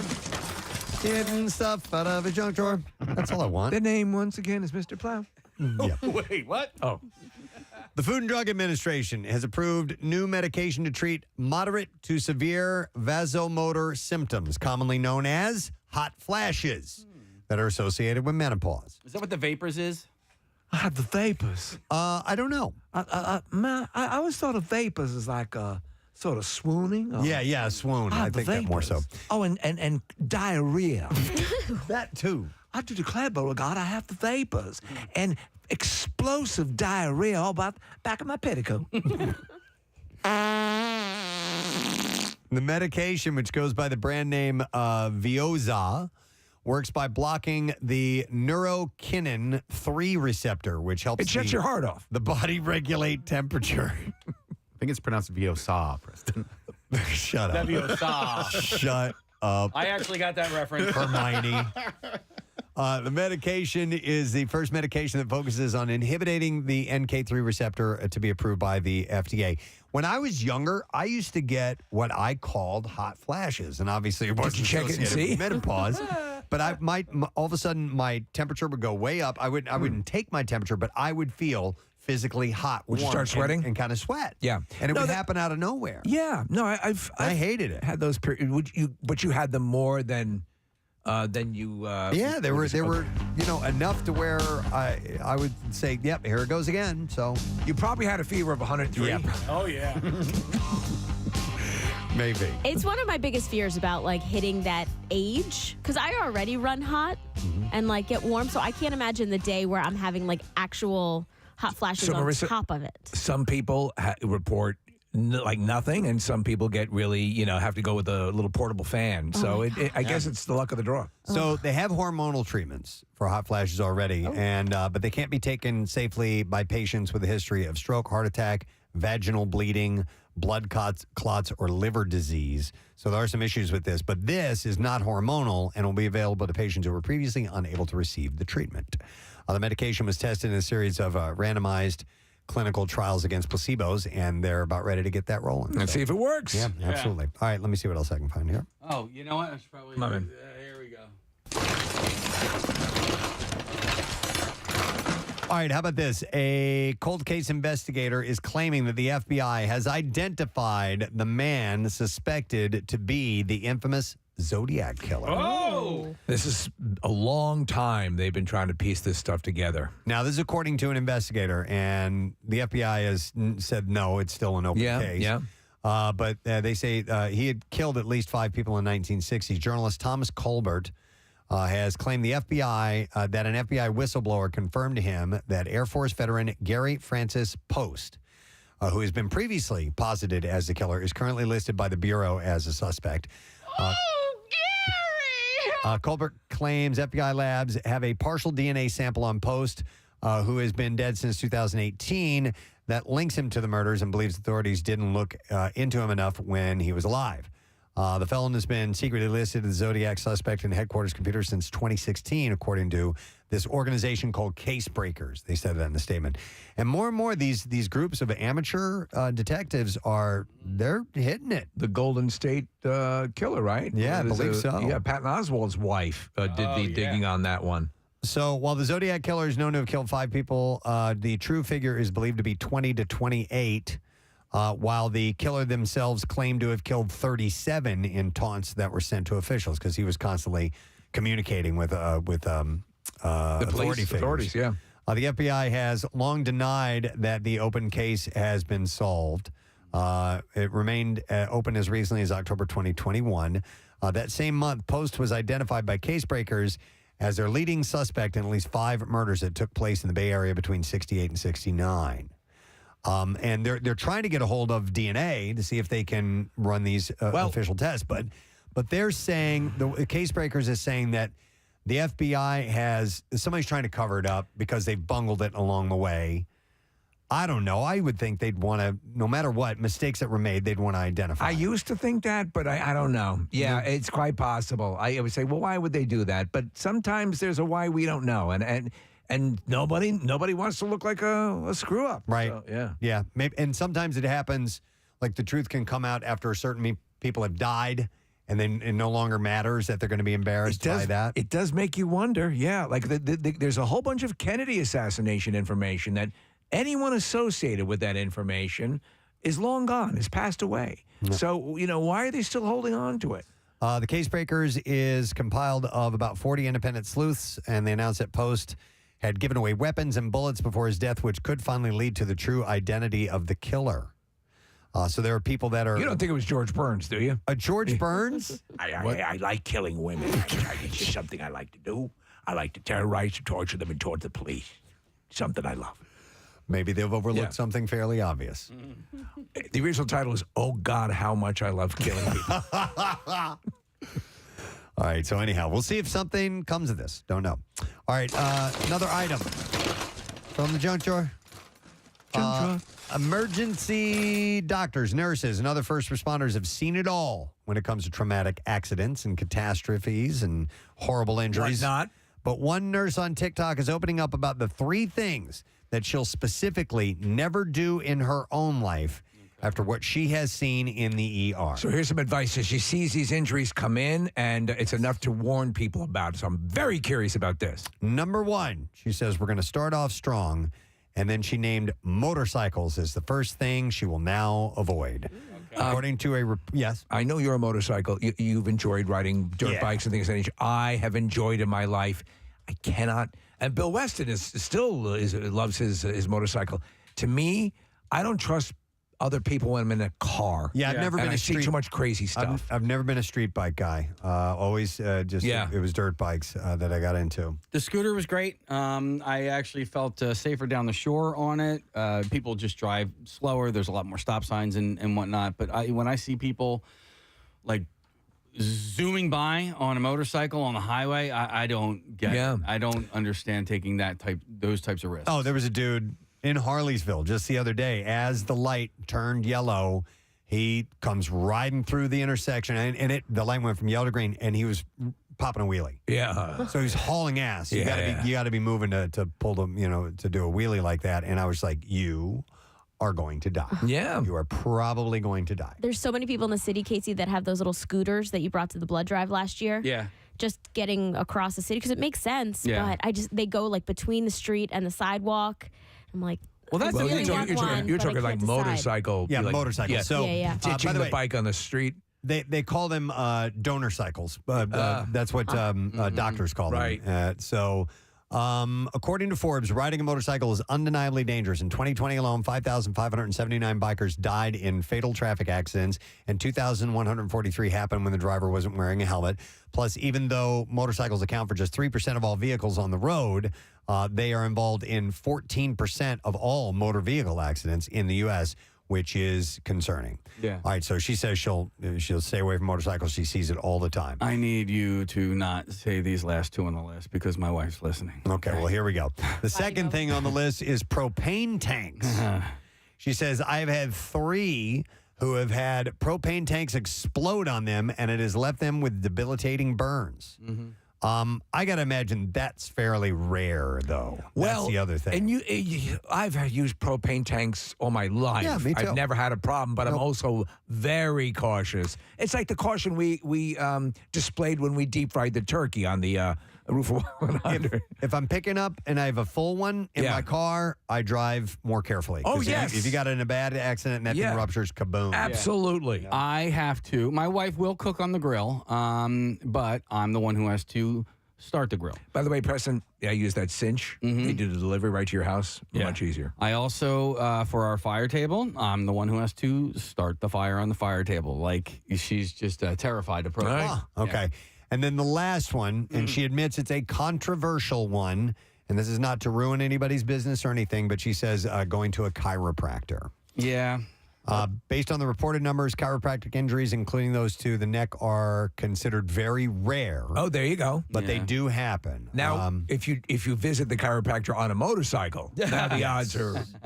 My son goes every week to a chiropractor. Yeah. So do I. Respect, yep. Yeah, and I have been seeing a chiropractor every week for the past few months. I suffered an injury on the show during the Camp Out for Hunger that left me with pain and numbness going down my right arm, and it was going on for months and months and months. I had to have a spinal injection that didn't give me any relief. I went and saw this guy, and I feel great. Now, I don't, that like weird like neck thingy that they do. Yeah, where, the like, adjustment. Yeah, I don't do that. I asked him to not do that at my, actually, believe it or not, my wife's request. So, yeah, I asked when I was going to one too. I'm like, can we not do that? I just, it doesn't make, I don't feel comfortable. I asked, and the guy, my guy, this is years ago. I haven't gone to a chiropractor in a long time, but my wife goes regularly. He does this thing where he makes you open up your mouth and put it on the side of a curb. Okay. Yeah. Well, And that's weird. At first, it's very shocking. Yeah.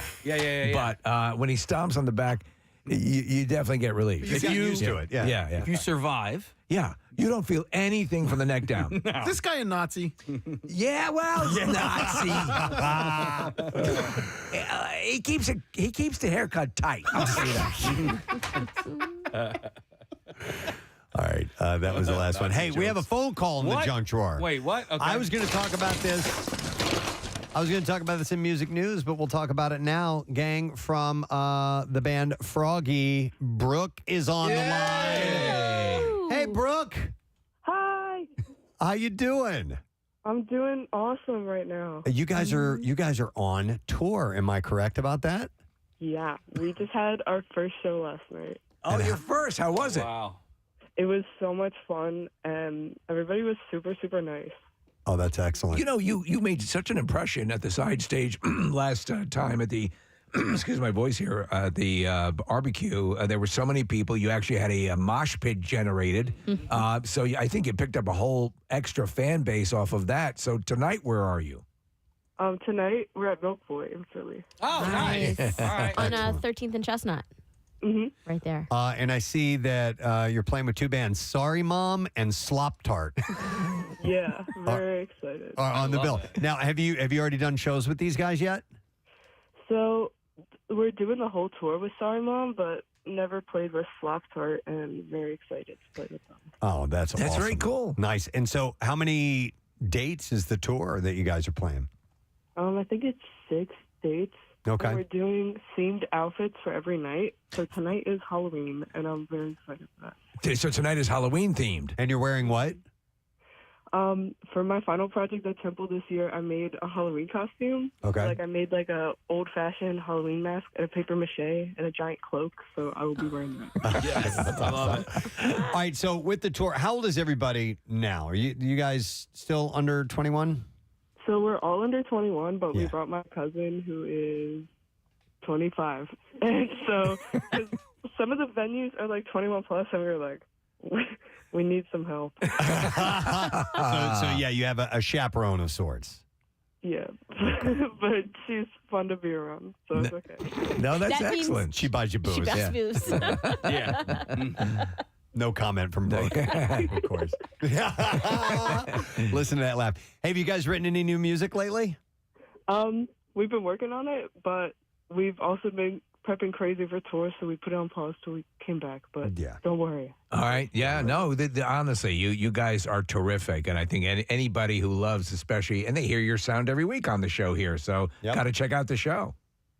Yeah. Yeah. Excellent. All right. Well, oh, yeah, there we go. Well, tell the gang we said hi, and we hope you guys have a great show tonight at Milk Boy. What time are you going on, by the way? What time are we going on? I think like 9:20. Oh, that's doable. I would imagine probably the show starts around 7 or You something can meet Grandma to that show. Yeah. So go to Milk Boy tonight and see Froggy. All right, Brooke, rock on. We'll talk to you soon, okay? Okay, bye. Thanks for having me. Anytime. See you, Brooke. Yes, Froggy. I love those guys. They're the best. And they're our Friday tradition now. Yeah. I love it, man. Excellent. All right, well, let me find another story. Dig deep. Balls deep. Got one. All right, Nick, you were talking about mountain climbing earlier with Rob when he was here. Joe. Why Yep. But did I also say Rob. I don't know. Rob is his nickname. No. They call him Mr. Rob, Mr. D. Robbie. The D stands for Rob. I think, by the way, he's my new best friend. He's awesome. I love that guy. Yeah. All right, a Nepali Sherpa guide has regained his title for the most summits of Mount Everest after reaching the peak for a world record 27th time. I hate this. I don't like it. It's cold. You cannot breathe. I'm bringing some fat ass up the side of the mountain. I hate it. Fat ass. Hate it. Just 3 days after a fellow Sherpa climber tied his previous record, Kami Rita. Those Sherpas. So I am perpetually fascinated with these guys and what they do and their incredible prowess and how they're sort of genetically just absolutely adept at doing this. Yeah. But just I watch it from afar, and I would never want to do this. Kami Rita reached the 29,032-foot peak while guiding a group of climbers on Wednesday. He set the previous record last year when he scaled the world's highest mountain for a 26th time, passing Dawa. No, I'm sorry, that's the name. Pasang Dawa tied that record on Sunday. And also on Wednesday, 49-year-old British climber Kenton Cool completed his 17th climb of Everest, which marks the most ascents for any foreign climber. We had that guy, Nerms Purja, on the show last year, and he did that the documentary called 14 Peaks, which is on, I think, on Netflix. Steve, I'm the same boat as you. I'm fascinated by it, but there's just got to be something about their genetics where they're able to do these types of things They are. where people like us never could. They are responsible. There are a lot of people who die, clearly, who do this, but they are of the people who attempt the summit. Right. A quarter of the people who attempt the summit at Everest die. Not that they don't make it. Yeah, they die. Flat out die. And these guys are responsible for at least making sure that the people who survive are able to do so. Yeah. By the way, I want to readdress this, and I know we've talked about it before, but there's that famous photo of a huge line of people trying to meet to get to the summit of Everest, and it was explained that the reason that there was a line that long is because the window to reach the summit was so tiny that if you did not do it then, you were not going to be able to do it, and they had to all. That was the only few hours. That's it. And you've gone all that distance. Yeah. Actually, that's what led to a number of the deaths in the book and movie Everest, is that they were all, they had that small window, like, we can't come all this way. We got to do it. And by doing that, they made it impossible for them to get down again. A number of them died. And Nims took that photo. He was on the mountain at that time when that happened. No kidding. Yeah, he was the one who snapped that famous photo, and it was on the cover of the New York Times. And yeah, I mean, it's just insane. I think base camp is at something like 19 or 20,000 feet, which is doable. And I've said this before in the air, but when Krakauer wrote that book, Steve, he's flying into Nepal, he's flying into Kathmandu, and they are at 30,000 feet when they're flying on the plane. And he realizes as he's doing this, we are now at the height on this plane that we're going to hike to in a few days. Yeah. By the way, Rita, who broke the record, has climbed several of the world's highest peaks, including K2, Cho Oyu, Manaslu, and Lhotse. Oh, yeah. There is imagine you summit Everest, you get up there, and there's Gary Lauer. Oh, my God. Oh, I can't breathe. I can't breathe. Hey, man, Just turn around. Oh. Second Steve Martin. Oh, my God. You know, we haven't heard from him for a while. Maybe it's because he's climbing summiting. Everest. Yeah. He's working with the Sherpa. great guys. Meanwhile, the dude, the Sherpa, jumps off into a crevasse. Can't take it.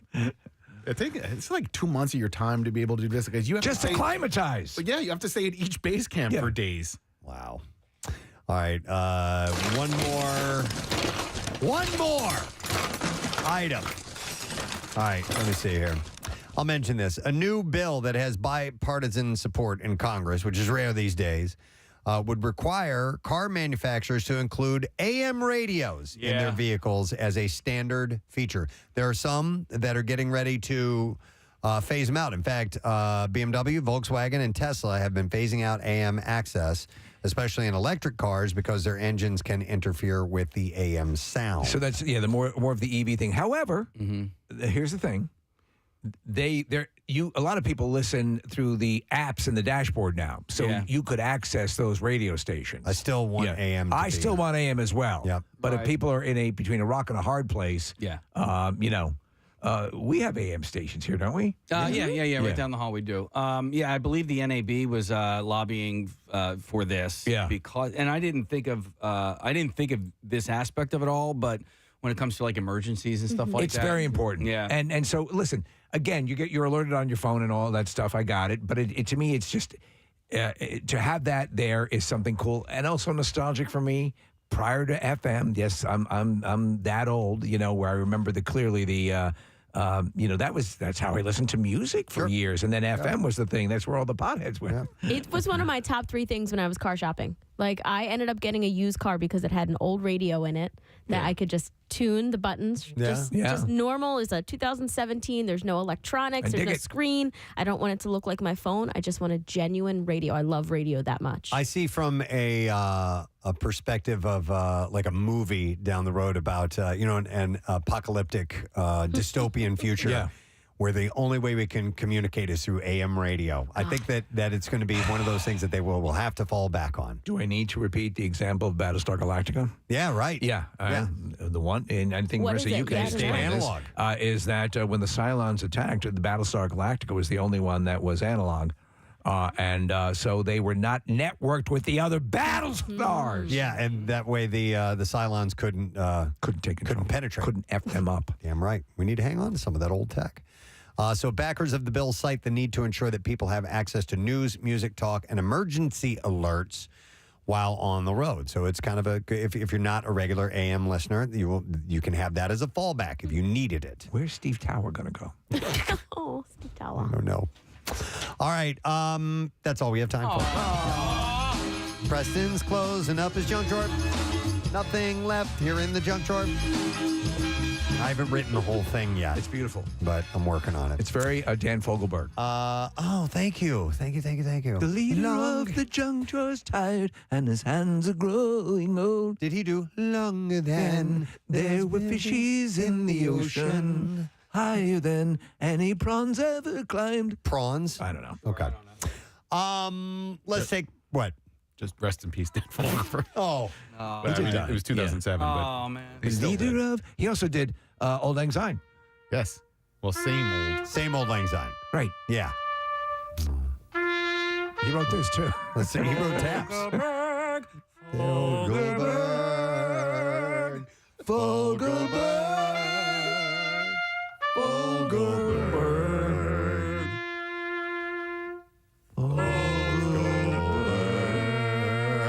Safe Flight Repair. Merci beaucoup. Merci your face. Okay. That was riffed. Yes. When people brag about Ella Fitzgerald, and that was just made up right now. All right, we have to take a break. That happened. I'm going to give away the last pair of Remember that time we sang Dan Fogelberg to Taps? That was just then. Michael Carbonaro is playing tomorrow night at the Keswick Theater. Lies on stage. We'll take call number 15, and we will give you those tickets. 215-263-WMMR. Coming back in a moment. Stay with us. Preston and Steve on 93.3. WMMR. And then they bring you a cheesecake, and that's all you can have for dessert. I will eat the crust No problem. Preston, here you go. So we're going to go to Bread and Beck's Bakery. We'll say that they would be experts in this. They're right? an exceptional bakery. On their menu, Preston, they have cheesecakes listed with the pies and tarts. So there you That's go. it. That's it. That's Okay. it. Yep. Okay. Should we put up like a Twitter poll?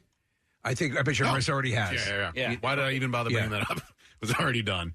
Marissa actually had it up before we started talking well, about she did the cheesecake question. Okay. That's good as well. All right, yeah, but I'm also curious as to whether or not people prefer cake to pie. You'll get cake. Cake.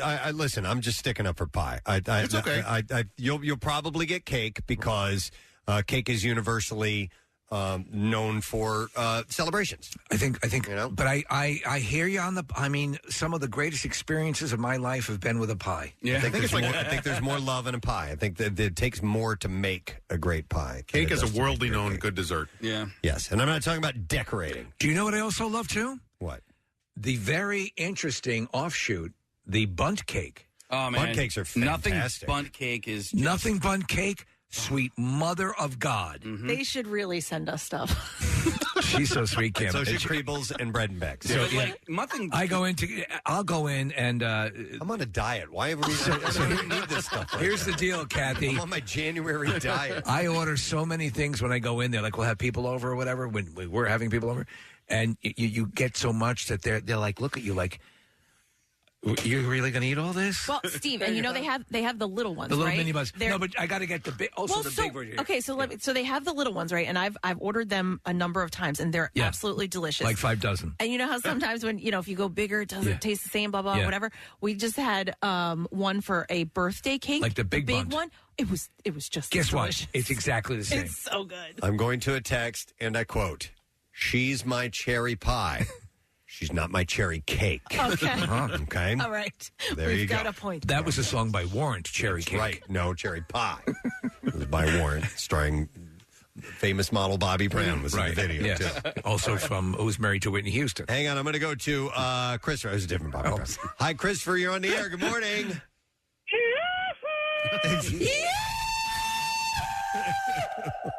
Oh my God, this is insane. This is my first time ever on the radio. Wow. Welcome, sir. Oh, my Welcome. God, this And is what crazy. did you want to share with us, sir? So there is someone on the show asked if there was an exclusive pie shop. Yes. In Ambler, Pennsylvania, there is a restaurant called Pie and Plate. Wow. And they are an exclusive pie restaurant. Okay. I love that idea. Good to know. Have you been and do you recommend it? Oh my God, I highly recommend it. They have some of the best chocolate chess pie and key lime pie. Hell yeah. So not only do they have sweet pies, but they have savory pies like quiche and pot pies. I'm down with that too. What is the name of it again? Pie and Plate. Yeah, it's right on Main Street in Ambler. Oh, All I right. make a good quiche. Thank you, Christopher. Do they make, are there savory cakes? I guess so. Like meatloaf. Like meatloaf and crab cakes. Yeah, just put an icing on it. Yeah. There you go. Juliana. Hi, Juliana. Good morning. Hello. How are you? Wonderful. What's up, Juliana? So there's an awesome pie place down in Kennett Square owned by a great gal named Molly, and it's called Nomadic Pies. Nomadic Pies. Nomadic Pies. We have the website up on our screen here, Juliana, and it looks pretty impressive. Her crusts are the bomb, and all of her ingredients are local. Okay. I love So that. all of her fruit, all of her meats, and if you ever get a chance, you got to try her pie. They're really, really good. I'll say this, and it's been echoed a number of times, and Thank you you, brought it Juliana. up, and Preston, you agree. A great crust is a very elusive thing in the fantastic. world of piedom. If you stumble across a great one, you're lucky. Man, this is a great name Marry for, that crust. for a pie shop. This is in Boyertown. It's called Semper Pie. Oh, I love that. That's great. Is it like veteran owned, maybe? I'm not sure, but it's Semper Pie. That's great. It's on Reading Avenue in Boyertown. I love it. Okay. So, yes, there are pie shops. In fact, for Pie Day, there are specials that you can get. And, Steve, there's none in our area that were really Rat mentioned on bastards. this. But Red Robin has the Mountain High Mud Pie on National Pie Day. And Red Robin's good. Let me see. They What have kind of great deal burgers. is it? I don't know what kind of deal you get there. But Yeah, and just mention the Preston and Steve show. They'll give you 2 pies, and you bring one of them to us. No, don't do that. That's accurate. Don't do that. I mean, try it. Won't do that. I mean, you could All right, I was just trying. I like Steve's idea. They also have Red Robin also offers unlimited refills on sides when purchasing burger, sandwich, or entree. Unlimited refills on the bottomless root beer float. Bottomless root beer float. And even bottomless entree. The Mac It Yours is swirly twirly pasta. What? Okay. So if that sounds like porn. All right, so if you had How much for a swirly? A swirly twirly. Swirlies are blowies, right? No, the toilet. Well, there's two different kinds of swirlies. There One is? is the one where your face gets shoved into a toilet and you flush the toilet, and then another swirly. Because my friend was a cab driver, and the chick didn't have money and offered him a swirly for a ride. I think she was just a crack whore. She might have been a crack whore. Swirly. So she offered to shove his face into a toilet? Yeah. We also did where you would lick your, spit on your finger and stick That's it a wet willy. in their ear. That's a wet willy? That's a wet willy. Used best when it's your pinky finger. Also, you can use pinkies for stinky pinkies. Jesus Christ. Can you stop that? Yeah. What's we better? Were talking about cake and pie pie or finger your blasting? head? We're talking about hot fruit. Kathy doesn't even like that. What's better, apple pie or finger blasting? What if you had a pie shop? I mean, come on, really? Is that really a debate? It's already up on the website. Yes. What if you had a what? Oh. A pie shop and the mascot was a rabbit and you called it hair pie. Would that work? Would you go to a place like that? H-A-R-E. Yeah. Actually, that's And then kind put of a it funny in idea. parentheses underneath, like vagina. Yeah, like pubes. Get it? Wow. Okay. All I know is I really desperately want either a good cake or a good pie, and I thank all the businesses that have offered to drive them over to us. Let me go to Pam here real quick. I didn't see what she had to say here at the end. Hi, Pam. You're on the air. Good morning. What's up, bitches? Yo, bitch. What's your story? So I called in because there is a place, and it's not in the area, but if you have a chance to go in Savannah, Georgia, called Pie Society. Pie Society. British pie. Huh. So they're meat pies, meat and potatoes, but they're baked in a pie similar to, chicken pot pie. They also make fruit pies, but everything is a pie. The pastries are awesome. Pam, this looks like it might be like a franchise, is it? I only know of the one in Savannah, All right. but I do know that they have a website, and if you guys want to try one, you can go online and purchase one. Most of them you have to bake in the oven. They come to you already pre-made and frozen so that when you bake them when you want, and they give you directions. I highly recommend them.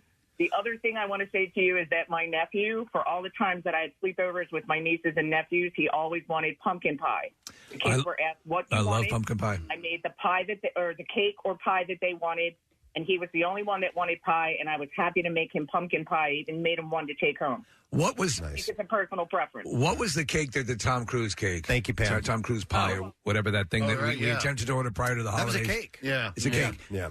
Is that so? I know Marissa hunted it coconuts on down. it. They hand cooked them, hand baked them, and but prior to the holidays, they were absolutely unattainable. Yeah. Marissa's got her finger up. Oh, hang on. Her swirly finger. Steve, we just got a message from Goldbelly that the white chocolate coconut bundt cake from Doan's is now available. So I will gladly purchase so we can taste on the air. Like $150. I will do it, and I will hand that receipt to Bill Weston. It's for the show. Mm-hmm. All right. Anyhow, Sunday is National Pie Day. Should you be a pie person or not? It does incite the passions, doesn't it? It's what we love.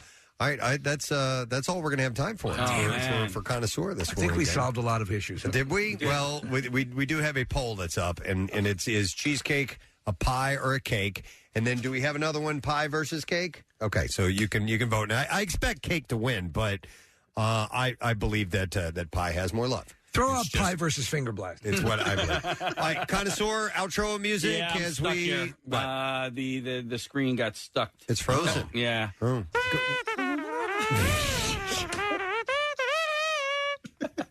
Thank you. I mean, just go out on that. I think that's All right, thank you very much, Kathy. Some really great things about this next guest in the story. We were in here yesterday. We were watching the video. Marissa goes, "You got to see this," or was it you that showed? No, it it was to me? Marissa. Marissa's coming. You got to see this. She goes, "She's from Philly," and she plays the clip. And we're going to have her on in just a second. A reporter in West Virginia, a TV station, doing a live report, gets hit by a car. And not like a little tap. Like she got hit and knocked to the ground. Gets right back up again and continues the report. And I told Casey I felt like totally big timing yesterday because we're sitting here watching this, and I go, that's great. Get her on. Get her on tomorrow. All right, thank you, Marissa, and great job on the traffic. Thank you very much. Thank you guys. For Kathy the past couple of days. Real quick, text that says, hey, my name is Brian Kilpatrick, and we are having an air show, Power in the Pines, at Joint Base McGuire-Dix, Lakehurst.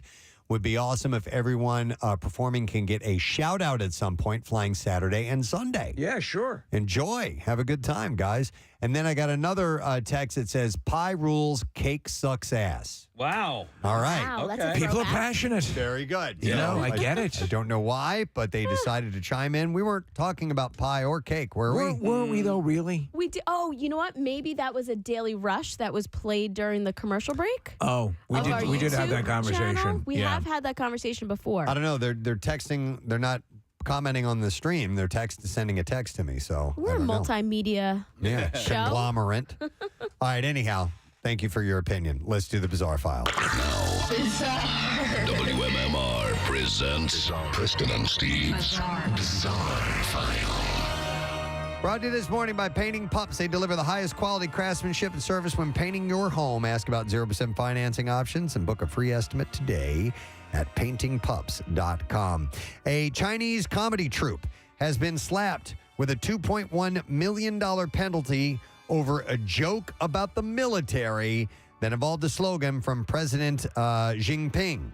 So you got to watch that stuff. The quip, which likened the behavior of a comedian's dogs to military conduct, irked authorities. That's very funny. Put them to death. And they said that the Shanghai culture media company and comic Li Haoshi had humiliated the People's Army. And the company accepted the penalty and terminated Mr. Lee's contract. Have you heard about the Chinese military? It's the greatest thing ever. The offending remark was made during a stand-up performance in Beijing on Saturday when Mr. Lee alluded to two canines he had adopted, which were chasing a squirrel. And he said, other dogs you see would make you think they are adorable. These two dogs only remind me of fight to win, forge exemplary conduct. Wow. That's hilarious. That's a good line. No, it's apparently it's the punchline is part of a slogan that the president unveiled in 2013. It's like, where's the beef? As a goal for the Chinese military. Audience members could be heard laughing at the joke. So they shot all of those people. Yeah. Come on. That's got to be. I wonder if at any point, you know, we have the Russian singer who couldn't sing actual lyrics during the Soviet Union, days of the Soviet Union. At that time, were stand-up comics doing that as well? That's a good question.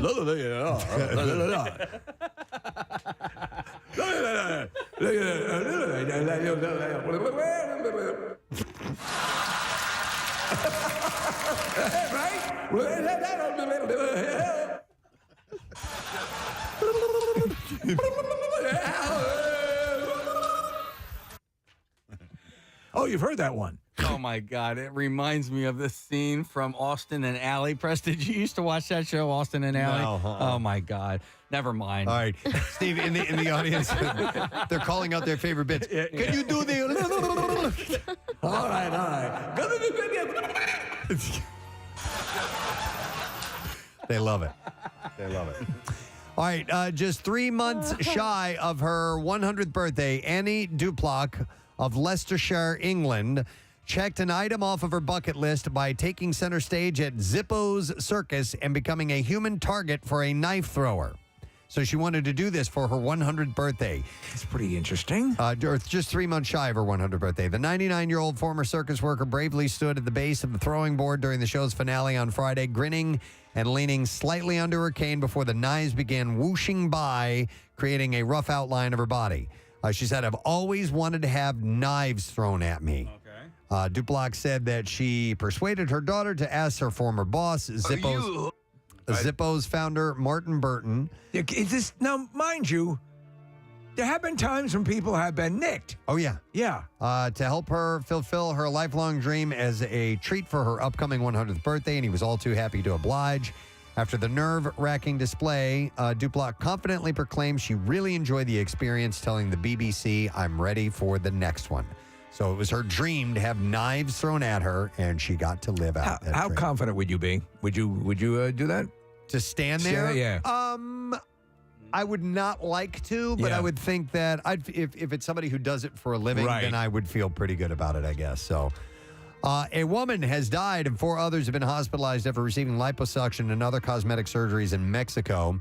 The individuals aged in their 30s and 50s were diagnosed with fungal meningitis, swelling of the membrane surrounding the brain and spinal cord caused by a fungal infection. They all traveled from Texas to clinics in Matamoros on the Mexican border and developed a potentially fatal condition that can cause seizures and a coma 3 to 6 weeks later. Remember those people that were abducted and that were murdered by the cartel over the border? They were going down for cosmetic surgery. It's unclear what type of fungus the patients were infected with, but cases of C. aureus are rising in the U.S., linked to hospitals not sterilizing equipment properly. CDC and Texas Department of Health issued the warning over the cases on Tuesday. They said that each patient had received an epidural when an anesthetic is injected into the area around the spinal cord to numb the pain. So they don't know if it took place when they were getting the epidural or not. But Yeah.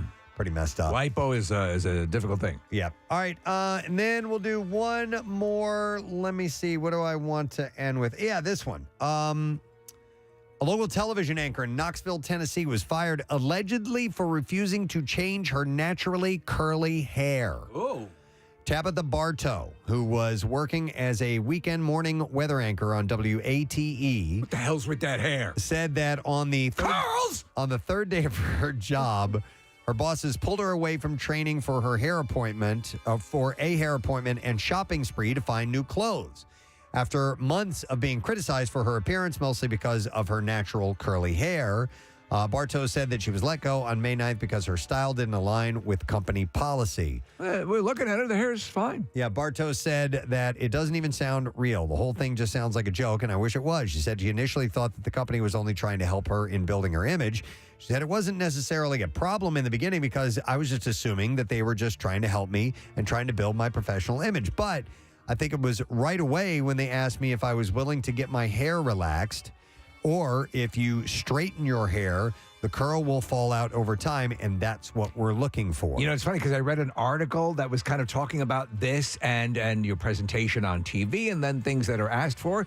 And I began to notice most women who have longer hair in broadcast news have straight hair. Yes. You rarely see curly hair. Yeah, the if last ever. one I remember here.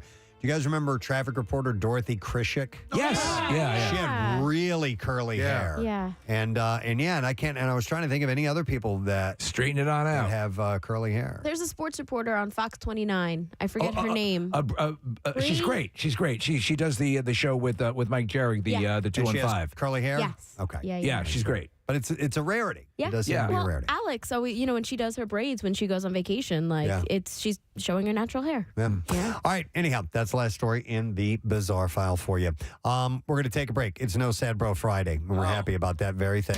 Yep.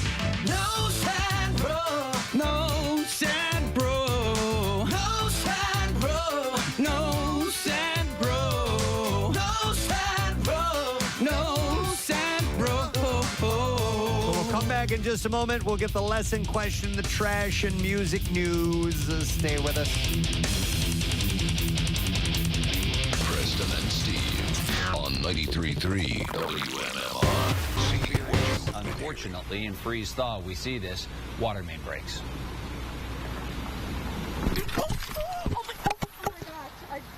Got hit by a car, but I'm okay. I just got hit by a car, but I'm okay, Tim. That's the first for you on TV, Tori. Woo! We're all good.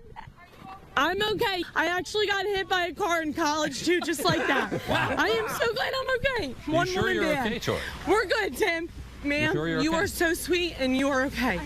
It is all good. Oh, my God. Is that the woman that hit her? Yeah, Yes. I think so. Yeah. And I was, when she said I got hit by a car in college one time, I was like, oh my God. It's okay. I get hit by vehicles often.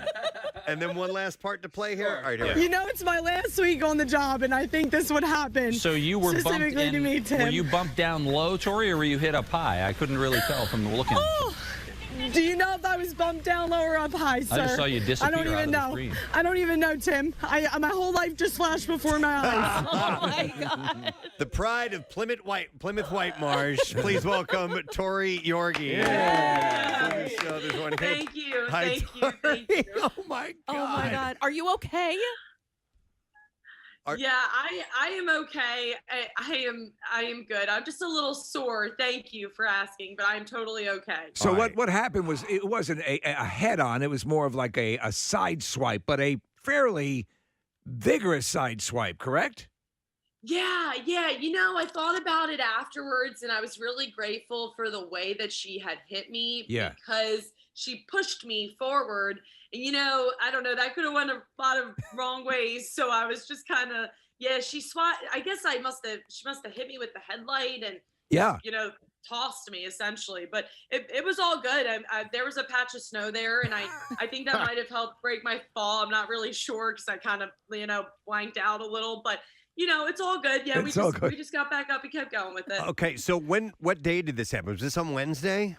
This was on Wednesday night, at 11. Wednesday night. So then it hits the social media craze on Thursday. Yes. Today, you were on the Today Show this morning. Yeah. And so I would imagine yesterday was an absolute whirlwind for you, right? Oh, yeah, it was for sure. There was I've never had so many text messages, emails, calls. It was crazy. And everyone wishing me well. It was so nice.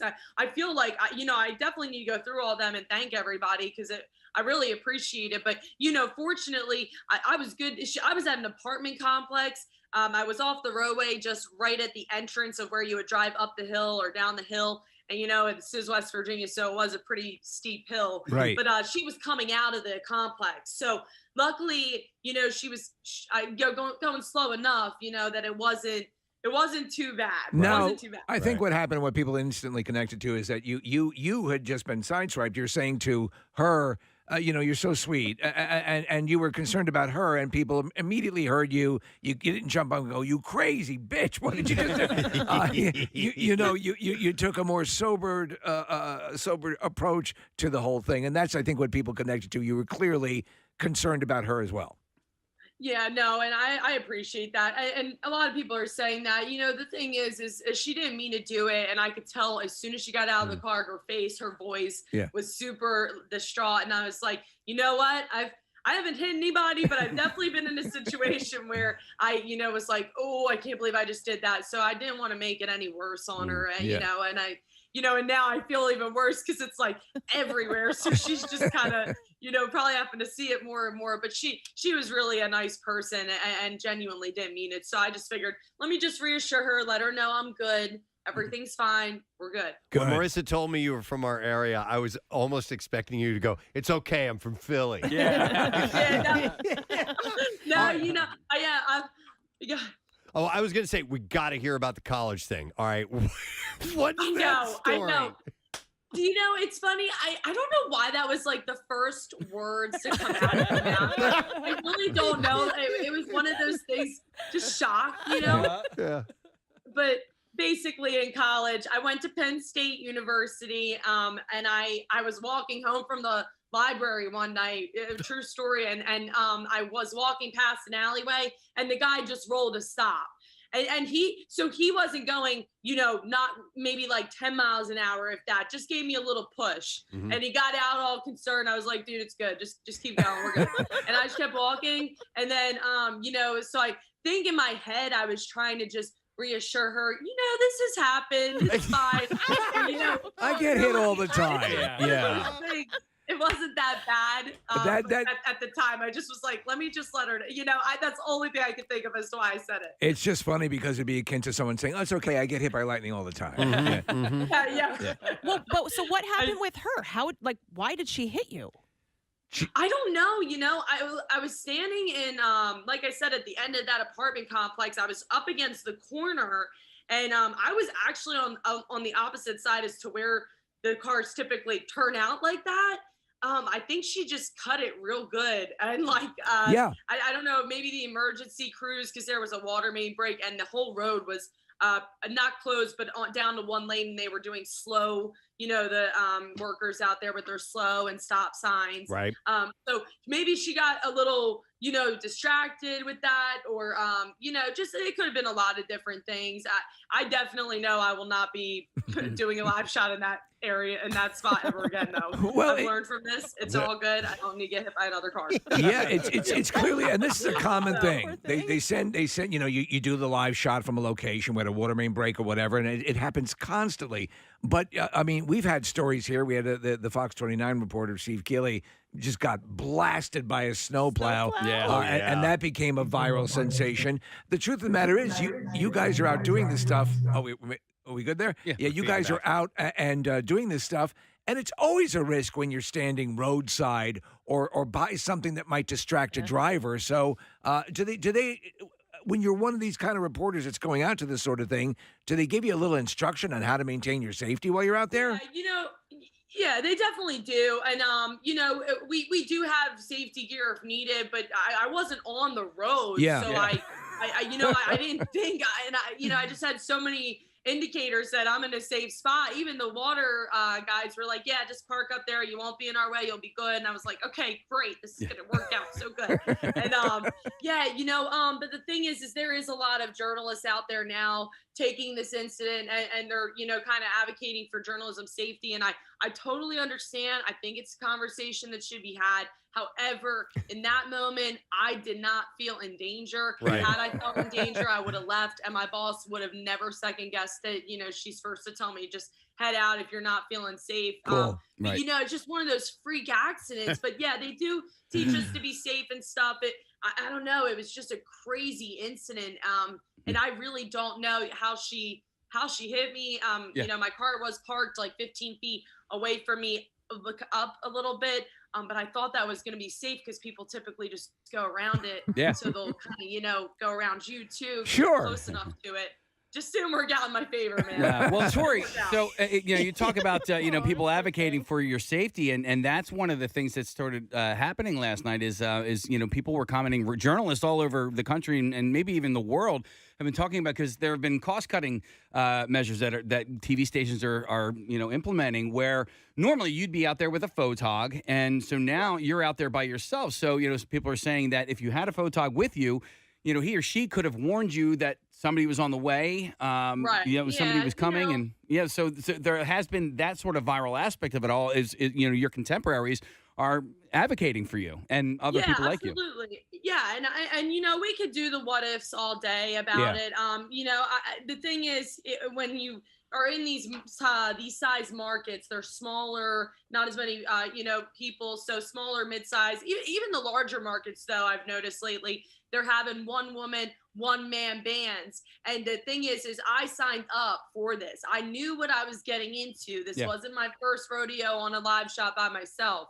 So the issue, I understand advocating for the safety. I am all for it. And again, think a conversation should be had. However, in this situation, I didn't feel danger. I was just like, all right, I'm just going to do a quick live shot. And then, a car hit me. But I mean, I didn't feel like I was It's a water main break. Yeah. It happens. You know? So, Tori, listen, I know you're going to Pittsburgh next. 60 minutes after 10 o'clock Friday morning, the Preston and Steve Show. We have, I mentioned this earlier, the I Believe for Preston and Steve blood drive is coming up Friday, June 16th. Make an appointment now, WMMR.com. Donation times between 7 a.m. and 7 p.m. Walk-ups not permitted, so you need to make that appointment. But check the eligibility guidelines online before you sign up, because there might be something that prevents you from donating. And we would hate for you to, take all that time to come out and then not be able to have it done. But all that information at WMMR.com, and all donors get an I Believe for Preston and Steve tote bag, courtesy of Window Nation, and the newest Preston and Steve blood drive T-shirt, which is cool too. And it's from the American Red Cross. Yes. Can you believe all this stuff is back, and it feels so good to be back here. But the whole thing with the blood drive, we're going to look to try to. We never set a number and try to go for a record, but we're gonna try. You know. Yep, we're headed to Live Casino and Hotel in Philadelphia and the Greater Philadelphia Expo Center at Oaks, and I understand that the signups are going quite well. Love to hear that. So that's wonderful, but we would like more. So let's get you on board. Lesson question time. We are going to give away as a prize a pair of tickets to the Atlantic City Beer and Music Festival, June 3rd and 4th at Baderfield. The question I think we'll go with this morning is, who's going to portray Caesar in the Gladiator sequel? 215-263-WMMR. Were you listening? Do you know the answer? Call now. We want to hear from you. Who is going to portray Caesar in the Gladiator sequel? 215-263-WMMR. Call right now. The trash business is a gold mine. 93.3 WMMR with Preston and Steve's Hollywood Trash. Brought to you this morning by Mulch Works of Aston. They offer the highest quality mulch and topsoil that's manufactured on site. They also have leaf compost, decorative stone pavers, and more. Delivery and pickup for residential and commercial markets. You can visit mulchthis.com for information. What's going on this morning, Steve? Well, Billie Eilish and Jesse Rutherford have broken up, according to TMZ. Eilish now describes the two as friends with benefits, where one of those benefits is a deep-seated hatred.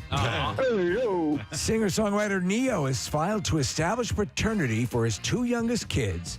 The one he has with his current girlfriend, which triggered the divorce from his now ex-wife.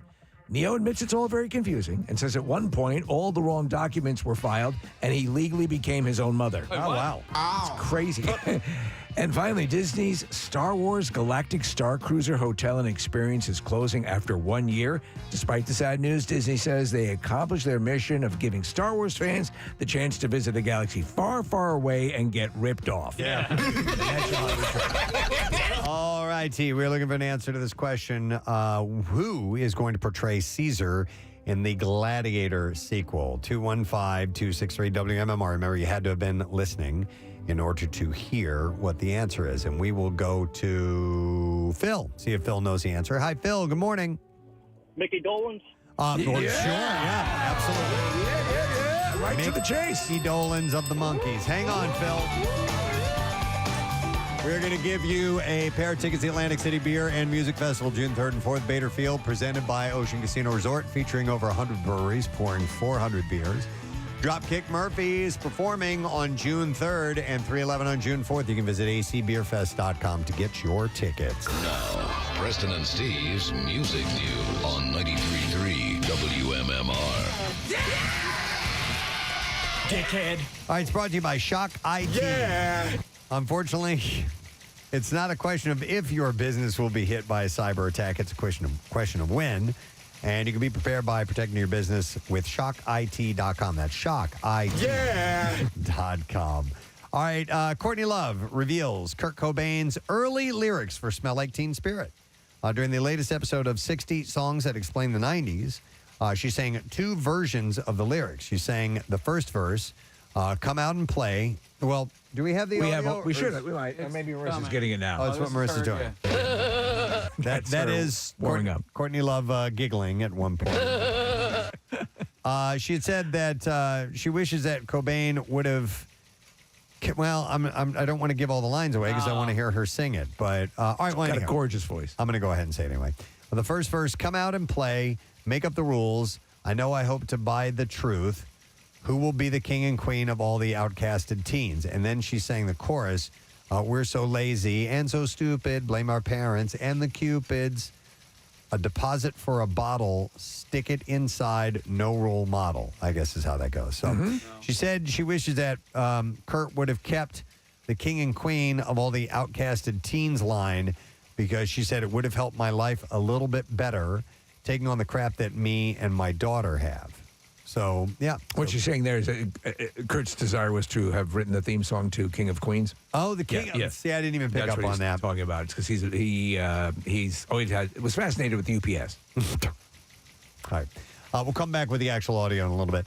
Deftones celebrate their self-titled album's 20th anniversary with a limited edition Ruby Red translucent vinyl version of the LP. Along with the vinyl, the self-titled 20th anniversary collection includes a CD, T-shirts, hoodies, a beer pong set, an incense pack, a mug, and more. All right, so we have the... It's all King of Queens. You know the guy that wrote the King of Queens theme, Steve? I didn't know this until just now.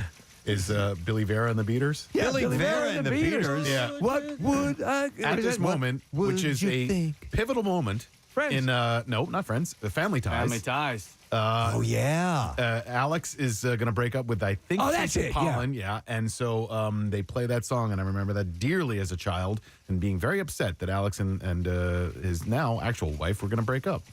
That's pretty wild. I thought it was a huge hit for that dude. Yeah, it was. And he was a very unlikely looking guy to have a romantic ballad. He looked like an idiot. He had a great voice. He had a terrific voice. All right, we have the clip of Courtney singing the lyrics. Here we go. Smells like Teen Spirit, okay? Come out and play, make up the rules. I know, I hope to buy the truth. Who will be the king and queen of all the outcasted teens? And then he goes, we're so lazy and so stupid. Blame our parents and the cupids. A deposit for a bottle. Stick it inside. No role model. Okay. So those were some of the lyrics that he had played around with for that song. Interesting. This was sad to see. The Smiths guitarist Johnny Marr today paid a touching tribute to his former bandmate Andy Rourke after the supremely gifted musician died at age 59. Writing on his Twitter this morning, Marr said that the bassist had passed away after a lengthy illness with pancreatic cancer. Another one. Yeah, he said Andy will be remembered as a kind and beautiful soul by those who knew him and as a supremely gifted musician by music fans. I was a fan of the Smiths. Along with drummer Mike Joyce, Rourke provided a pounding and melodic rhythm section underlying Marr's pioneering chords as the Smiths became one of Britain's most influential bands during the 1980s. In a lengthy Instagram post, Marr said it was an absolute privilege to play alongside Rourke. He wrote about moving in with Rourke as a boy and how he was one of those rare people that absolutely no one doesn't like. Sad news there. Def Leppard is back today with its first sojourn into the classical field with Drastic Symphonies. The new collection features tracks dramatically reimagined by London's iconic Royal Philharmonic Orchestra, along with new vocals and instrumentation from the band. So here's a little bit of that.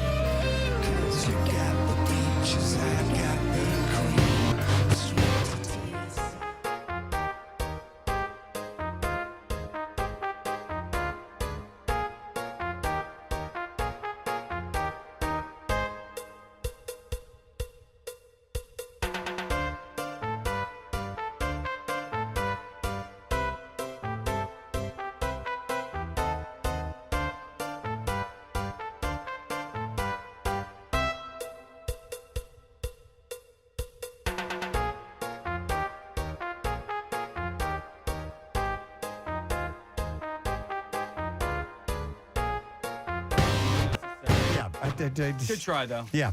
Good try, guys. Way to go, guys. Yeah. Good effort. All right. Just want you to know that you weren't wasting your time, and that will mean somebody who's insane. But why? Okay, so maybe this is just one example, but why not something like Love Bites or something? You know, something that is already Well, it's not just that song. Okay, good. They've, I think they're doing a bunch of them. I'm sorry to hear that. Yeah, because it's a whole album. See, what I would do, I talked about buying albums that were the London Symphony Orchestra doing a particular band, but it was sans lyrics. Right. And Yeah, I just think instrumental versions The are weakest part of this is the lyric mix seems weird. Yeah. All right. Well, moving on. I don't like it. Is that what you're saying? Okay, hang on. I don't want it. They do have a Love Bites one. If you want to hear that, just a All right. little bit. I think Love Bites kind of lends itself a little bit more to I love 'em. orchestra. I love it on.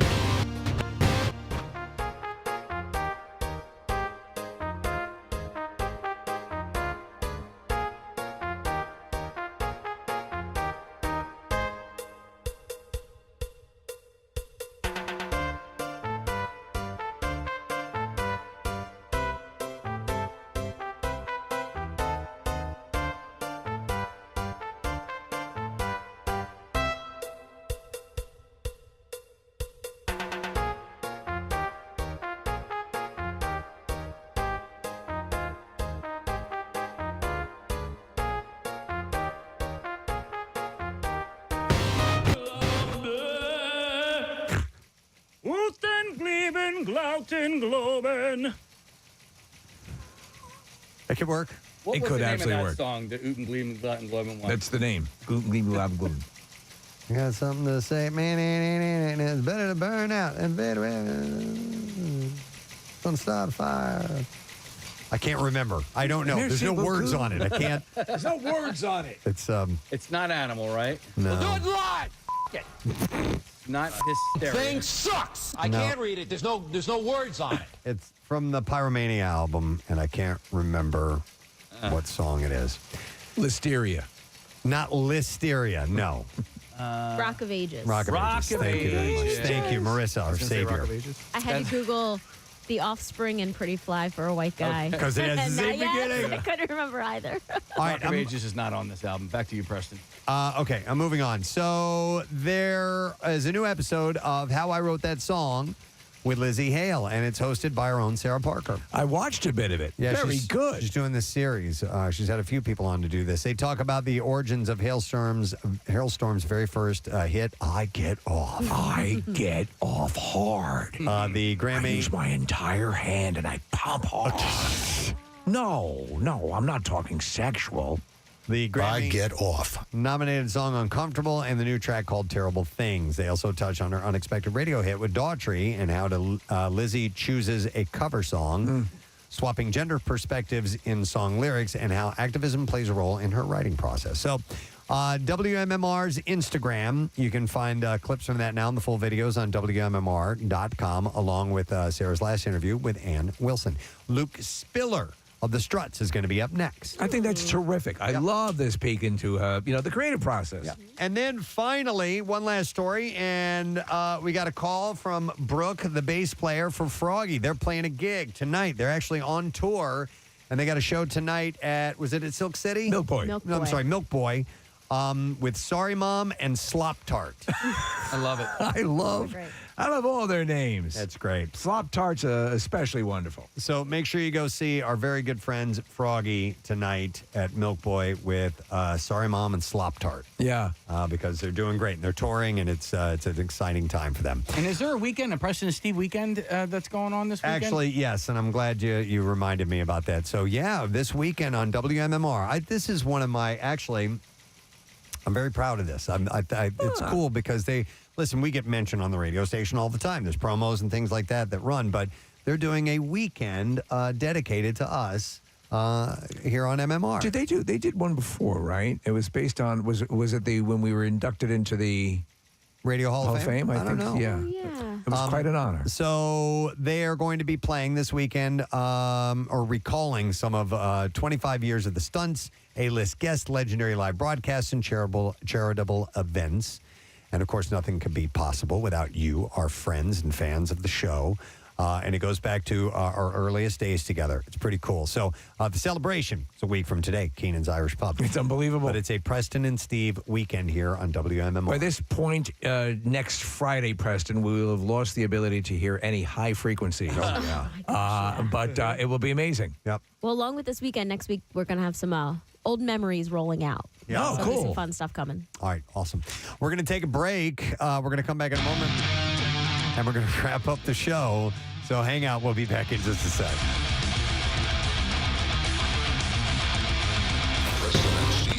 Never, ever lose your Philly accent. We can hear it. It's so You endearing. know what? I know it's because I'm comfortable with you guys, so that's why I'm talking the way I normally would talk. But yeah, on TV they do tell me you can't have an accent, so I do try and clean it up. But in that incident, I was like, there is no way. I do try and put a filter on it and try, and I practice my speech and. But yeah, it's always going to be there. It's just one of those things. And I appreciate that so much because, it is home for me. Yeah. So, just part of me. By the way, if you're just tuning in, it's Tori Yorgi. She went viral yesterday, works as a reporter in West Virginia and was hit by a car during a live report. And her last week of work, by the way. Oh, my gosh. This happens on the last week. Somebody had texted in and says your aunt owns a restaurant in the area. Yeah, so why not go ahead my and give aunt. that a plug? Oh, yeah, I would love to. It's the best restaurant in the whole world. My Aunt Peggy, it's on Flint Hill Road in King of Prussia. It's called Gateway Cafe. yeah, she was. They actually a few years back when I was interning at Fox 29, they went out there, Bob Kelly, and so yeah, Gateway Cafe, Flint Hill Road. Yeah, they have amazing food. I think they are relocating soon, but of course we'll keep up with that.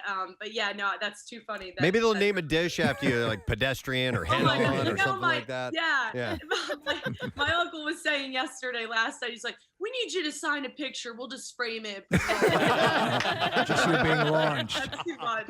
Well, Too much. But yeah, I am a Plymouth White Marsh graduate. I'm very proud of my high school. Nice. And, Montgomery County was where I was born. When did you graduate? So I'm proud of my roots. When did you graduate from PW? I graduated from PW, in 2014. Then I went to Penn State. Okay. So if you think of the confluence of events here and how everything worked out, and it's your last week at this station, you're going to a station in Pittsburgh. I mean, and you have this. I mean, I saw it. The whole incident was covered in the Daily Mail, for crying out loud, with the video and everything. It's global. Yeah. For all of the way this could have played out, it played out in the absolute best viral way possible. It's got to be mind-blowing to see that as a journalist. You get information out, you try to get information to people, and yet it's the reporter being sideswiped by a car that becomes a global news event.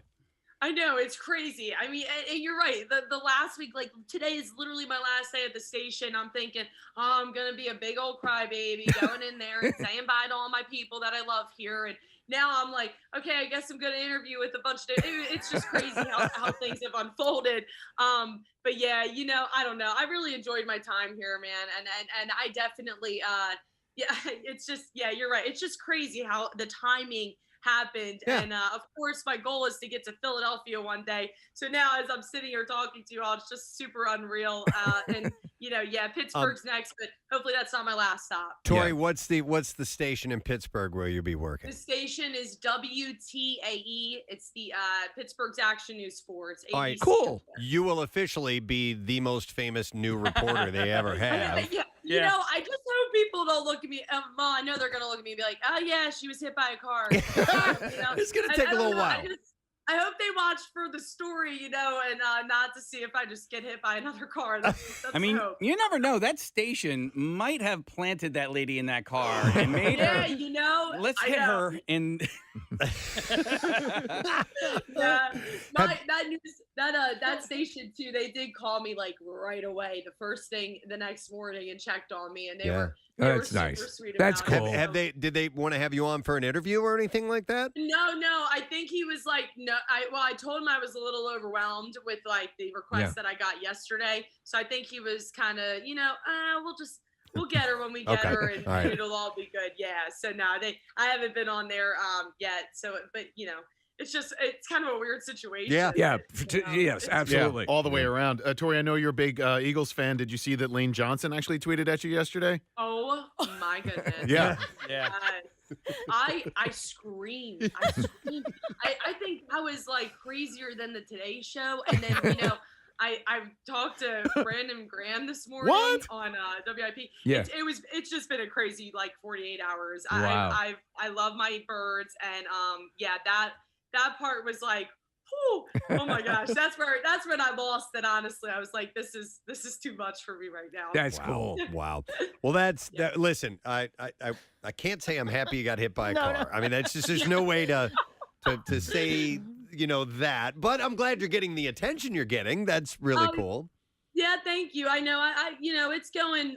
I don't know. I guess it's just one of those things. You just take a negative and make it into a positive. Everybody tells me my reaction was priceless, and I don't know.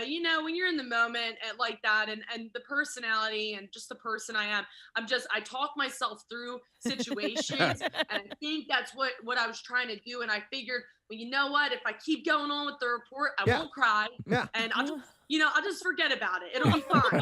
And then, of course, when I was done, the report, it did not. That was. It didn't mitigate it at all. Yeah. But that's it. That's what a professional does. Yeah. You carry on, man. That's what you do. You're on your way. You. So that's Thank awesome. Thank you so much. Thank you. Well, thank you for coming on this morning, Tori. We know you're overwhelmed, but maybe we'll see you in person someday. Okay. You guys are so fun. Thank you so much for everything. Good luck with everything, Tori York. You guys.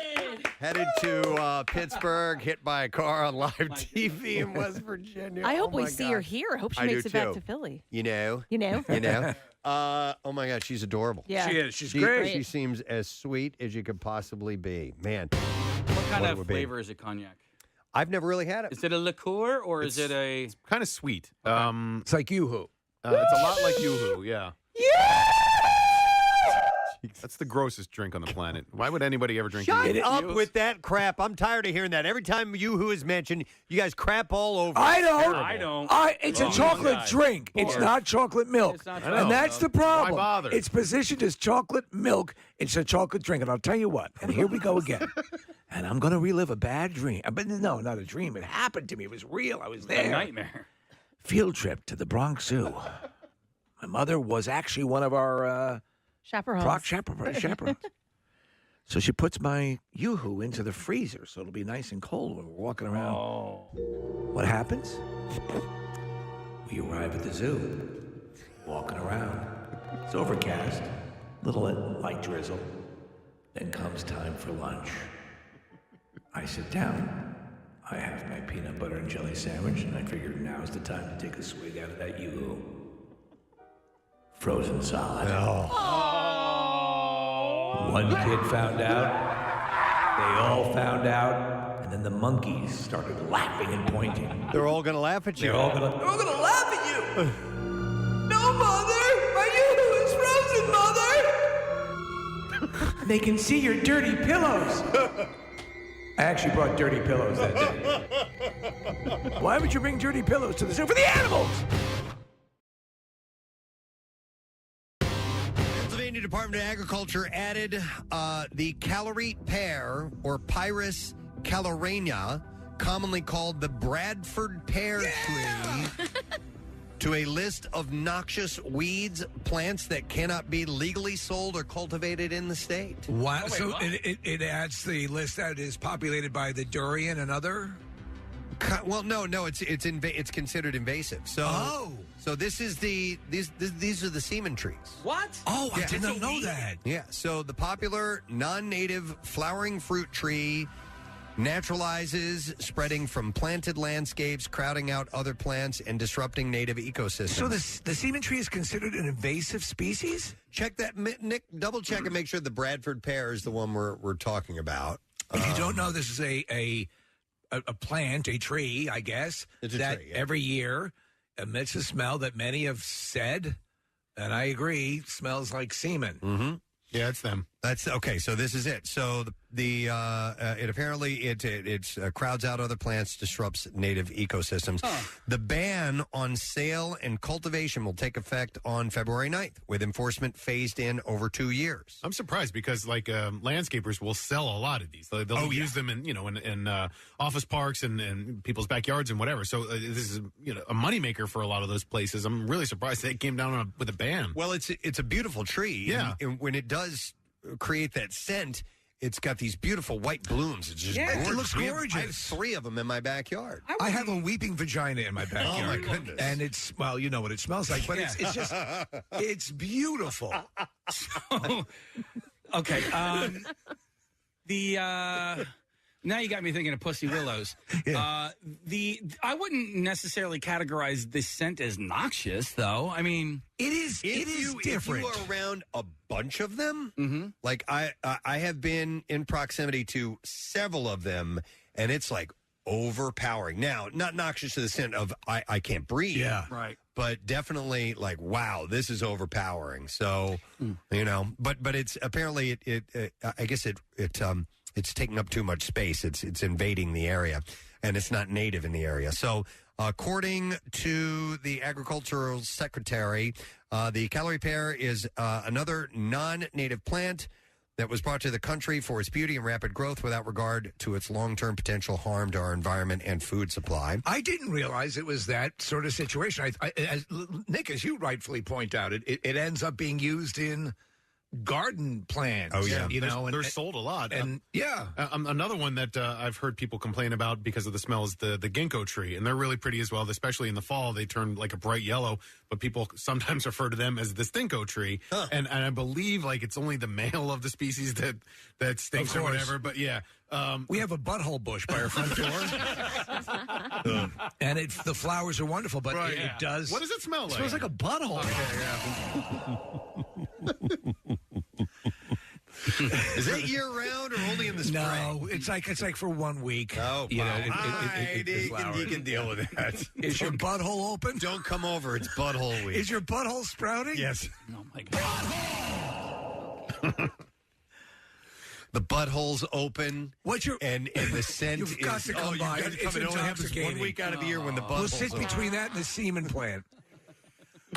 All right, here you go. Here's some big news. All right.